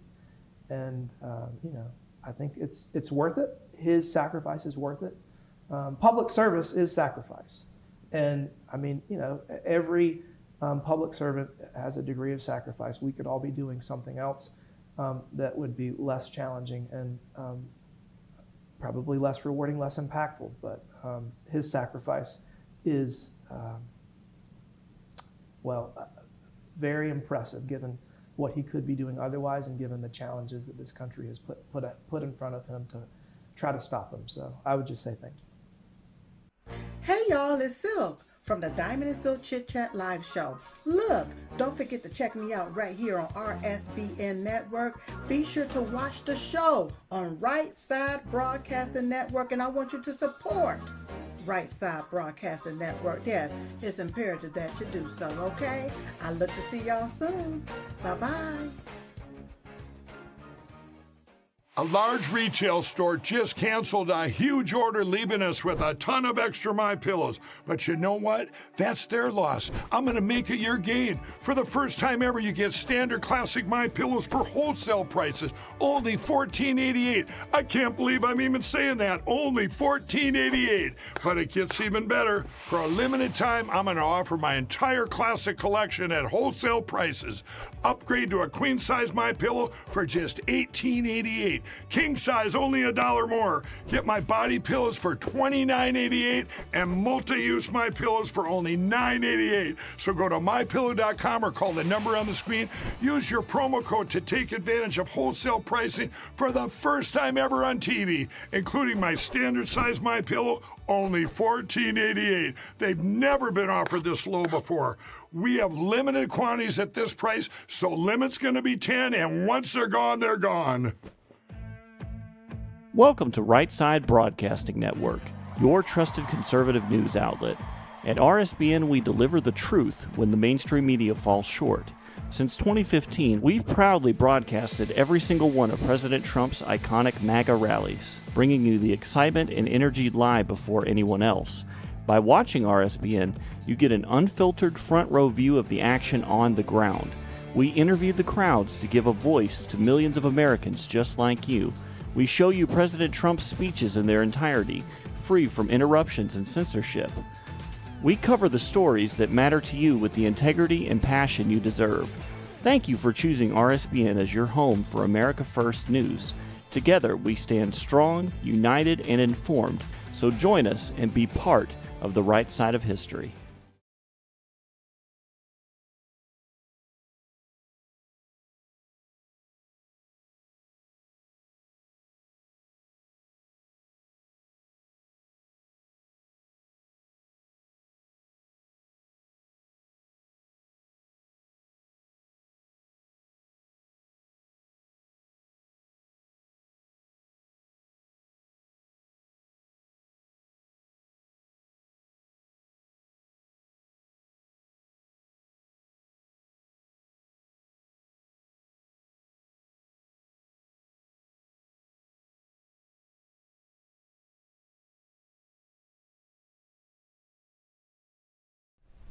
Welcome back. Live coverage, looking at the White House right there, of course, as we get ready for President Trump to move back into his house there in 4 days from now. I'm Matthew Alvarez. Thank you so much for watching this live coverage right here on Right Side Broadcasting Network. Let's now go to RSBN's Christina Loren, who interviewed Marjorie Taylor Greene. So MTG sitting down with Christina Loren. Here is that interview. Marjorie Taylor Greene, you are a hero to many members of our audience. Part of the reason why is your loyalty, and loyalty is so hard to come by this day and age. You have proven over time to President Donald J. Trump that you are for his agenda. What are some of the ways that you will implement getting his agenda through Congress with a razor-thin margin? Oh, that's a great question. So right now, Republicans in the House, we're preparing the reconciliation package, which is the budget that will be passing sometime, hopefully March or April. And this has to be President Trump's agenda. And in our conversations, not all Republicans are on board. I know that's probably surprising to hear. Some conservatives even in Congress have been pushing back on no tax on tips, no tax on Social Security, no tax on overtime, which is shocking because, you know, I myself traveled the country with President Trump for the past 5 years. I say 5 years because I include the 2020 election in that as well. And President Trump's agenda that he explained in explicit detail to the American people, especially at his rallies, included no tax on tips and no tax on Social Security, no tax on overtimes. And the American people voted for that agenda. They voted for President Trump. They did not vote for any single Republican's agenda themselves. And I've been telling my colleagues that in person in our meetings. I've been calling them out in our meetings. And I just told them yesterday, if you feel so strongly that you're against no tax on tips, no tax on Social Security, you need to go back to your district and tell your people. So yeah, we're going to be pushing as hard as possible, holding my colleagues, holding Congress accountable to deliver the mandate that the American people voted for. You know, you've had a bit of a tumultuous relationship with the Speaker of the House, Mike Johnson, in the past, but you were actually making calls on his behalf to get President Trump's wishes respected by other members of Congress. What's the one piece of advice you would give the Speaker to help unite the party in times like this? And yes, I was, because of actions that he took in the past. They did not line up with our agenda. However, President Trump asked me to support him, and I am loyal to the president. And I said, absolutely, I'll do that. So going forward, I think that Mike Johnson, as Speaker of the House, needs to be bold and courageous. He's a man of God, a man of faith. And if he relies on his faith, he can do that. And he just can't tolerate our very slim majority failing. We have to get it done. Speaking of which, you have that common ground with Speaker Johnson. I know that your faith, it grounds you. It helps you make every decision. And it's one of my favorite parts about you, because you haven't lost that love for Jesus since you've been in Congress. Talk a little bit about what he means to you, what Jesus Christ means to you, and how you bring him to work with you every day. It means everything. I have a biblical worldview. My faith in God and his son, Jesus Christ, as my savior is really what guides me. It's what happens after this life is honestly more important. And I always keep that in perspective. Yesterday on the Oversight Committee, we had the former Social Security Administration administrator come before our committee, and he is running to be chair of the DNC. And so I asked him, I said, you're a Catholic. Do you serve God or do you serve the Democrat Party? And he said he serves God. And I asked him, I said, well, where do you stand on abortion? Because you can't serve both. It's either one or the other when it comes to abortion, which is the murder of the most innocent unborn lives. And he chose the Democrat Party. And these are the things that are important for us to do, is to call people into account and make sure that we fight back against the most evil things that happen. I believe abortion is the most evil thing that happens in America, as well as the transgender agenda on our children. So those are the things that I think we have to fight and never back down from. But we have a lot ahead of us, and I'm excited to get started. You've come a long way since you've been here, and your reputation has evolved. And I think that most Republicans, most viewers out there, I know our viewers love you, but general viewers on Fox and even MSNBC, you have earned the trust and the respect of the American people. Do you feel that way going into this new Congress, that things have changed a little bit?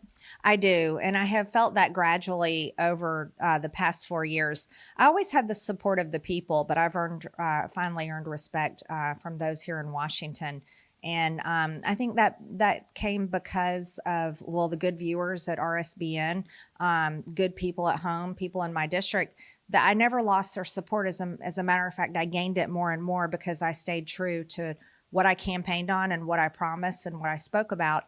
And I'm very grateful for that. That's what matters most. So I'm looking forward to the next 4 years, and I can't wait to get started after we inaugurate President Trump on Monday. All right, RSBN's Christina Loren with Marjorie Taylor Greene there earlier today in Washington. As we get ready, 4 days from now, the Commander-in-Chief, the 47th of our nation, will be the common sense, we the people president, and the one that brings peace through strength. And also, think about it, all of the cabinet picks that he has made are all about our Constitution and strength and greatness. And that's awesome, because that's what America really is supposed to be about, as you guys know. We've just had a few people that are in other leadership positions over the past 4 years that have tried to steal that from our land and our people, but we know that this is the country that the world is looking at as well, because there are people all across the world, as you guys know, that want to be free.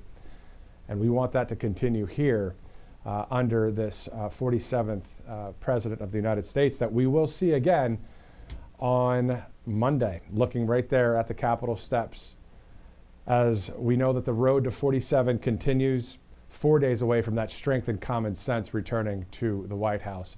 We've been following a lot of stories here at Right Side Broadcasting Network. Of course, we spoke, Bobby McNeely and Megan Kohler and I earlier about the LA wildfires.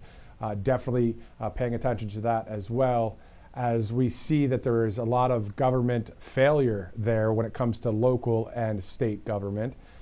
But moving to this situation, we know that under President Trump, there are a lot of bad things that happened over the past 4 years that would not have happened if he was at his place of residence, the White House, where he should have been because of the 2020 situation, if you know what I mean.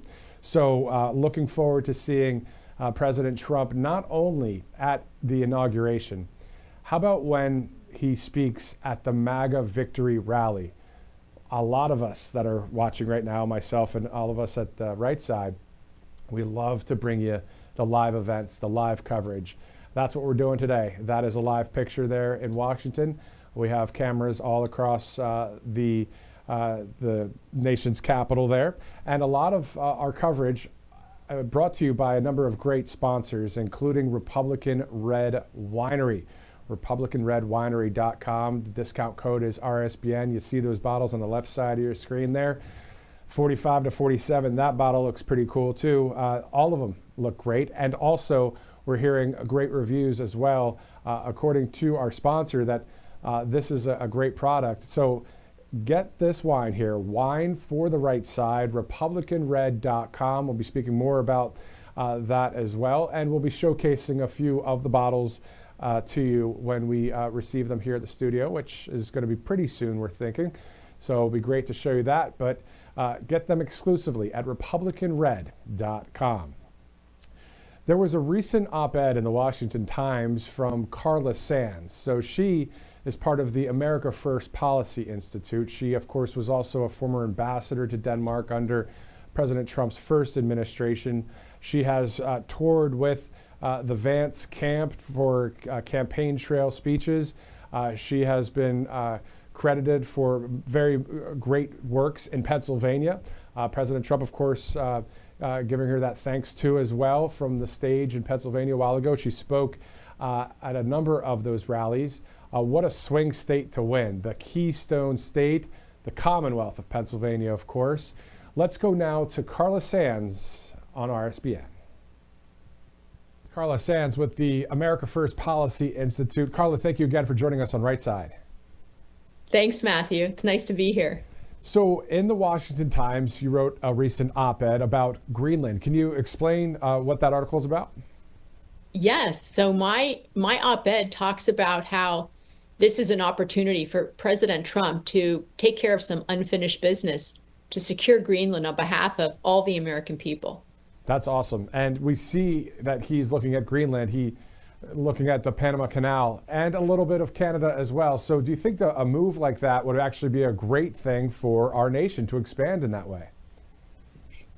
I look at it as a security issue more than expansion. I mean, the Panama Canal is ours, and it's not, there is Chinese interest on both ends of that canal. And I'm not sure that that was what was intended when we did turn it over to Panama.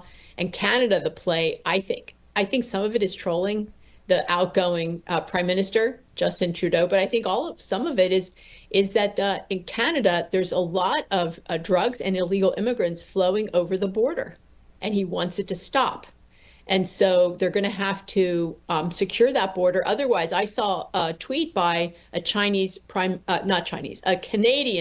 member of Parliament who said that they were expecting 25% tariffs on day one. Now, I don't know if that's true, but that's what they're saying publicly. So we'll see where the Trump team comes down on tariffs with our ally, Canada. And speaking of the Trump team and President Trump, we are just a few days away from the big day. Of course, everyone Really excited for that MAGA rally on Sunday and then the big day on Monday. What are your thoughts going into this?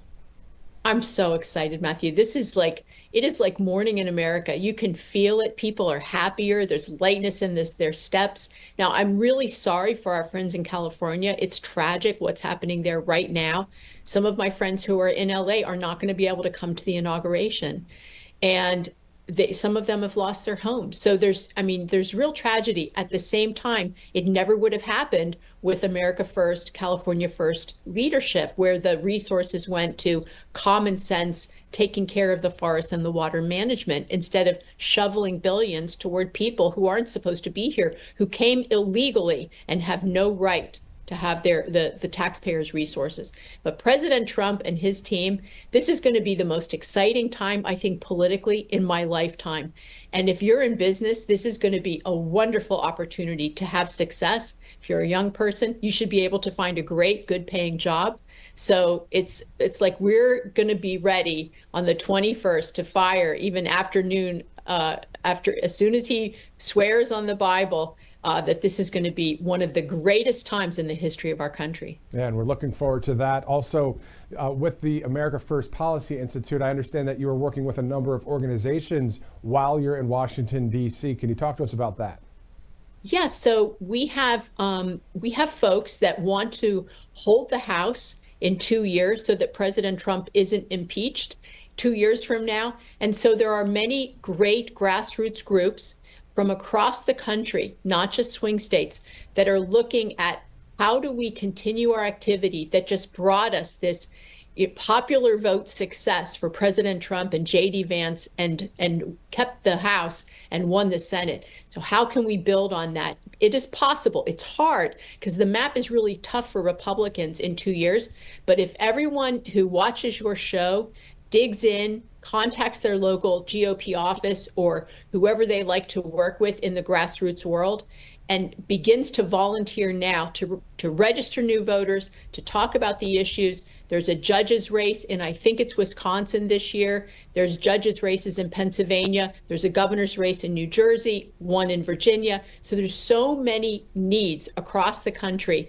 California's in trouble. They may recall the governor and the mayor of Los Angeles. So we'll see what happens there. But if people will stay engaged and begin to work now, we can actually do this and give President Trump and his team 4 great years. And that would be great to get through to 2028, then of course 2029, and moving on hopefully with more Republican candidates, at least America First candidates, right? So that's Carla right. From your Sands, lips to God's ears. Yeah, amen. Have fun in Washington, D.C. We look forward to seeing you there. And thank you so much for joining us. Carla Sands with the America First Policy Institute. Thank you again. Thanks.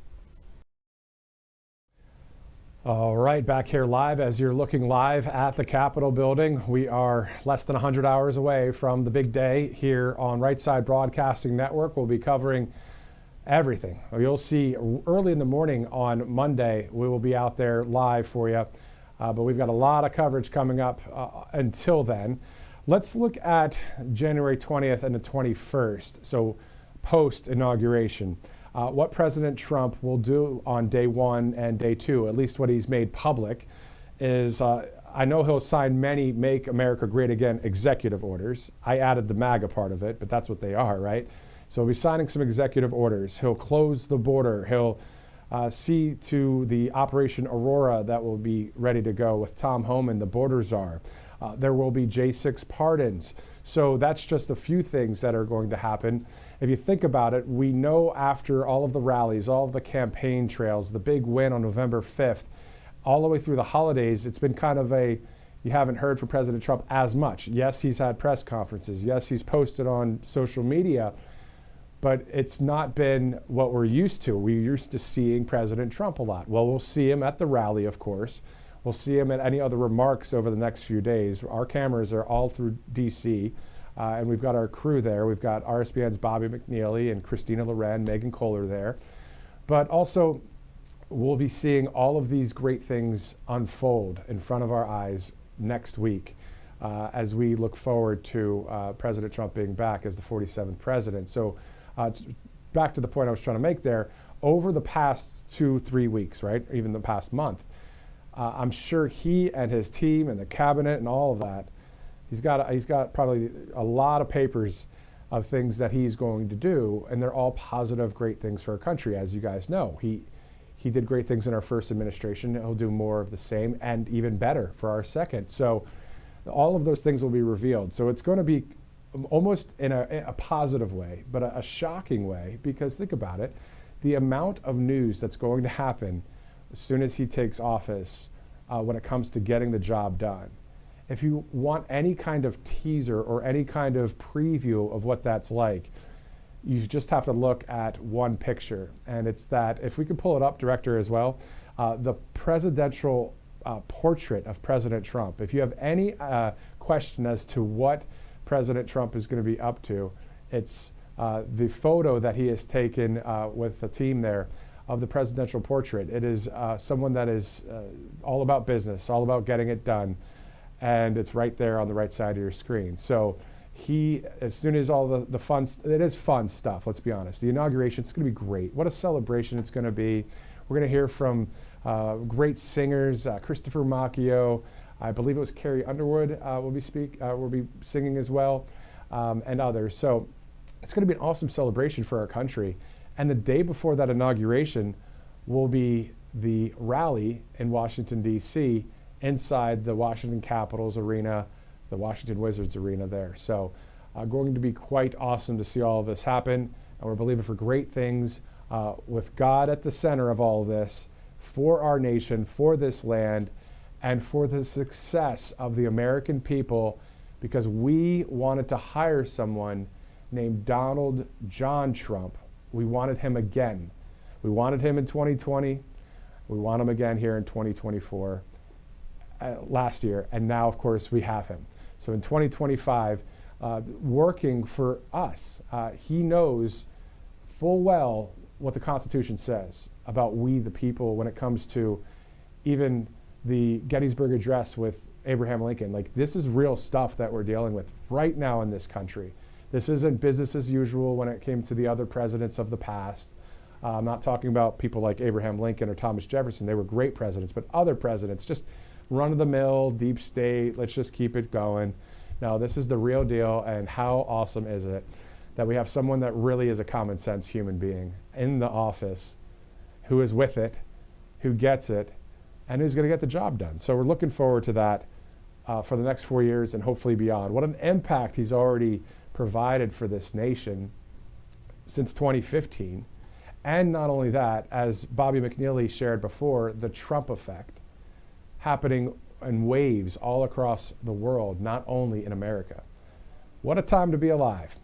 We're going to be going live, speaking of Bobby McNeely, to Bobby and Megan Kohler in Washington, D.C. to pick up some more of our live coverage here just shortly. As soon as I hear the directive from our director, we'll be going there live. You're looking live at the White House there. And we'll have a lot of live coverage over the next 4 days, 5 days, and on here at Right Side Broadcasting Network.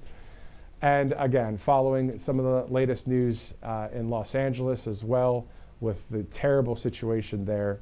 Again, something that if President Trump was in office, man, he would have been with the federal government taking care of that even before it would even started, when it comes to the management of the forests and the water in Southern California. So President Trump straight up blaming Gavin Newsom for all of the mess. And I'll just say it straight up, what a snake he can be, Gavin Newsom. Anyway, so we want people that are the real deal, and that's who we know will be taking over at the White House with a great cabinet coming up. So let's go to RSBN's Bobby McNeely and Megan Kohler. They're live in blustery Washington, D.C., but they're geared up. They have some extra layers. Let's go to them. They're live right now. Welcome back. We're on the ground here in Washington, D.C. My name's Megan Kohler, joined by Bobby McNeely, and we're outside the Waldorf Astoria, beautiful hotel, historic building here in Washington, D.C., previously owned by our near and dear President Trump. And I'd like to point out something that's right behind us. You can see these fencing and barricades all along Washington right now, especially the Capitol and the mall have beefed up security. So these are non-scalable. So if someone were to try to climb up it, that's not going to happen. There's going to be several protests happening this week, so these barricades will be protecting everyone from any kind of craziness that may come out of those. And there are about 30 miles plus of this all around Washington, D.C., so that's part of the security measures here on the ground for Inauguration Week. And of course, the concrete barriers as well if there were a car to go astray or anything of that nature. So a lot of work going on behind the scenes, and it was lovely to stop in the Waldorf for a bit and see the presidential ballroom is still there, and the main decor, the Bazaar, a wonderful restaurant to try if you haven't, and the bar area, just really nice, big, bold, and beautiful. So Waldorf Astoria doing a wonderful job, just as the Trump International company did to restore this beautiful post office. And we were talking about the architecture inside. It's just beautiful. An amazing hotel, amazing building. So stop on by for a drink, maybe a nice cup of soup on a cold day like this, or even a steak at the Bazaar. It's a wonderful facility. Absolutely. And just a word from one of our favorite sponsors over at Patriot Addict. So listen to this. Our sponsor, Patriot Addict, just made their all-time top-selling Trump knife deal even better for inauguration season. For a limited time, this special is going on for an additional 10% off for RSBN viewers.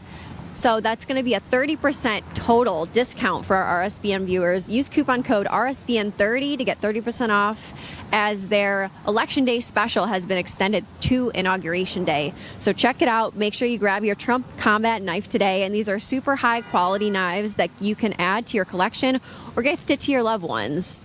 Get yours today at 30% off. Use coupon code RSBN30 and visit their website, patriotaddictdeals.com. patriotaddictdeals.com. That's patriotaddictdeals.com.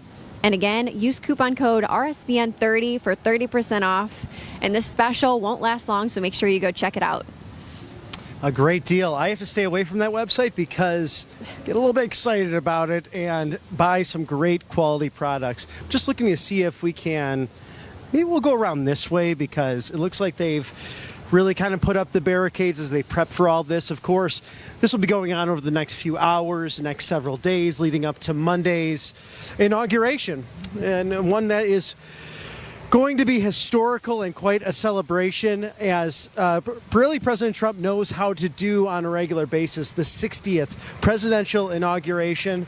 And one of my favorite features, Megan, coming up is this statue to Benjamin Franklin, honoring one of our founding fathers. And of course, we speak on him, on a lot of occasions on the show, and regarding the fact that he walked out of Independence Hall saying to the gentleman outside of there, Mr. Franklin, what kind of government did you give us? And he said, a constitutional republic, if you can keep it. So If you can keep it. that is the major test for us as the really the bearers of this great free nation. And what you, the American people, did back in November, peacefully and patriotically, voted to reinstate the 45th president, now to become the 47th president of the United States. So extraordinarily exciting times. And of course, this beautiful statue to Benjamin Franklin, a thought leader, an inventor, philosopher, a great statesman, ambassador to France, among many other titles, but truly perhaps the godfather of our nation in so many ways, because he never held the presidency, but he was perhaps one of the most influential Americans in our time. And if you haven't read The First American by H.W. Brands, an extraordinary novel and really biography on the life and times of Benjamin Franklin. And he was someone, too, who actually lost friendships based on what took place between the United States and Great Britain. So someone who knew how political tension and divisions could really cut at the heart of relationships, and someone who really would strive to try to repair those, even as hardened as being the patriot that he was. He did not want that to get in the way of personal friendships. And there's nothing new under the sun. We're experiencing this in today's day and age as political tensions rise in this country, and we have to fight to defend our freedoms every day, just like our founding fathers did. Along the way, if you look throughout history, there have been other treacherous moments in our nation's almost 250 years. And like I said, nothing's new under the sun. We're experiencing that yet again today. So thank you for standing up for freedom, voting for President Trump. And if you've lost friends, lost your job, you know, all kinds of different things can happen when you stand for the truth and righteousness. But just feel good knowing that we're on the right side of history, and it all is going to be worth it in the end. And great people come into your life in the process. It's really fun here. You know, in RSBN, we're so grateful to have, work family that cares deeply about each other. And we have great camaraderie here on the network, and work hard to bring you the truth. And we will do that every day moving forward. And we're thankful for your viewership naturally, as we are right in front of the beautiful Waldorf Astoria. We've been showing you a lot of this, but it really is one of the most beautiful buildings, being the old post office here in Washington, D.C. And as we make our way towards the White House, we will head on down Pennsylvania Avenue.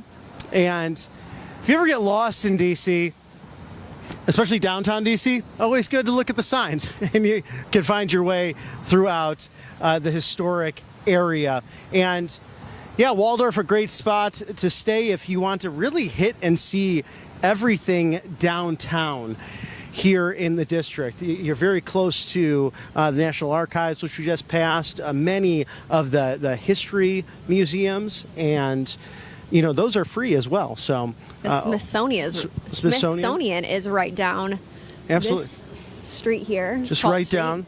Absolutely, right down 12th, and a great thing to view. And now it seems we're coming up on the main grandstand. So this is where the parade actually looks like a golf tournament to a certain extent, where you will have special ticketed items for people to sit and view and enjoy everything along the parade route. So this will be really kind of the highlight of the inaugural parade. I also believe the best probably vantage point outside of the media posts, of course. And this is probably where, if President Trump does get out of the beast and says hello, or at least begins to wave to the crowd, this is probably the spot for that. I'm assuming this will be even more heavily patrolled naturally, with just people around the area as well. So there's an estimated 250,000 ticketed guests coming to see Inauguration Day. I estimate that there will be about 1 million people. If you just want to gauge based off of what we saw at all of President Trump's rallies, people were traveling from so far just to see him, just to get the chance to see President Trump at one of his rallies, camping out overnight, camping out in the cold weather. Honestly, it would be almost temperatures like this, and people would be overnight camping just to get a good spot in line to see President Trump. Yeah, so, no question. I mean, it's something where if you've been to a rally, you want to come early and really kind of plan your day, plan your weekend as well, because it's going to be jam-packed and lots of security, but something going to be very memorable. And actually, right here is the EPA as well. So we're right next to the EPA offices and the actual new Postal Service right next to the old Postmaster General's office. So the aptly named William Jefferson Clinton North Building. Oh, the EPA. I was just going on a huge Twitter rant, or X rant, if you want to say, about cash for clunkers, the car program, the rebate program that was put into place by Barack Obama in 2009, where basically the government would give a subsidy. They gave a credit to people who came in and turned in their low gas mileage cars in exchange to purchase a new higher gas mileage car. So you get, you know, a Toyota Prius, for example, gets about 50 miles a gallon. So they were trying to encourage people to get cars that have better gas mileage. But the other part of that is that they would get rid of the old cars. So if you turn in your 1991 Supra and traded it in to go buy something else, they would then destroy the Supra. Wow. The government ordered to go destroy those cars. When that really makes my blood boil when Democrats like to say that they're for the little guy, when they had all these cars turned in for the Cash for Clunkers program, that there were probably single moms out there were college students, there were high school students, there were probably people out there that really could have used those cars. And the government destroyed them. Yeah, it's so true, Megan, that it's a really good point about the modern Democrat Party. Again, we talked about during the campaign, demos being Greek for of the people. They really have not been for the people these last few cycles. And I think we've seen that with the new coalition of the Trump MAGA movement. It's really a populist movement. It's one that's focused on putting American values first. And really this 20 promises that became the RNC policy and points for the election and the campaign cycle really being the second wave of Newt Gingrich's legislative promises, a contract with America from 1994. So this really being the sequel to that 30 plus years later in order to get the job done for the American people. And that's the result we'll see come Monday as people can view from these big, beautiful stands right in front of the Ronald Reagan Federal Building as well, which is actually quite an ornate international trade building. It doesn't remind you a little bit of Hogwarts or a Harry Potter scene, perhaps? And we Another example of beautiful architecture here in Washington, D.C. We have so many awesome historic buildings to check out. If you've not been to Washington, D.C., highly recommend it. There's tons of tours to do, lots of free exhibits, and amazing things to see here at our nation's capital. It's something special for the family. It's very busy in the summertime and a lot hotter as well. So if you can come around, say spring or fall, maybe spring break with the family, probably the perfect time to come and explore our nation's capital. It's something you must do. Another thing, too, reach out to your local congressman if you're going to be in town, as you might get some different tours inside and outside of the Capitol grounds. Of course, reach out to any staffer you might know, because here's a little secret here in Washington. Any staffer, whether it be at the White House, in the Capitol, or around these federal buildings in the district, they're also personal tour guides. They're also trained in that. And a dear friend of mine, my colleague, actually gave me one of the best tours I ever had of the White House some years ago. He was a staffer in the administration and doing an extraordinary job here in D.C. as well. So I'll never forget that. So a wonderful moment just to see really what is yours, what your tax money goes to support. So go and have that access to something that we're about to see. It's the White House, 1600 Pennsylvania Avenue, which is really unique. It's an office building. It's also a museum, but it's also the residence of the First Family. It's where they really recline and enjoy life when they're in the hustle and bustle of the District of Columbia. So a really unique piece of history and a unique building for even a town such as this. It is. So let's make our way down toward that White House. Absolutely. And it looks like we can cross here. What we're seeing around here, all down Pennsylvania Avenue, is, of course, American flags lining both sides of the street, as well as the Washington, D.C. flag right alongside each American flag. There's a beautiful view of the Capitol down this street here. Yeah, this is actually one of my favorite views. You can see the Capitol building, and that's, again, the west side of that where President Trump will be taking that oath of office along with Vice President-elect J.D. Vance. So an exciting time, nonetheless, and we're just going to wait here for the crossing guard to let us through. But this is a really special spot on the walk and always a good vantage point. You have, of course, the Waldorf Astoria and the backdrop of the Capitol building. So probably the prettiest street, Pennsylvania Avenue, in all of Washington, D.C. Gotta love Pennsylvania. Again, when we won Pennsylvania, I knew we won the entire election.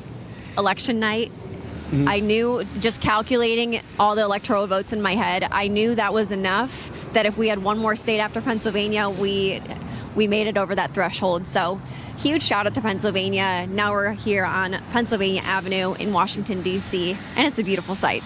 and the great Scott Pressler, who did so much work and was vital to making a huge difference in the election, the way he was able to identify Republican votes and register people. And that's what it will take, because that's what's so funny about this, Megan, is that you'll hear a lot of complaints on the other side about things not being fair or what have you. The House is still very narrowly divided. And if you look at the electoral map itself, it really supports Democrats in so many ways rather than Republicans. I mean, even though this was a big win for President Trump, the popular vote with the Electoral College, of course, she still, Vice President, had 226 electoral votes with only 100 days in the race. So we will cross this way because they're just going to give us a narrow time here to do so. And enjoying the sights and sounds of a rather chilly and now windy Washington, D.C. today on Thursday, January 16th. In the year of our Lord, 2025. We are almost there. And of course, if you go up this way, up 13th, you will see the Warner Theater, National Theater, and other beautiful sites where you can go and enjoy different shows and entertainment in our beautiful district. So we're going to hop over to, let me see here. You see the grandstand viewing there. Probably we'll cross over this way. Yeah, we'll cross over this way and take a kind of a detour over to the White House.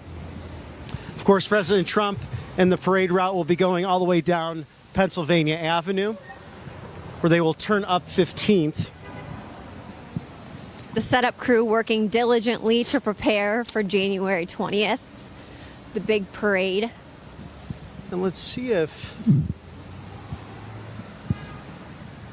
Just trying to see for safety's sake if we can kind of get more of the grandstand itself, because we're trying to stay out of the street. Traffic is still flowing, and it's still a natural, work day here in the district, of course. So you have to be careful about not being hit by a car. Safety first in that process. Of course, as the parade day approaches, there will be lots of road closures and parking restrictions, of course, right, to really tighten up security and make sure there's nobody driving in this area. Especially, we are just on Pennsylvania Avenue, the route for the parade, so they want to make sure that the security plan is nice and tight.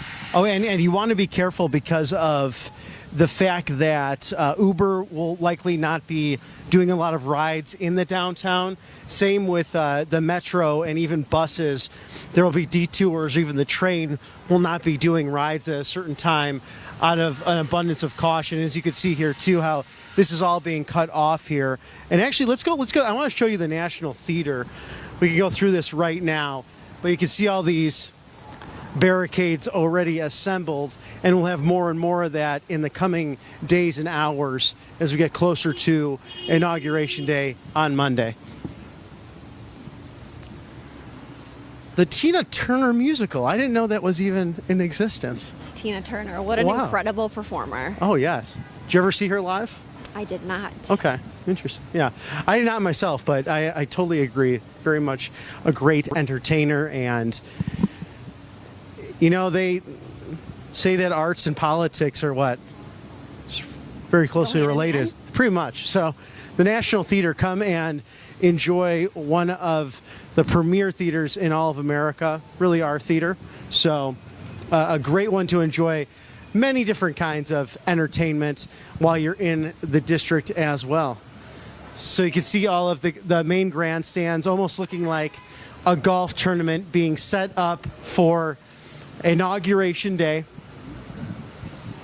Lined with American flags, and then of course the two bigger flags right behind it, or in front of it I should say, would be the American flag and the Washington D.C. flag at half staff in honor of President Carter, who just recently passed away. Absolutely, and Speaker Johnson has ordered that the flags be raised to full mast on January 20th to celebrate the inauguration, to enjoy those festivities, and then even though that is within the 30 days of mourning for our former president, our 39th president, who they had his funeral service not far from here at the National Cathedral. That's the last time the fraternity of presidents and first ladies were together on hand for that. and then he was on Special Air Mission 39 back to Georgia and buried in Plains, Georgia, not far from his home where he lived with his wife Rosalind for, over 75 years. They were the longest presidential couple in history, and he is the longest lived president at 100 years. So a life well lived, and someone I think who really showed us what do you do in retirement, or what do you do after being president. And I think something that is really astounding is enjoying the presidential libraries, and he has one in Atlanta, Georgia. If you can get down to that, I highly recommend it, because President Carter probably would not have been governor nor president had he not challenged his first election for state senate. And he had gone up against a corrupt county official who actually did put votes in the other direction. And then they went to court with that. Jimmy Carter won, went on to be a state senator, of course, Georgia's governor, and then the 39th president of the United States. So it's appropriate to peacefully and patriotically challenge an election when that comes into question.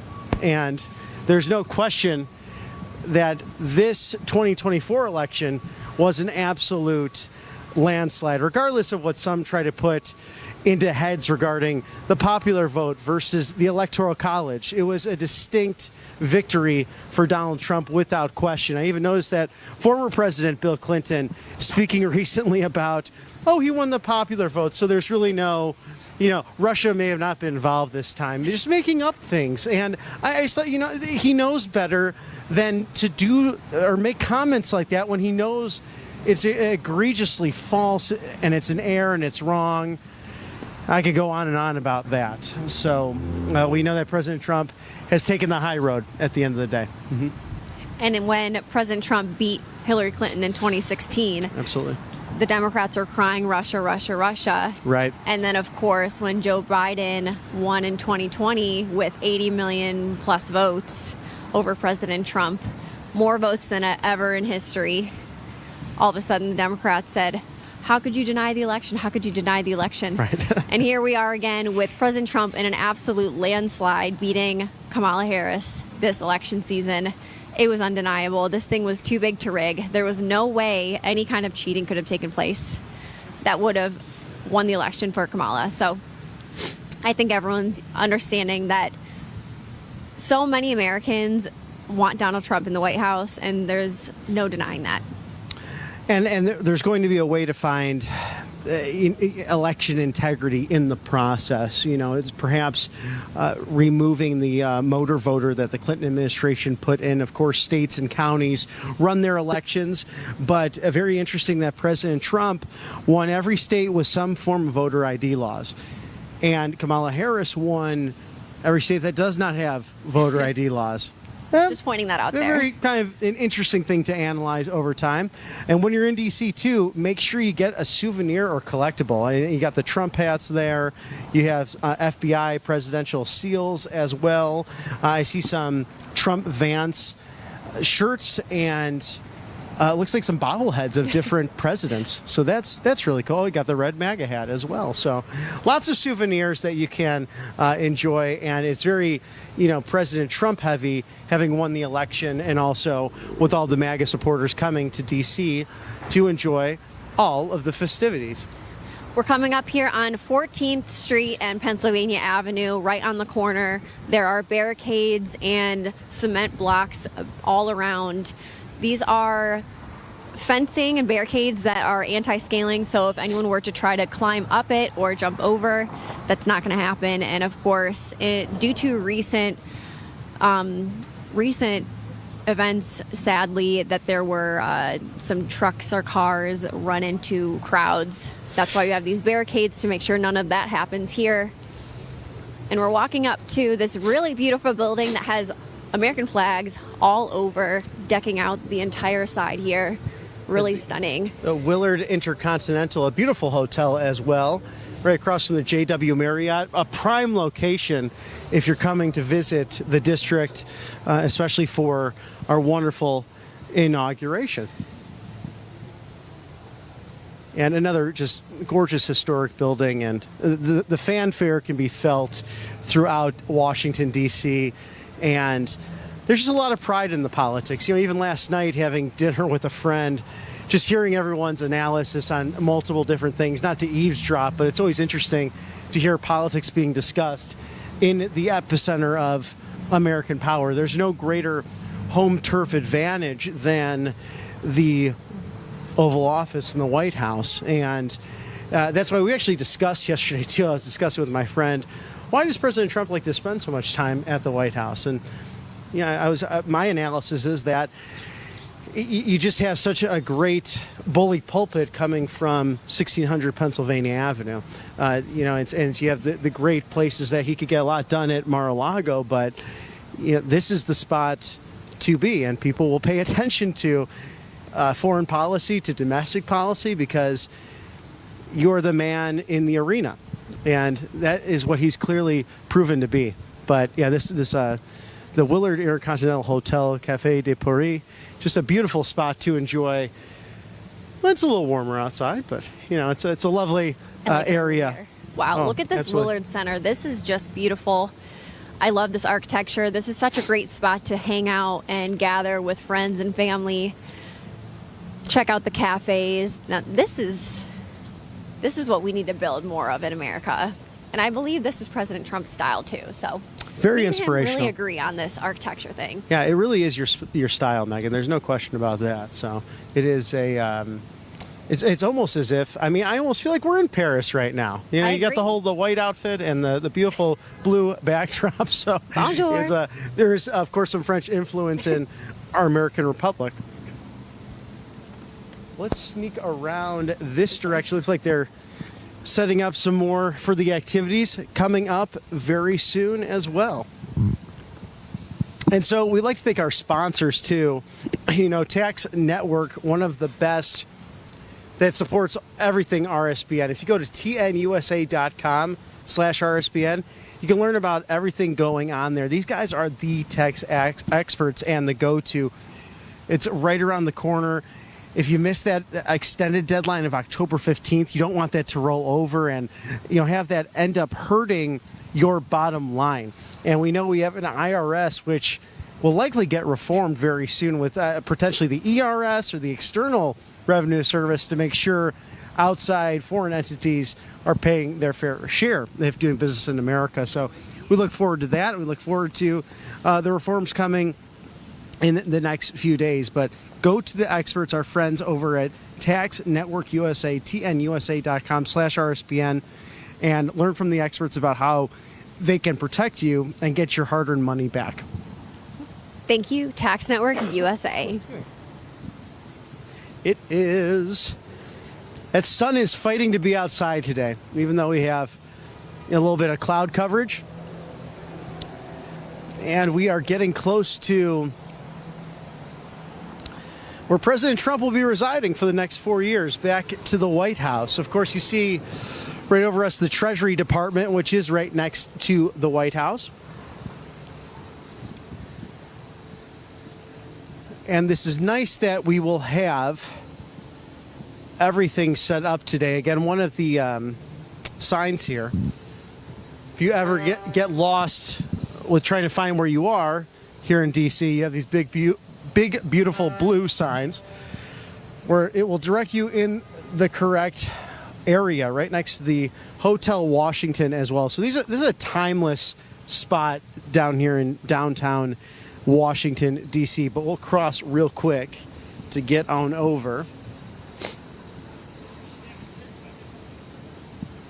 I have to do this somewhat briskly. Heading to Alexander Hamilton Plaza. Of course, our first Treasury Secretary. And if you have not seen the musical, Hamilton, one of the best things you could probably see out there either on Broadway. Yeah, how are you, sir? Are you excited for the inauguration? Of course. Yeah, oh, I see that MAGA hat. I got to keep my ears warm, but it's in here somewhere. Perfect. So Love where? you guys all the time. Oh, love that. Absolutely. Thanks for tuning in. Where are you coming in from? Denver, or Centennial, Colorado, just south of Denver. Yeah. Well, we were out in Aurora for the Great MAGA rally there. That was the operation, right, where that announcement. What was that like for you, ma'am, where President Trump announced Operation Aurora for all the people to hear? Well, it was pretty exciting because we know what was going on with the Venezuelan gangs. Right. And we were in a very nice part of Aurora for the rally. But we've been in Centennial for 26 years, and Aurora has slowly but surely gotten pretty scary. I don't feel comfortable going there. So anyway, yeah. What are you most looking forward to with President Trump coming back into office? Oh, wow. Everything. No, I mean, just, the economy, staying out of the wars. I mean, you name the issue. We've been Trump fans from the beginning. We both came for the GW's inauguration, but we were so much more excited about this one than those. She actually went to the first Bush inauguration as well. George Herbert Walker Bush, yeah, back in college, yeah. Yeah, and then I thought it was very historical that George W., his son, was elected. And now I'm a little embarrassed that I went to that. And I felt I have to redeem myself. I have to go to Donald Trump's inauguration. So here we are. Well, and that's such an interesting observation because the Republican Party has changed in the sense that we've been talking today, Megha and I, that really it's the fourth branch of government bureaucracy that was invisible to us. And with the sharing of information, with the spreading of information, as it is now with the internet, has been a real blessing with President Trump to really have pulled that velvet rope for the American people to see the corruption. And it's something that even Speaker Johnson spoke on in his address when he became reelected Speaker on January 3rd. This fourth branch of government will end. We are accountable to the American people, and there's three branches of government. And I thought that was a profound moment. Yeah, well, following up on your previous question, I mean, the whole doji with Elon Musk and just destroying the bureaucracy. What did he say? $2 trillion getting rid of. And, getting rid of the income tax. Right. And he just mentioned the External Revenue Service yesterday. We're like, yes, I'm like, we're going to be able to do a lot more fun trips like this. Right. Keeping that money in our pockets. So, I mean, just the whole thing is support of Christians and just everything. I mean, just a great man. And the pressure was on Donald Trump back in his 2016 campaign to stop using social media, to stop tweeting. I remember watching an interview where they're saying, when you become president, I guess he had been elected, are you going to stop? Are you going to stop all this? And he said, I don't see any reason why to stop. And that has been the key, that we have citizen journalists, and we've been getting the real news. Directly to the people. Through social media, through, other avenues, and we don't trust the mainstream media anymore. It really is exceptional, the new media, to get out there and to stream this. And thank you to all our Right Side Broadcasting viewers. Whatever your favorite social media app, please like, share, and subscribe, because we want to talk to you, the American people, about how you feel about what's going on. Have you caught any of the confirmation hearings with the National Security Team? Any of Pam Bondi or Pete Hegseth? Yeah, a little bit of yesterday we saw Pam Bondi destroy Adam Schiff. Right. That was fantastic. And we haven't been on social media today, but we heard that Cash's was postponed. Is that true? This hearing today? That's what it's looking like. It was postponed today, as we've been covering just outside, going down Pennsylvania Avenue, the whole march of President Trump here. But then also Ashley Moody, the Attorney General in Florida, has been designated by Governor DeSantis to succeed Marco Rubio in the Senate if he's so confirmed as well. But interesting, he had a great hearing yesterday, which several things were announced that I wasn't aware of. Yeah, I just read a little bit about it. I didn't get to catch it. But it was interesting to see how, Senator Rubio, very articulate on a number of international diplomatic things happening. And I did not realize how, well respected at the end of the day by people on the other side of the aisle. Okay. And specifically Cory Booker, the senator from New Jersey, he said, Senator, I really like you to work on the Sudanese genocide happening. Christians are being executed, and it's being led, sadly, by allies of ours, the UAE. But that's why you need a tough, smart person like President Donald Trump and who he's designated to handle all these issues instead of the 4 years that we've had the Biden administration. Yes. Yeah, the Biden administration, just a colossal failure from the very beginning. And so, yeah. America first. I mean, that's what Marco Rubio pretty much stressed yesterday was America first. So. Well, pleasure to speak with wonderful Coloradans. And are you going to tour any of the museums, any of the monuments while you're here, outside of course, the great inauguration of President Trump? Yeah, so we did Ford Theater today. We're going to go on the virtual White House tour this afternoon. People's House. People's House. Yeah, that's what it's called. It's a new museum that I've never seen before. And it's interactive and immersive. Have you heard of this? I haven't heard of this. Remember when the Van Gogh exhibit came to Colorado and it was all immersive and interactive? So it's the next best thing to getting a White House tour, which we could not get. So we're too late. It's like you're walking through the White House. That's where we're on our way to right now. Fantastic. And tomorrow we're doing Monticello, and we're going to go to the Trump Winery. I'm going to go see Trump National Golf Course. Love it. And we got some Arlington National Cemetery. Yeah, we're actually staying in Alexandria. So, yeah. Well, thank you so much for stopping, taking the time, and sharing your travels and just the optimism. And there's a relief that's happened since President Trump was reelected and his great Vice President-elect J.D. Vance. Absolutely. So enjoy your time here in our nation's capital. Thank you. Absolutely. Appreciate it. God bless. Yeah, it's a pleasure. Too. Absolutely. You too. Definitely stay warm. I know. Well, the Coloradans are tough. They can handle the weather. That's for sure. I put on my gloves a minute ago. I've been barehanded all day. Oh, I hear you. Absolutely. Enjoy. So always great to see wonderful supporters of President Trump out on the new campaign trail, enjoying the District of Columbia. And it will have, I don't know if it's necessarily used to Republicans outside of elected ones. The city itself is over 92% registered Democrat, of a city of roughly over 750,000 people. But it's nice to have people that are here to visit and who have been a major part of helping save this great country. And as I predicted, there will be tons and tons of Trump supporters from all over the country traveling from far and wide here to Washington, D.C. to see the 47th president getting sworn into office, President Trump. I know from the Trump rallies that we went to, the enthusiasm was just off the charts. There were so many people piling in, upset that they couldn't get into the Trump rallies. I mean, swarms of people like you've never seen before. So I know that that's going to happen here in Washington, D.C. as well.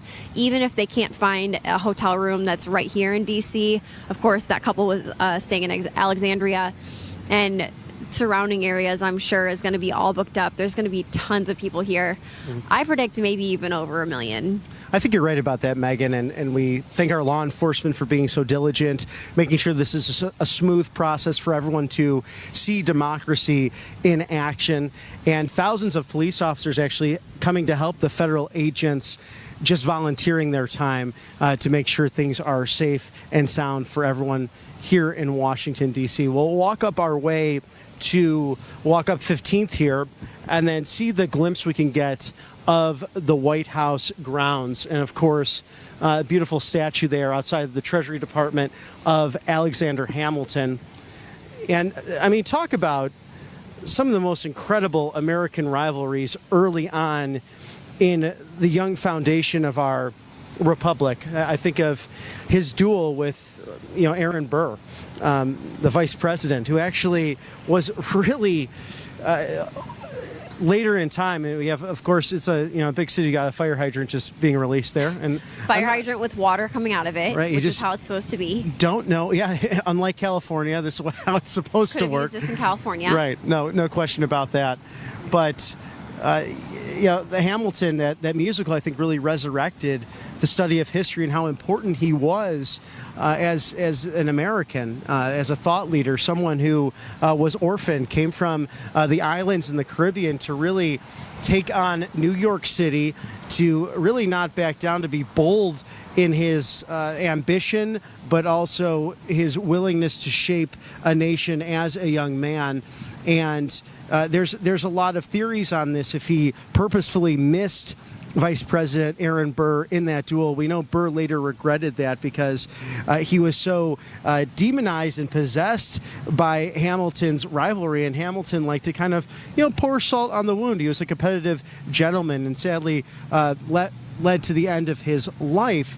But Hamilton being re-examined by that great musical, and I think has brought people maybe into the fold of learning about history when they would not do that necessarily before, in a really interesting form of entertainment with the rap music and a different kind of Broadway art that we haven't seen in recent years. So I'm a huge fan of that.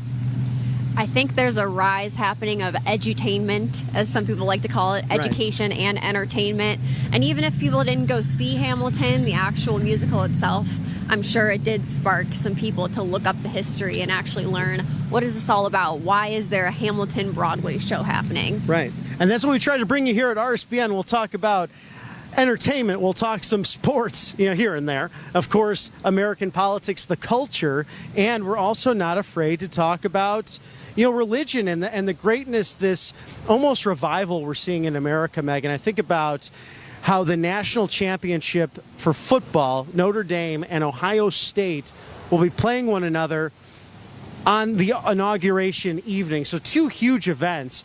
I'm not sure who scheduled that appropriately, because you'll have plenty of, security apparatus around that game at the Mercedes-Benz Stadium in Atlanta, Georgia. But it's been awesome to see even young football players and their coaches giving all the glory to God. And I think part of that comes from what happened with this November election. More people are feeling like this sense of stress being lifted off their shoulders, that they can actually say things freely in public again. We kind of went through this strange time in society when Barack Obama was elected, where things got really PC. Things were almost, you would be afraid to speak your piece because you were demonized for it or perhaps canceled. And the left took a stronghold in all of this, right? They really found a way to almost intimidate people and fear losing their jobs, losing friendships and such. And the election or re-election of Donald Trump, things seem to be, kind of not only turning right, but our foundation being reestablished as a country. That's right. And I think what the Democrats have been doing the past 10 years, is using our good nature against us. So they would say, it's not polite to talk politics or religion. But the silent part that they left out was if you're a conservative. So the Christian conservatives, Judeo-Christians, Jewish, everyone who believes in our God, basically, they would say it's not polite to talk about it. So they would use our good nature against us, and then we would stay quiet. But now with Donald Trump being back in office here in just a few short days with his re-election, I think there has been a chain reaction of people feeling brave enough to talk about their beliefs again. Yeah, it's an amazing thing to watch, and I've seen it across the country over the holiday season, and it's been refreshing. And one of the reasons we can bring you this content, this free speech celebration of our founding documents, our Constitution, and the 60th presidential inauguration right outside of this beautiful Treasury Department, is thanks to sponsors like Trump Knife. Their sponsor at Patriot Addict just made their all-time top-selling Trump knife deal even better for the elections. How you guys doing? Good to see you. Have fun. Hey, we got a lot of Trump fans in town for the election and for the inauguration. We already had the election, but they've extended their Election Day special, Trump Knives, for an additional 10% off for all viewers. So think about this. It's giving you a total of 30% off these incredible knives. Use coupon code RSBN30 to get 30% off your Trump combat knife today. Super high quality, really the best in the business. So visit PatriotAddictDeals.com, PatriotAddictDeals.com. Use code RSBN30, RSBN30 for 30% off. And we will be going right to a commercial break, but stay tuned with us because right around the corner, we're going to show you that big, bold, beautiful White House. Stay with us. Hey y'all, it's Silk from the Diamond and Silk Chit Chat live show. Look, don't forget to check me out right here on RSBN Network. Be sure to watch the show on Right Side Broadcasting Network, and I want you to support Right Side Broadcasting Network. Yes, it's imperative that you do so, okay? I look to see y'all soon. Bye-bye. A large retail store just canceled a huge order, leaving us with a ton of extra My Pillows. But you know what? That's their loss. I'm going to make it your gain. For the first time ever, you get standard classic My Pillows for wholesale prices, only $14.88. I can't believe I'm even saying that. Only $14.88. But it gets even better. For a limited time, I'm going to offer my entire classic collection at wholesale prices. Upgrade to a queen size My Pillow for just $18.88. King size only $1 more. Get my body pillows for $29.88 and multi-use My Pillows for only $9.88. So go to mypillow.com or call the number on the screen. Use your promo code to take advantage of wholesale pricing for the first time ever on TV, including my standard size My Pillow, only $14.88. They've never been offered this low before. We have limited quantities at this price, so limit's going to be 10, and once they're gone, they're gone. Welcome to Right Side Broadcasting Network, your trusted conservative news outlet. At RSBN, we deliver the truth when the mainstream media falls short. Since 2015, we've proudly broadcasted every single one of President Trump's iconic MAGA rallies, bringing you the excitement and energy live before anyone else. By watching RSBN, you get an unfiltered front row view of the action on the ground. We interview the crowds to give a voice to millions of Americans just like you. We show you President Trump's speeches in their entirety, free from interruptions and censorship. We cover the stories that matter to you with the integrity and passion you deserve. Thank you for choosing RSBN as your home for America First News. Together, we stand strong, united, and informed. So join us and be part of the right side of history. And welcome back to Right Side Broadcasting Network. If you're just joining us, I'm Bobby McNeely with MAGA Megan Kohler as we are going down the parade route where President-elect Trump and Vice President-elect J.D. Vance will have sworn their oath of office and began the parade route all the way to the White House, up to the viewing point, which is all built out right now, so the president can review the rest of the parade and enjoy that as well. We're right outside of the Treasury building as well, so the Treasury Department right next to the White House, and we'll get a glimpse of the White House and even the executive Eisenhower Executive Building, which when you hear it's a White House proposal or anything coming out of the White House, it usually means it's coming from that building right next door to the White House. It's still on the campus and the grounds, but most of the staff, the federal staff, actually works in the Eisenhower building right next to the actual White House itself. And of course, those who work the senior staff right in the West Wing as well. Interesting as well, the vice presidential motorcade is along the West Wing, so that's when you get vice presidents. Sometimes they have a very, very clear vantage point from their balcony to the Oval Office, and they can see that on a regular basis from their office, because that office happens to be the old Secretary of War office. And talk about ornate architecture, it's absolutely beautiful on the inside. I had the privilege myself to attend Vice President Mike Pence's Bible studies. He would have that on Wednesdays at the lunch hour, and he happened to arrive. It was with his personal pastor from Indiana, and 50 people had gathered in his office. And again, it was my college roommate who was showing me around as a staffer there at the White House. And he said, "Here, go take a picture around the vice president's desk." And I said, I can't sit there. He goes, no, everyone does it.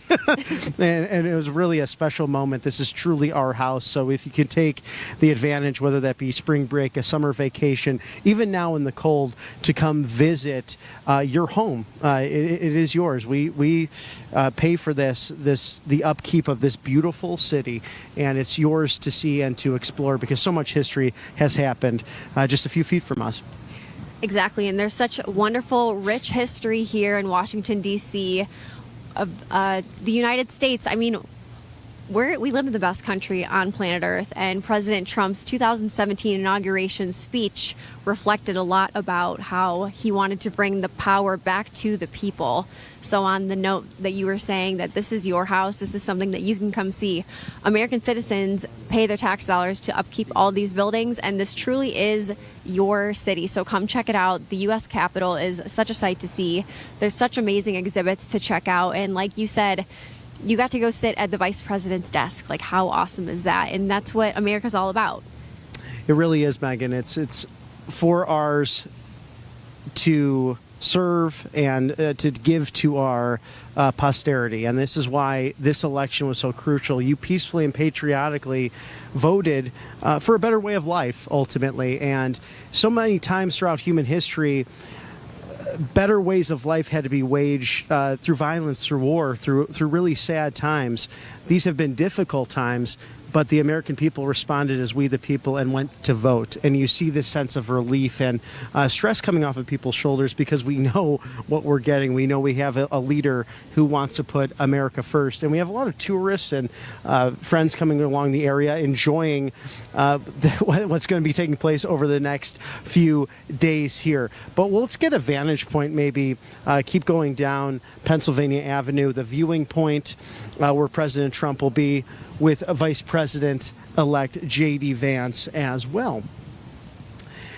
And this side of it here is actually, we are approaching the east wing of the White House. And this is historically really reserved for the First Lady, and you'll find all the First Lady portraits on this side of the building. There was another occasion where we'll see how the protocol does change, but you can actually come and see Marine One pick up the president. And I was fortunate enough to have that opportunity as well on the same day that I went to the Bible study with the vice president. And you actually enter through, I think we should have a vantage point there. That is, those gates lead to the east wing of the White House and that reception area where you'll find all the First Lady portraits. And Barron Trump actually had a soccer goal on the outside of that and would practice his soccer skills when he was living there at the White House with his parents. So it's interesting. This is a museum and it's a workplace, but it's also a residence. It is the home of our first family. And you will always find either positive notes, like this lady here saying, "Thank you, Joe, we'll miss you."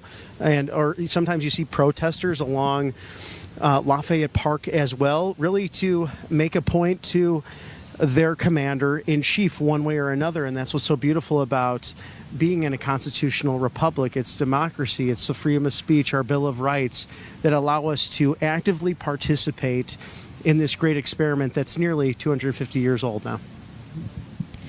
This is the only person we see out here outside the White House who seems to have any kind of statement to make. The "Thank you, Joe, we'll miss you." And to that we say farewell, Joe Biden. It is, perhaps one of the greatest differences in American foreign policy, domestic policy between Joe Biden and Donald Trump. And it was really interesting to see when President Biden invited President-elect Trump to sit down in the Oval Office to discuss things as is customarily done, to have really a seemingly warm relationship, considering these are two huge rivals in modern American presidential politics. But it's really quite a sight to see where this is the end of the parade route, and this is where special guests and also the president and vice president will be able to review the rest of the parade that comes on through. So really quite a sight to see when you're here in D.C. And this road normally is completely cut off. You'll see the barricades actually year-round. This portion of, and there are actually poles that stick out that can be removed, but you used to be able to drive across Pennsylvania Avenue. Now it's really just walking, and that's really been in place ever since 9/11. So if you do come here in the spring, summertime, fall, outside of inauguration time, you'll see a lot of people walking up and down, really enjoying taking pictures in front of the gates of the White House as well. Mm-hmm. And as of right now, we can't go much further. The rest is all barricaded up, and it says authorized personnel only. And people are setting up for the parade, of course, on Inauguration Day. And there's high security. We have Secret Service all around, which is good. Nice and tight security. That's what we need over this next week. And if you pray a lot, make sure your prayer warriors get out there. Make sure you're praying for President Trump's safety, his family safety, of course, Vice President-elect J.D. Vance's safety as well. And then everyone else here, me and Bobby, pray for our safety. I'm going to be praying for us tonight just to make sure that nothing crazy happens, nothing goes down while we're here during Inauguration Week. Well, and that's how this all starts off. If you look, another blue sign across the street there, it shows you that St. John's Church is just down the street from here, and that's where President-elect Trump and the Trump family will join Vice President-elect J.D. Vance and his beautiful family in a prayer service that has been customary for the longest time in United States presidential politics, and many presidents going there over the years for solace. It's so close to proximity to the White House where you can literally walk on over. And you may remember during COVID in 2020 when President Trump and his staff actually walked over there after there were many threats on the White House from the RNC to different times when that was all happening that year. And he held the Bible out in front of St. John and said, "This is the word we live by." And I thought that was a really beautiful moment to see a leader really embracing his own faith and how this moment has really changed all of modern American politics. It's really an amazing thing to watch. President Trump is definitely a trailblazer in American politics, changing the trajectory of the GOP and American culture forever. Right, absolutely. And so a vantage point for you. So, of course, we're right by outside of the east wing of the White House that leads to the executive residence. And past that, you will see the Eisenhower building in the distance, a very ornate building as well. That's the executive offices. And so when you see a lot of the media lineup on especially the mainstream outlets, you'll see those green tents. That's on that side over there. That's just outside of the West Wing, and that's where you see everyone, where you get those shots, and you'll see the background of this side of the White House, this is actually the north side of the building. So really something special to see, and I highly recommend everyone coming to visit when they can. Beautifully laid out, Bobby. Thank you. You do such a great job. And I have to say a huge thank you to Kalshi, one of our favorite sponsors. If you haven't downloaded this app yet, it's really awesome. It's one of the first companies ever that you can bet on anything politics related during the election season. You could vote, or you could trade and bet on who was going to win the popular vote, who was going to win the state of Georgia. You could bet on Senate seats, who is going to flip the Senate seats, who is going to win the House majority, all kinds of different statistics throughout election season. And now you could even look at the cabinet picks. Will RFK become the HHS secretary? All kinds of things that you can trade and bet on, which is really cool. So make sure you download the app, go to the website, kalshi.com/RSBN. That's KALSHI.com/RSBN. And the first 500 people who place a trade through this will receive a $10 credit. So check it out. It's really cool.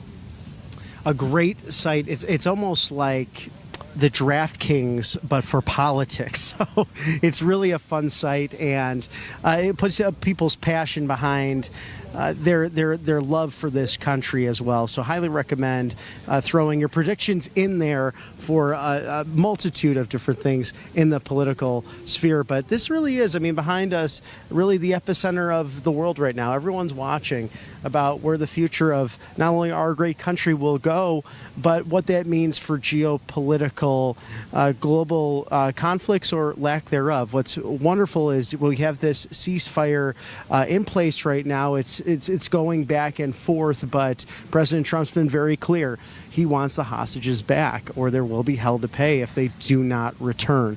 So freeing these American and Israeli hostages are of utmost concern as we see the transition from one administration to the next eerily reminiscent of what took place in 1981 with Jimmy Carter and Ronald Reagan when those hostages in Iran were released as well. So sometimes they say history does repeat itself. This is somewhat different, but a similar ideology, an extreme ideology that has really harmed Western thought and specifically Christian and Jewish believers. That's so true. And they say that the Trump effect has already taken place even since President Trump was reelected back in November. You can see the Trump effect happening along with the Hamas conflict going on right now, of course, the ceasefire. And you can see cultural shifts happening. I really love cars. I keep talking about cars. But Volvo released a really beautiful pro-family ad, which was very opposite of what we've seen over the past 10, 15 years. That's a cultural shift happening. Of course, Meta and Mark Zuckerberg is flipping his script, so I would say that's part of the Trump effect as well. All kinds of things are happening since President Trump got elected, and world leaders globally are recognizing that President Trump does not mess around, and we're seeing that happening already. And actually there was a caravan of illegal immigrants that had turned around from Mexico. They were about to come into our country illegally, and they turned around. That's also part of the Trump effect, because they know when they get here they're not getting a free pass like they did with this administration. And how about the FDA banning red dye 3? Very excited for that. But let's try to kind of see what we can find here a little bit, just with what might be going on along the barricades, because you're going to have all of this filled up with designated guests. And then also, let's see if we can get a nice vantage point of perhaps the presidential viewing podium. Actually, that's a pretty nice shot of that across from Lafayette Park. And then you'll see there the seal of the President of the United States just over that. And that's where President Trump and First Lady Melania Trump will actually be watching all of the proceedings. So he will be in that bulletproof encased area to watch the rest of the parade as they come up with the first and second families. And this will probably be the best seat in the house, really, to enjoy so much of the parade proceedings. And I noticed some white vans in front of the north portico of the White House. Perhaps that is the beginning of the moving trucks. Always curious to wonder what it's like for the outgoing administration to see this all set up as they're about to move out of the White House. And, you know, this is only done in about 5 to 6 hours. They move one family out and move one in. As many of the viewers know, I just moved to Auburn, Alabama, and that was several days in the process. And then, you know, doing it on your own, you're setting things up on your own. And so I can't imagine what it'd be like to move out of an executive mansion, the executive mansion, the premier executive mansion, 2 different families within the time span of about 5 hours. So pretty impressive. That is very impressive. And I'm sure that the logistics team have it down to the minute what they're going to do as far as moving out the Bidens, moving in the Trumps, and making sure that that goes nice and smoothly and efficiently and timely, because like you said, they only have a few hours to do so. Right. And one of my favorite fun facts about this, Megan, the Clintons actually packed up many of Thomas Jefferson's items that the government kindly asked, can you please return that? So I thought that was an interesting side note of presidential inaugurations and moving out stories. So there are a few items that the federal government had kindly requested back and did receive back from the Clintons some years ago. There's never a dull moment when it comes to inauguration and a farewell to the previous first family. Right. It's the epicenter of American politics. It truly is. As you were mentioning in the commercial break too, we are a reflection, as you look at these buildings, of what really was the Roman Republic. In so many ways, we mirror those early civilizations and have tried to adhere to and take the best out of what those societies provided the world with democracy, with advancements in technology and sciences and infrastructure. You think about the Colosseum, as awful as that was, what would happen within its walls. You look at that stadium of roughly 80,000 people could sit in that, and really an architecture technique that has actually been lost to history, sadly. And Elon Musk has touched on this many times, that you can actually lose your history if it's not passed on. People can forget about things, and that's an example of a certain form of technology that was used with limestone and sand and water put together to create such incredible Roman buildings. And we see these very similar architecture throughout our beautiful district here. And that's a great point you bring up about Elon Musk. I think it's so important in American culture to pass down ancient wisdom and traditions and things that have worked for us in the past, because if we can build upon the things that we have done in the past that worked, imagine how much farther we could go with that as a platform to build even bigger and better things based off of what we already know. Absolutely. And it so very true as we look to occupy Mars, as Elon Musk aptly wears on his shirt. So we see now too K-9 forces, the Secret Service, really patrolling the area, doing an outstanding job with that, which that's actually fairly normal here too. You see a lot of Secret Service, of course, naturally in and around the White House on a regular basis. So they are the unsung heroes of this moment. This is all barricaded off to the north of us and actually going towards St. John's Church.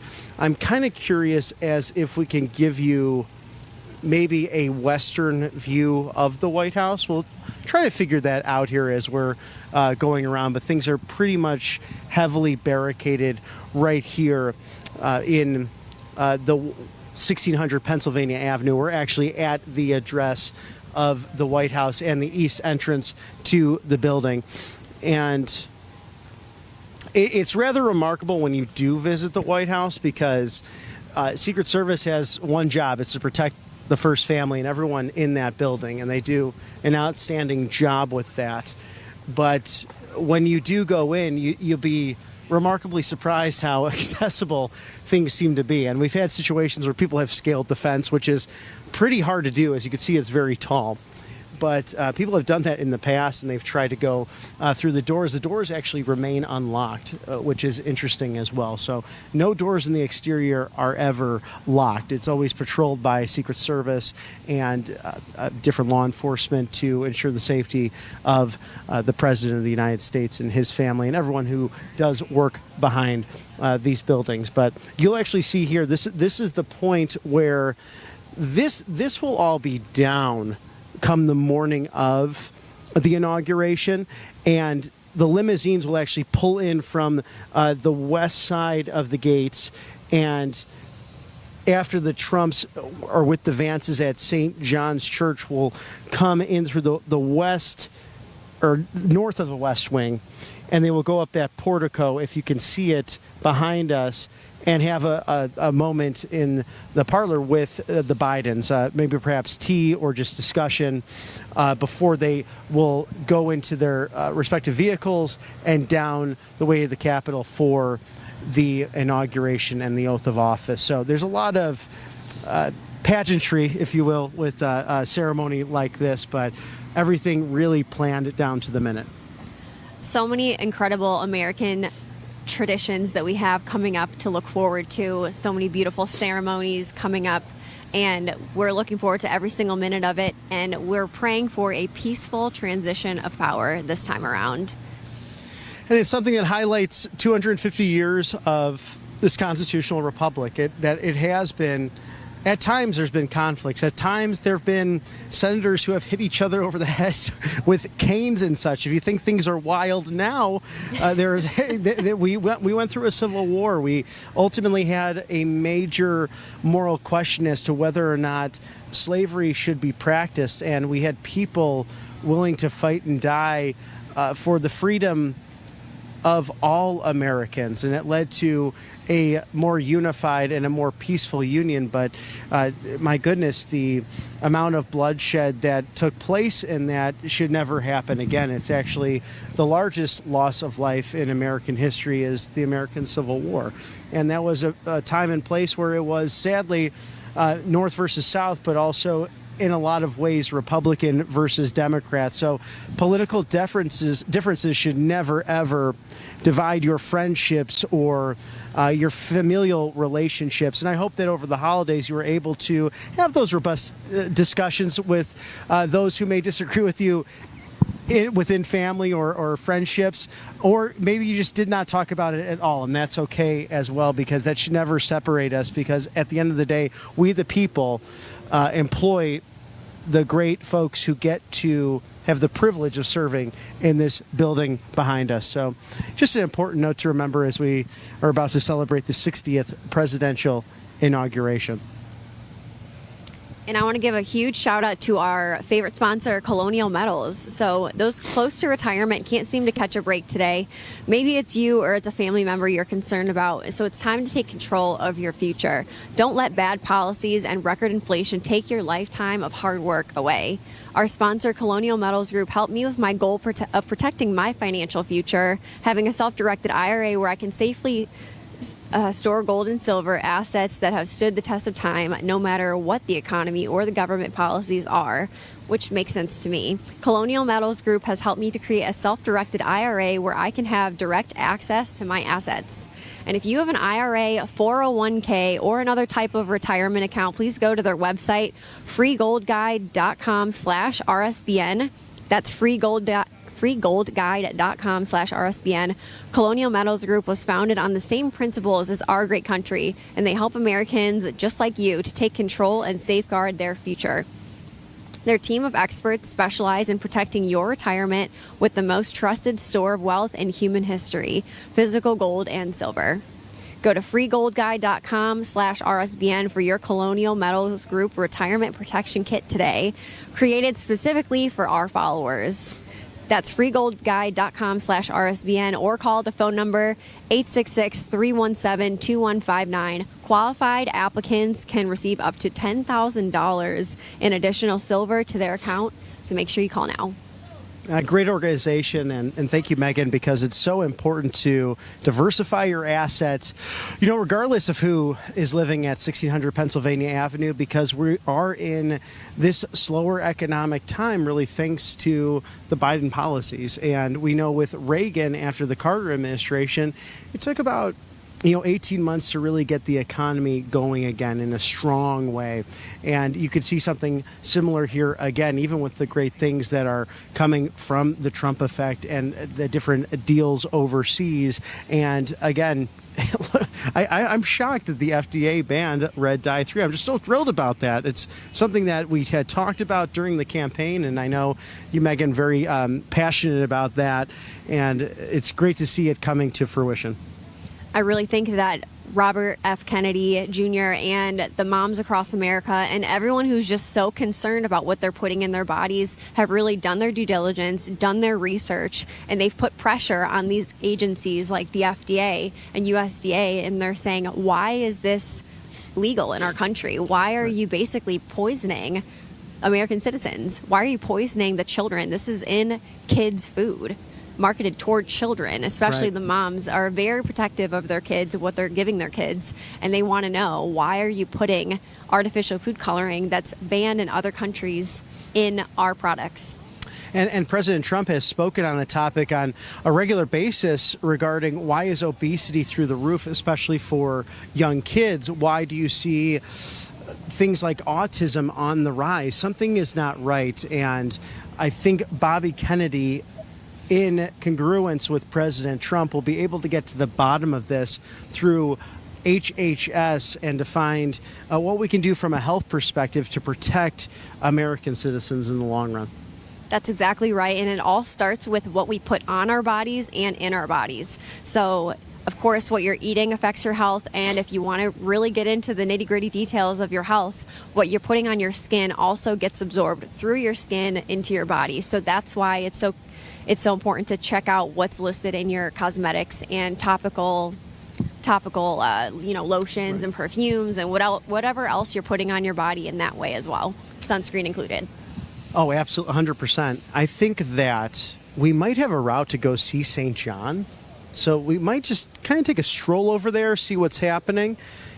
Even though, of course, this is going to be the main epicenter outside of the Capitol, of course, for Inauguration Day. But let's go take a look over. This is a very similar route that President Trump took when the COVID lockdowns were happening. And if you remember the RNC in 2020, he gave the speech from the White House. That was a star-studded event. But then even Senator Rand Paul and his beautiful wife Kelly were actually attacked by the rioters that were standing outside of these gates. So it's been an interesting time of turmoil perhaps for the American experiment, because you've had these groups that have been rather extreme coming from the left wing, causing chaos. We saw that in its highest form recently with the BLM riots throughout America, whether it be in Minneapolis to Chicago, all the way here to Washington, D.C. But this is ensuring now, with all the great work of our law enforcement, to make sure everyone's safe for this beautiful inauguration.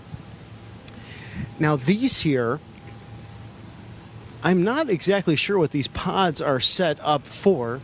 I'm sure it has to do with perhaps advanced protocol and such to make sure everything is going smoothly. Of course, you still see the barricades that you cannot scale. Peeking through these windows of these storage units over on our left, it looks like these are mobile offices and or storage units. There's people inside working on computers. It looks to be that they've set up some internet. There's lots of computers set up. So in addition to the security plan, they've added these. So this is the busiest you'll probably see this entire area, really throughout the year, or once every 4 years specifically, because we have barricades surrounding Lafayette Park as well, which is really a lovely park just to, enjoy some lunch when you're on vacation with the family as well. Old Ebbett's Grill as well, not too far away. I celebrated my first birthday there, and I always try to stop in. Birthday? My first birthday. Yeah, my family actually lived in Virginia for a short period of time. So when I was just a baby, so many pictures of ye young Bobby enjoying the monuments that are so precious and dear to us here in our nation's capital. And a lot of people walking around enjoying their afternoon in Washington. And I'm just trying to get some bearings here. If we go this direction. Yep. Of course, you're outside the Veterans Affairs building as well, here on Madison and H Street. And of course, beautiful Lafayette Park right to our side here. But we'll cross here to show St. John's and some of the other wonderful buildings. This is where you really get an essence too of old Washington. I think it's some of the architecture too kind of reminds me a little bit of what you'd see in even New Orleans, kind of that old European feel to it. So really quite beautiful.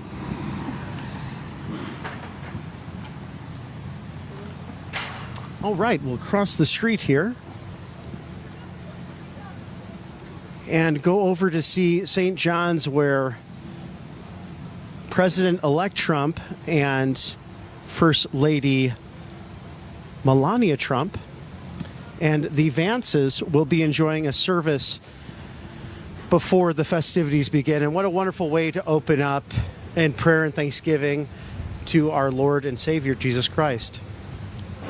Because at the end of the day, this is his nation. This is still divinely inspired. And Speaker Johnson, even when he was reelected Speaker just a couple short weeks ago, brought up the fact that Thomas Jefferson was a great man of worship, a great man of God, at the time a deist. So his own personal philosophy sometimes questioned Christian theology, but also spoke highly and devoutly of Jesus's ministry. So something that the left tries to take and kind of makes into revisionist history that he wasn't a believer. Well, Speaker Johnson read one of his prayers on the House floor and thought that was a wonderful way to open up the 119th Congress.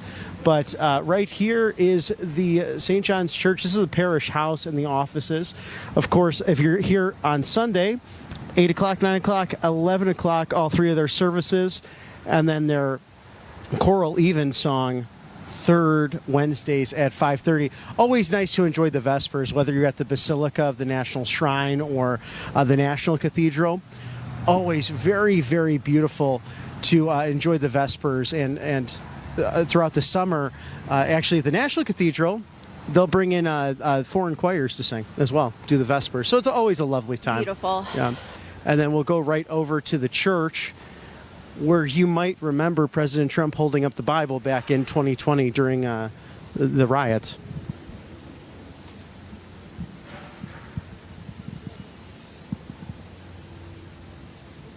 Here it is, St. John's Church. Check it out. Love thy neighbor. Yeah. They've got a sign here. This is lovely. Every president of the United States since James Madison has attended services here at St. John's Church.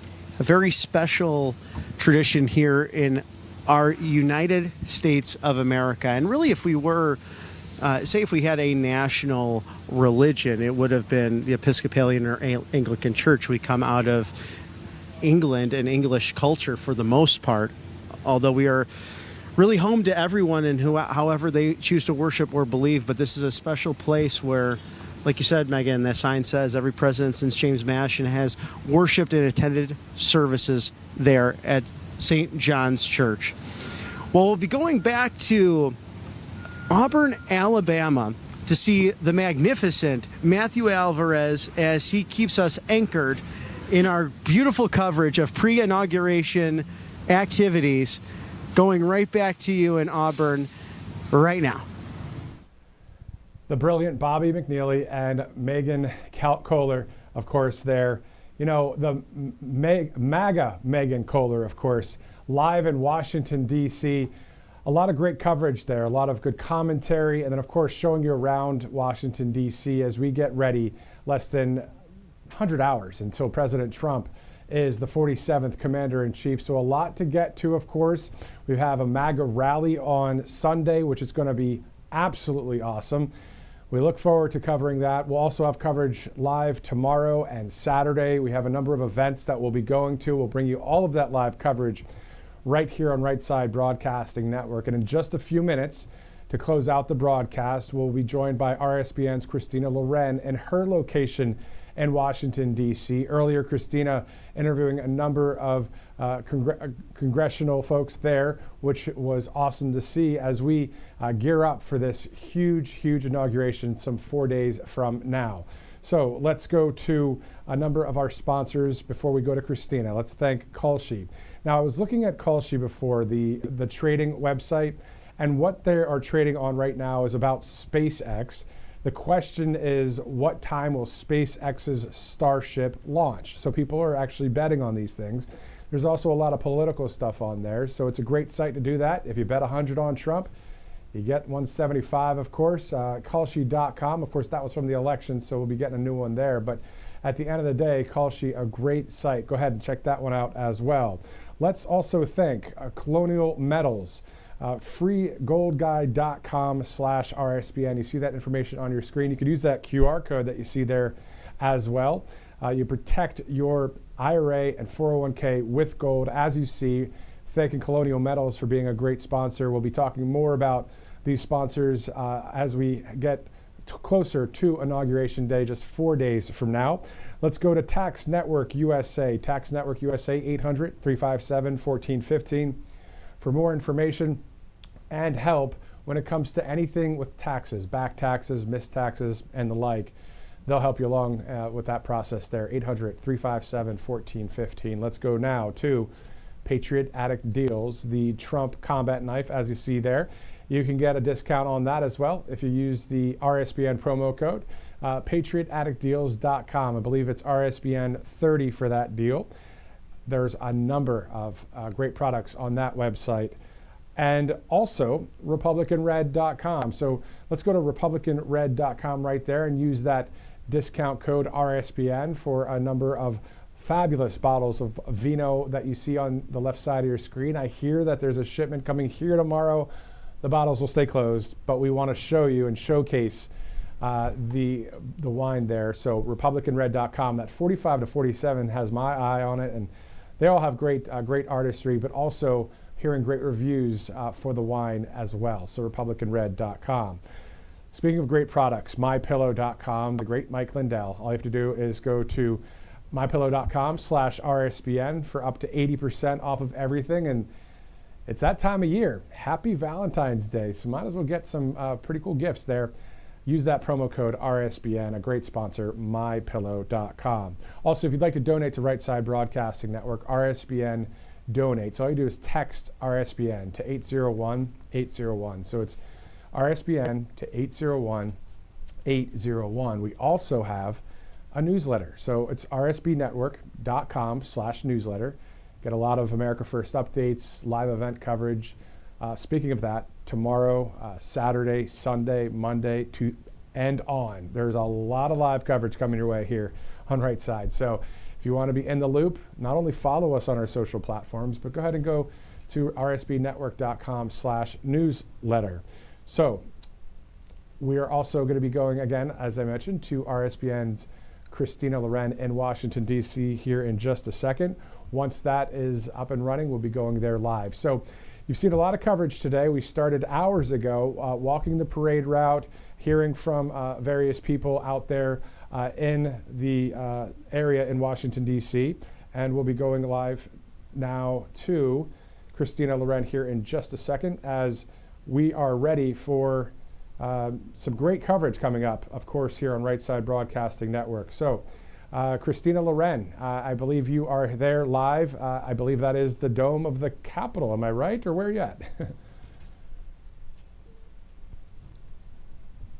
This is located in the Cannon Building. There are several office buildings here in Washington, D.C., where congressmen and women are assigned different offices. And here, this particular location, you've probably seen it on television many times because this is where reporters come and they get to do their stand-ups. And a stand-up is when they come and either close out a story or actually they will...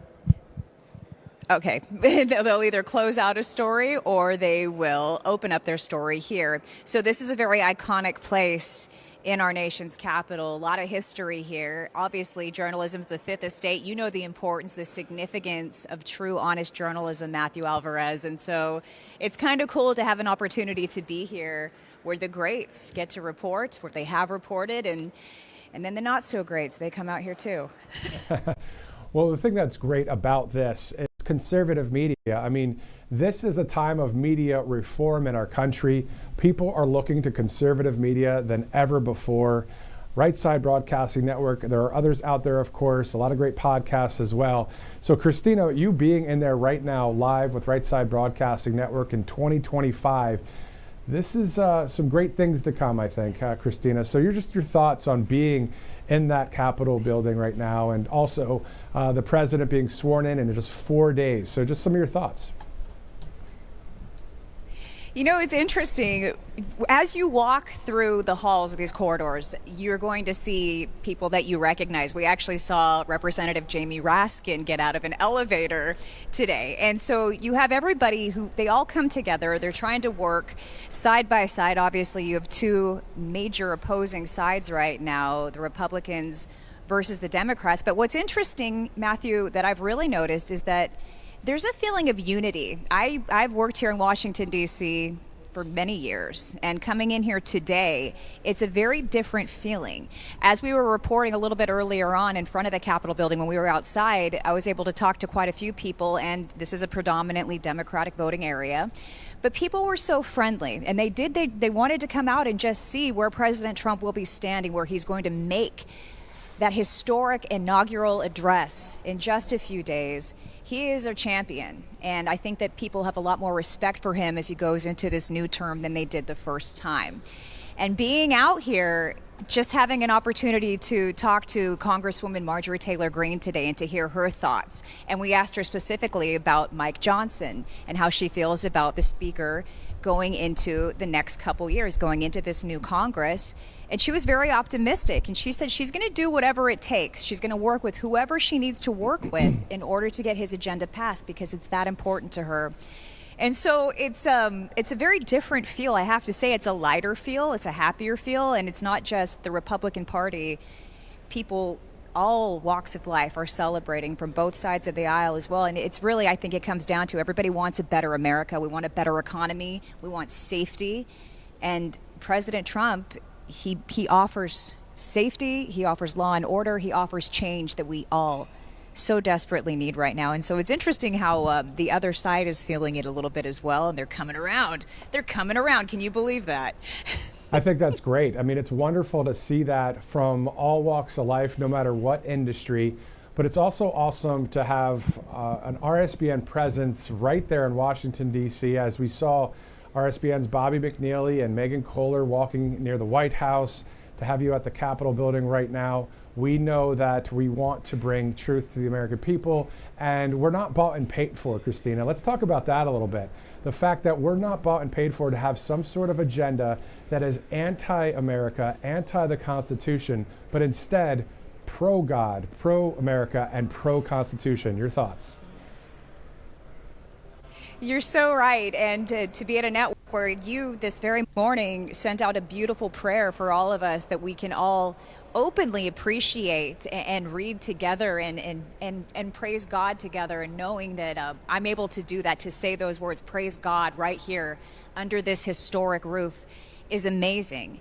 You think about how far our country was falling beforehand. When it came to freedom of speech, it was literally on the line. You probably heard President Joe Biden last night in his farewell address acting as though censorship is necessary. It just goes to show how important President Donald J. Trump is stepping into this role at this very time is.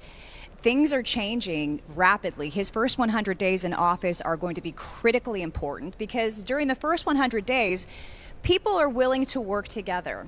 That first day, he is going to be signing laws, making executive orders that will be long-standing. And then during that first 100 days, in fact, Congresswoman Marjorie Taylor Greene was saying in the next couple months, they're hoping to get the bill passed, his big, beautiful bill that he keeps talking about, that will include border security. It will include energy policy changes. It will include renewing the Trump tax cuts. All of these things, hopefully, in one bill. We had another meeting with a congressman later on, Congressman Self of Texas. He believes it's going to come down to two bills, but nonetheless, everybody's working together cohesively to get President Trump's agenda passed. And it's really nice to see that. And they're even, I'm hearing that they're getting a little bit more bipartisan support. So I hope and I pray, because this is going to change not just our future for the next 4 years, this is going to change the trajectory of this country for generations to come. And if everything works out, we could literally be looking at President Donald J. Trump in the history books as the greatest president to have ever served this country. And many people echo that sentiment. Of course, even after his first administration, now the second administration, Trump 2.0. Did you see, Christina, the presidential portrait for President Trump, his face? Did you see it? No, I have not seen that yet. I want to see everything. It's interesting. Washington, D.C. is a sprawling area. And so just a chance to see the Supreme Court, for example, or the Lincoln Memorial, or what's happening at Arlington Cemetery. The Pentagon itself is such a gorgeous structure, but these locations are all very far apart. So today, we had a chance to show you the parade route. It starts at the nation's capital, at that Capitol building, and then it ends at the White House, which is also a pretty fair distance from where we are right now. But I will say, Matthew, it's just a different feeling. And I know during our election night coverage, going into that night was a much different feeling than the way that we ended the night. We didn't have to wait for 5 days for results. We knew that night, RSBN called it early, that President Donald J. Trump was the clear winner.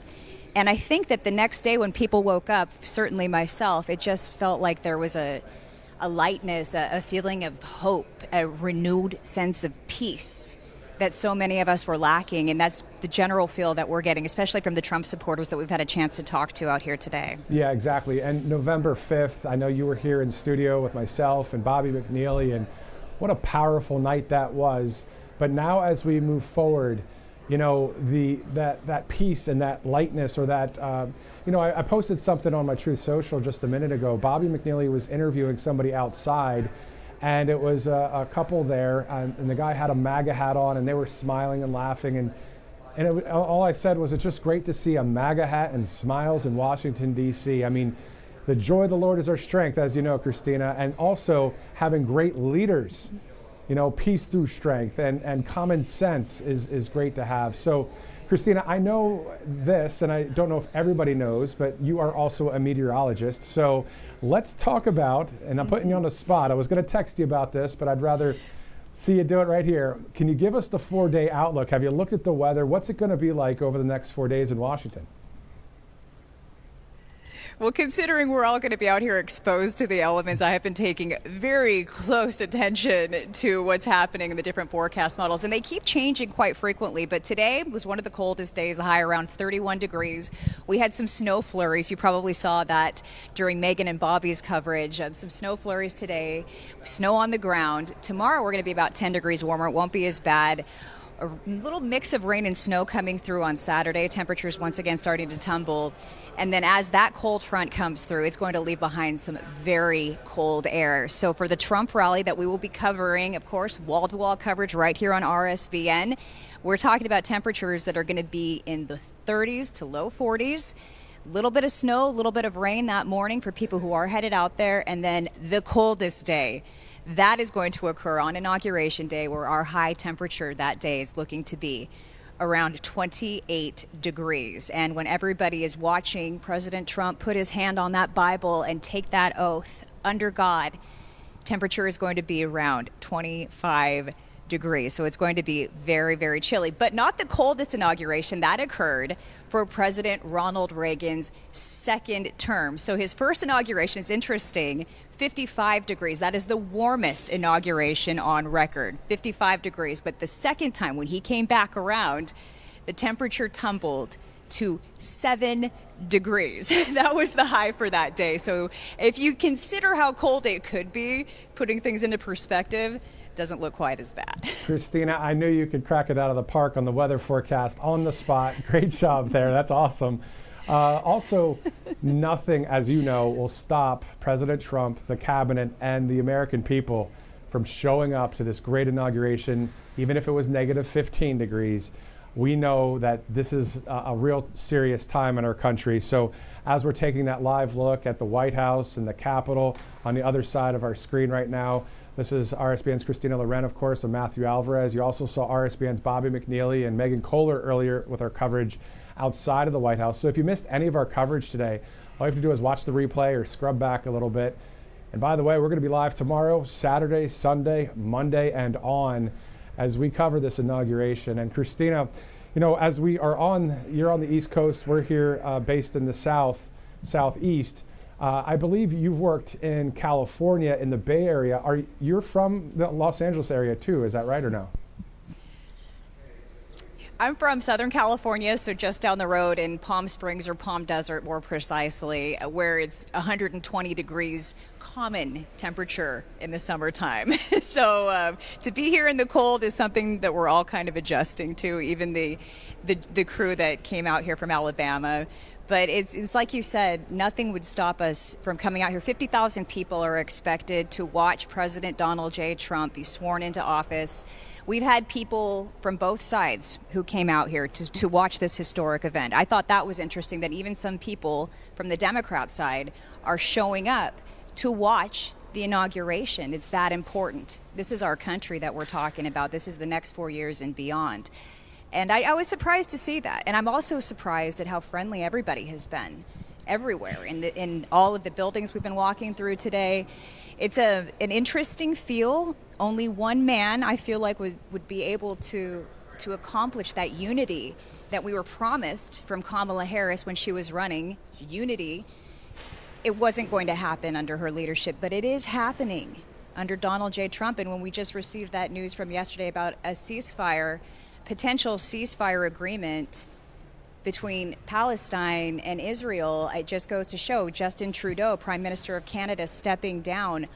I don't believe either of those things would be happening if it wasn't for President Donald J. Trump. And he hasn't even taken the oath yet. Exactly, and he was saying that the golden age has already started, so we're seeing that happen.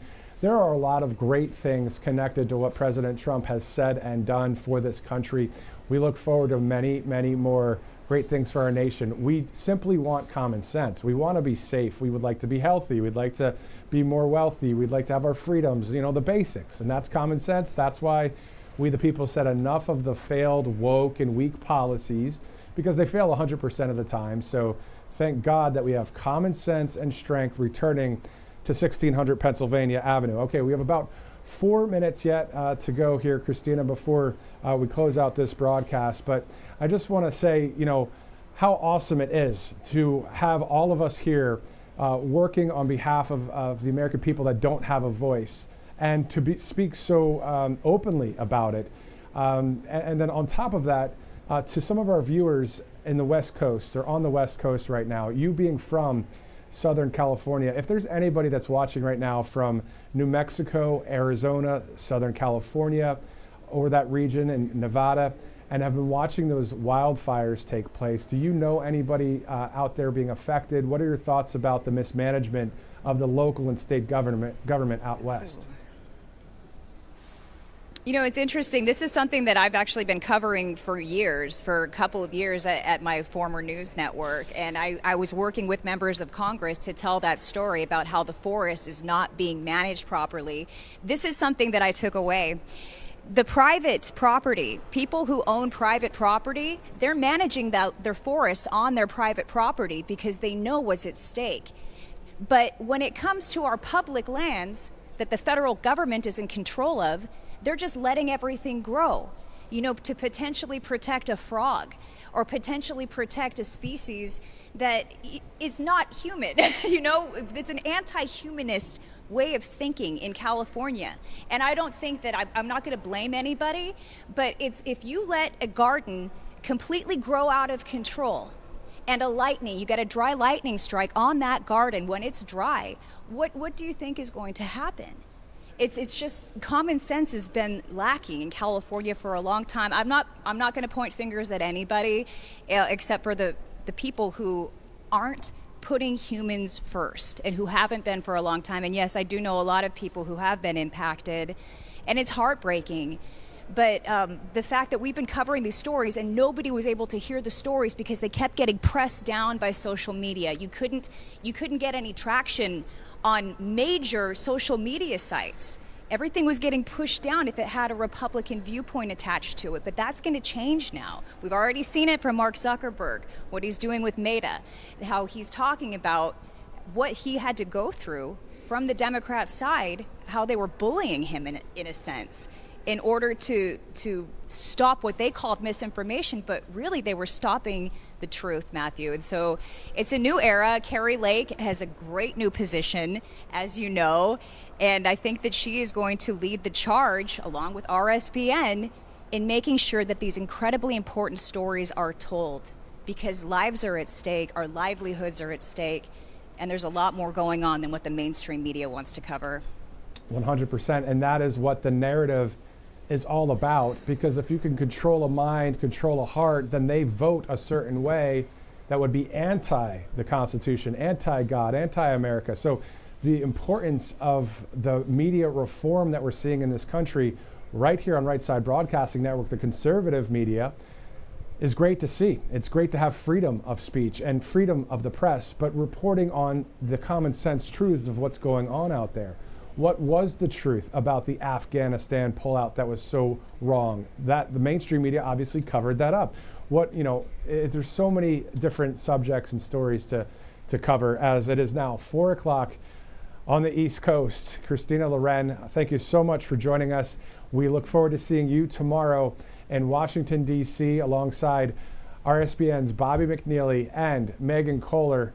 For all of us here at Right Side Broadcasting Network, Christina, before I go, why don't you get the last word on just your advice and your encouragement to the American people? Then if you can close out the show for us, that'd be great. Absolutely, Matthew. Thank you for the opportunity. I would just say that President Trump has survived 2 attempted assassinations on his life. He has given up what could be a beautiful retirement with his family in order to serve this country. He continues to get back up time and time again because he is a fighter. And this is the man who is now in charge of America.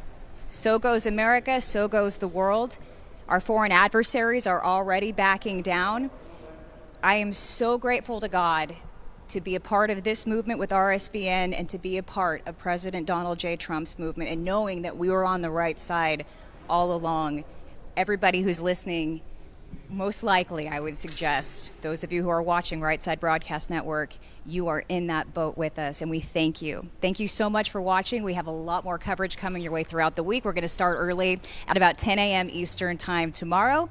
Look forward to seeing you then. God bless you. Hey y'all, it's Silk from the Diamond and Silk Chit Chat live show. Look, don't forget to check me out right here on RSBN Network. Be sure to watch the show on Right Side Broadcasting Network, and I want you to support Right Side Broadcasting Network. Yes, it's imperative that you do so, okay? I look to see y'all soon. Bye-bye.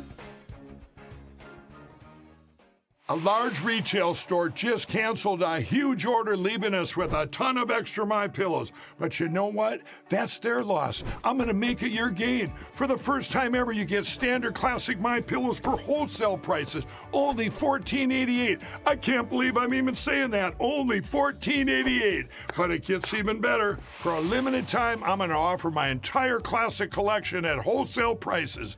Upgrade to a queen size MyPillow for just $18.88. King size only $1 more. Get my body pillows for $29.88 and multi-use MyPillows for only $9.88. So go to mypillow.com or call the number on the screen. Use your promo code to take advantage of wholesale pricing for the first time ever on TV, including my standard size MyPillow, only $14.88. They've never been offered this low before. We have limited quantities at this price, so limit's going to be 10, and once they're gone, they're gone. Welcome to Right Side Broadcasting Network, your trusted conservative news outlet. At RSBN, we deliver the truth when the mainstream media falls short. Since 2015, we've proudly broadcasted every single one of President Trump's iconic MAGA rallies, bringing you the excitement and energy live before anyone else. By watching RSBN, you get an unfiltered front row view of the action on the ground. We interview the crowds to give a voice to millions of Americans just like you. We show you President Trump's speeches in their entirety, free from interruptions and censorship. We cover the stories that matter to you with the integrity and passion you deserve. Thank you for choosing RSBN as your home for America First News. Together, we stand strong, united, and informed. So join us and be part of the right side of history.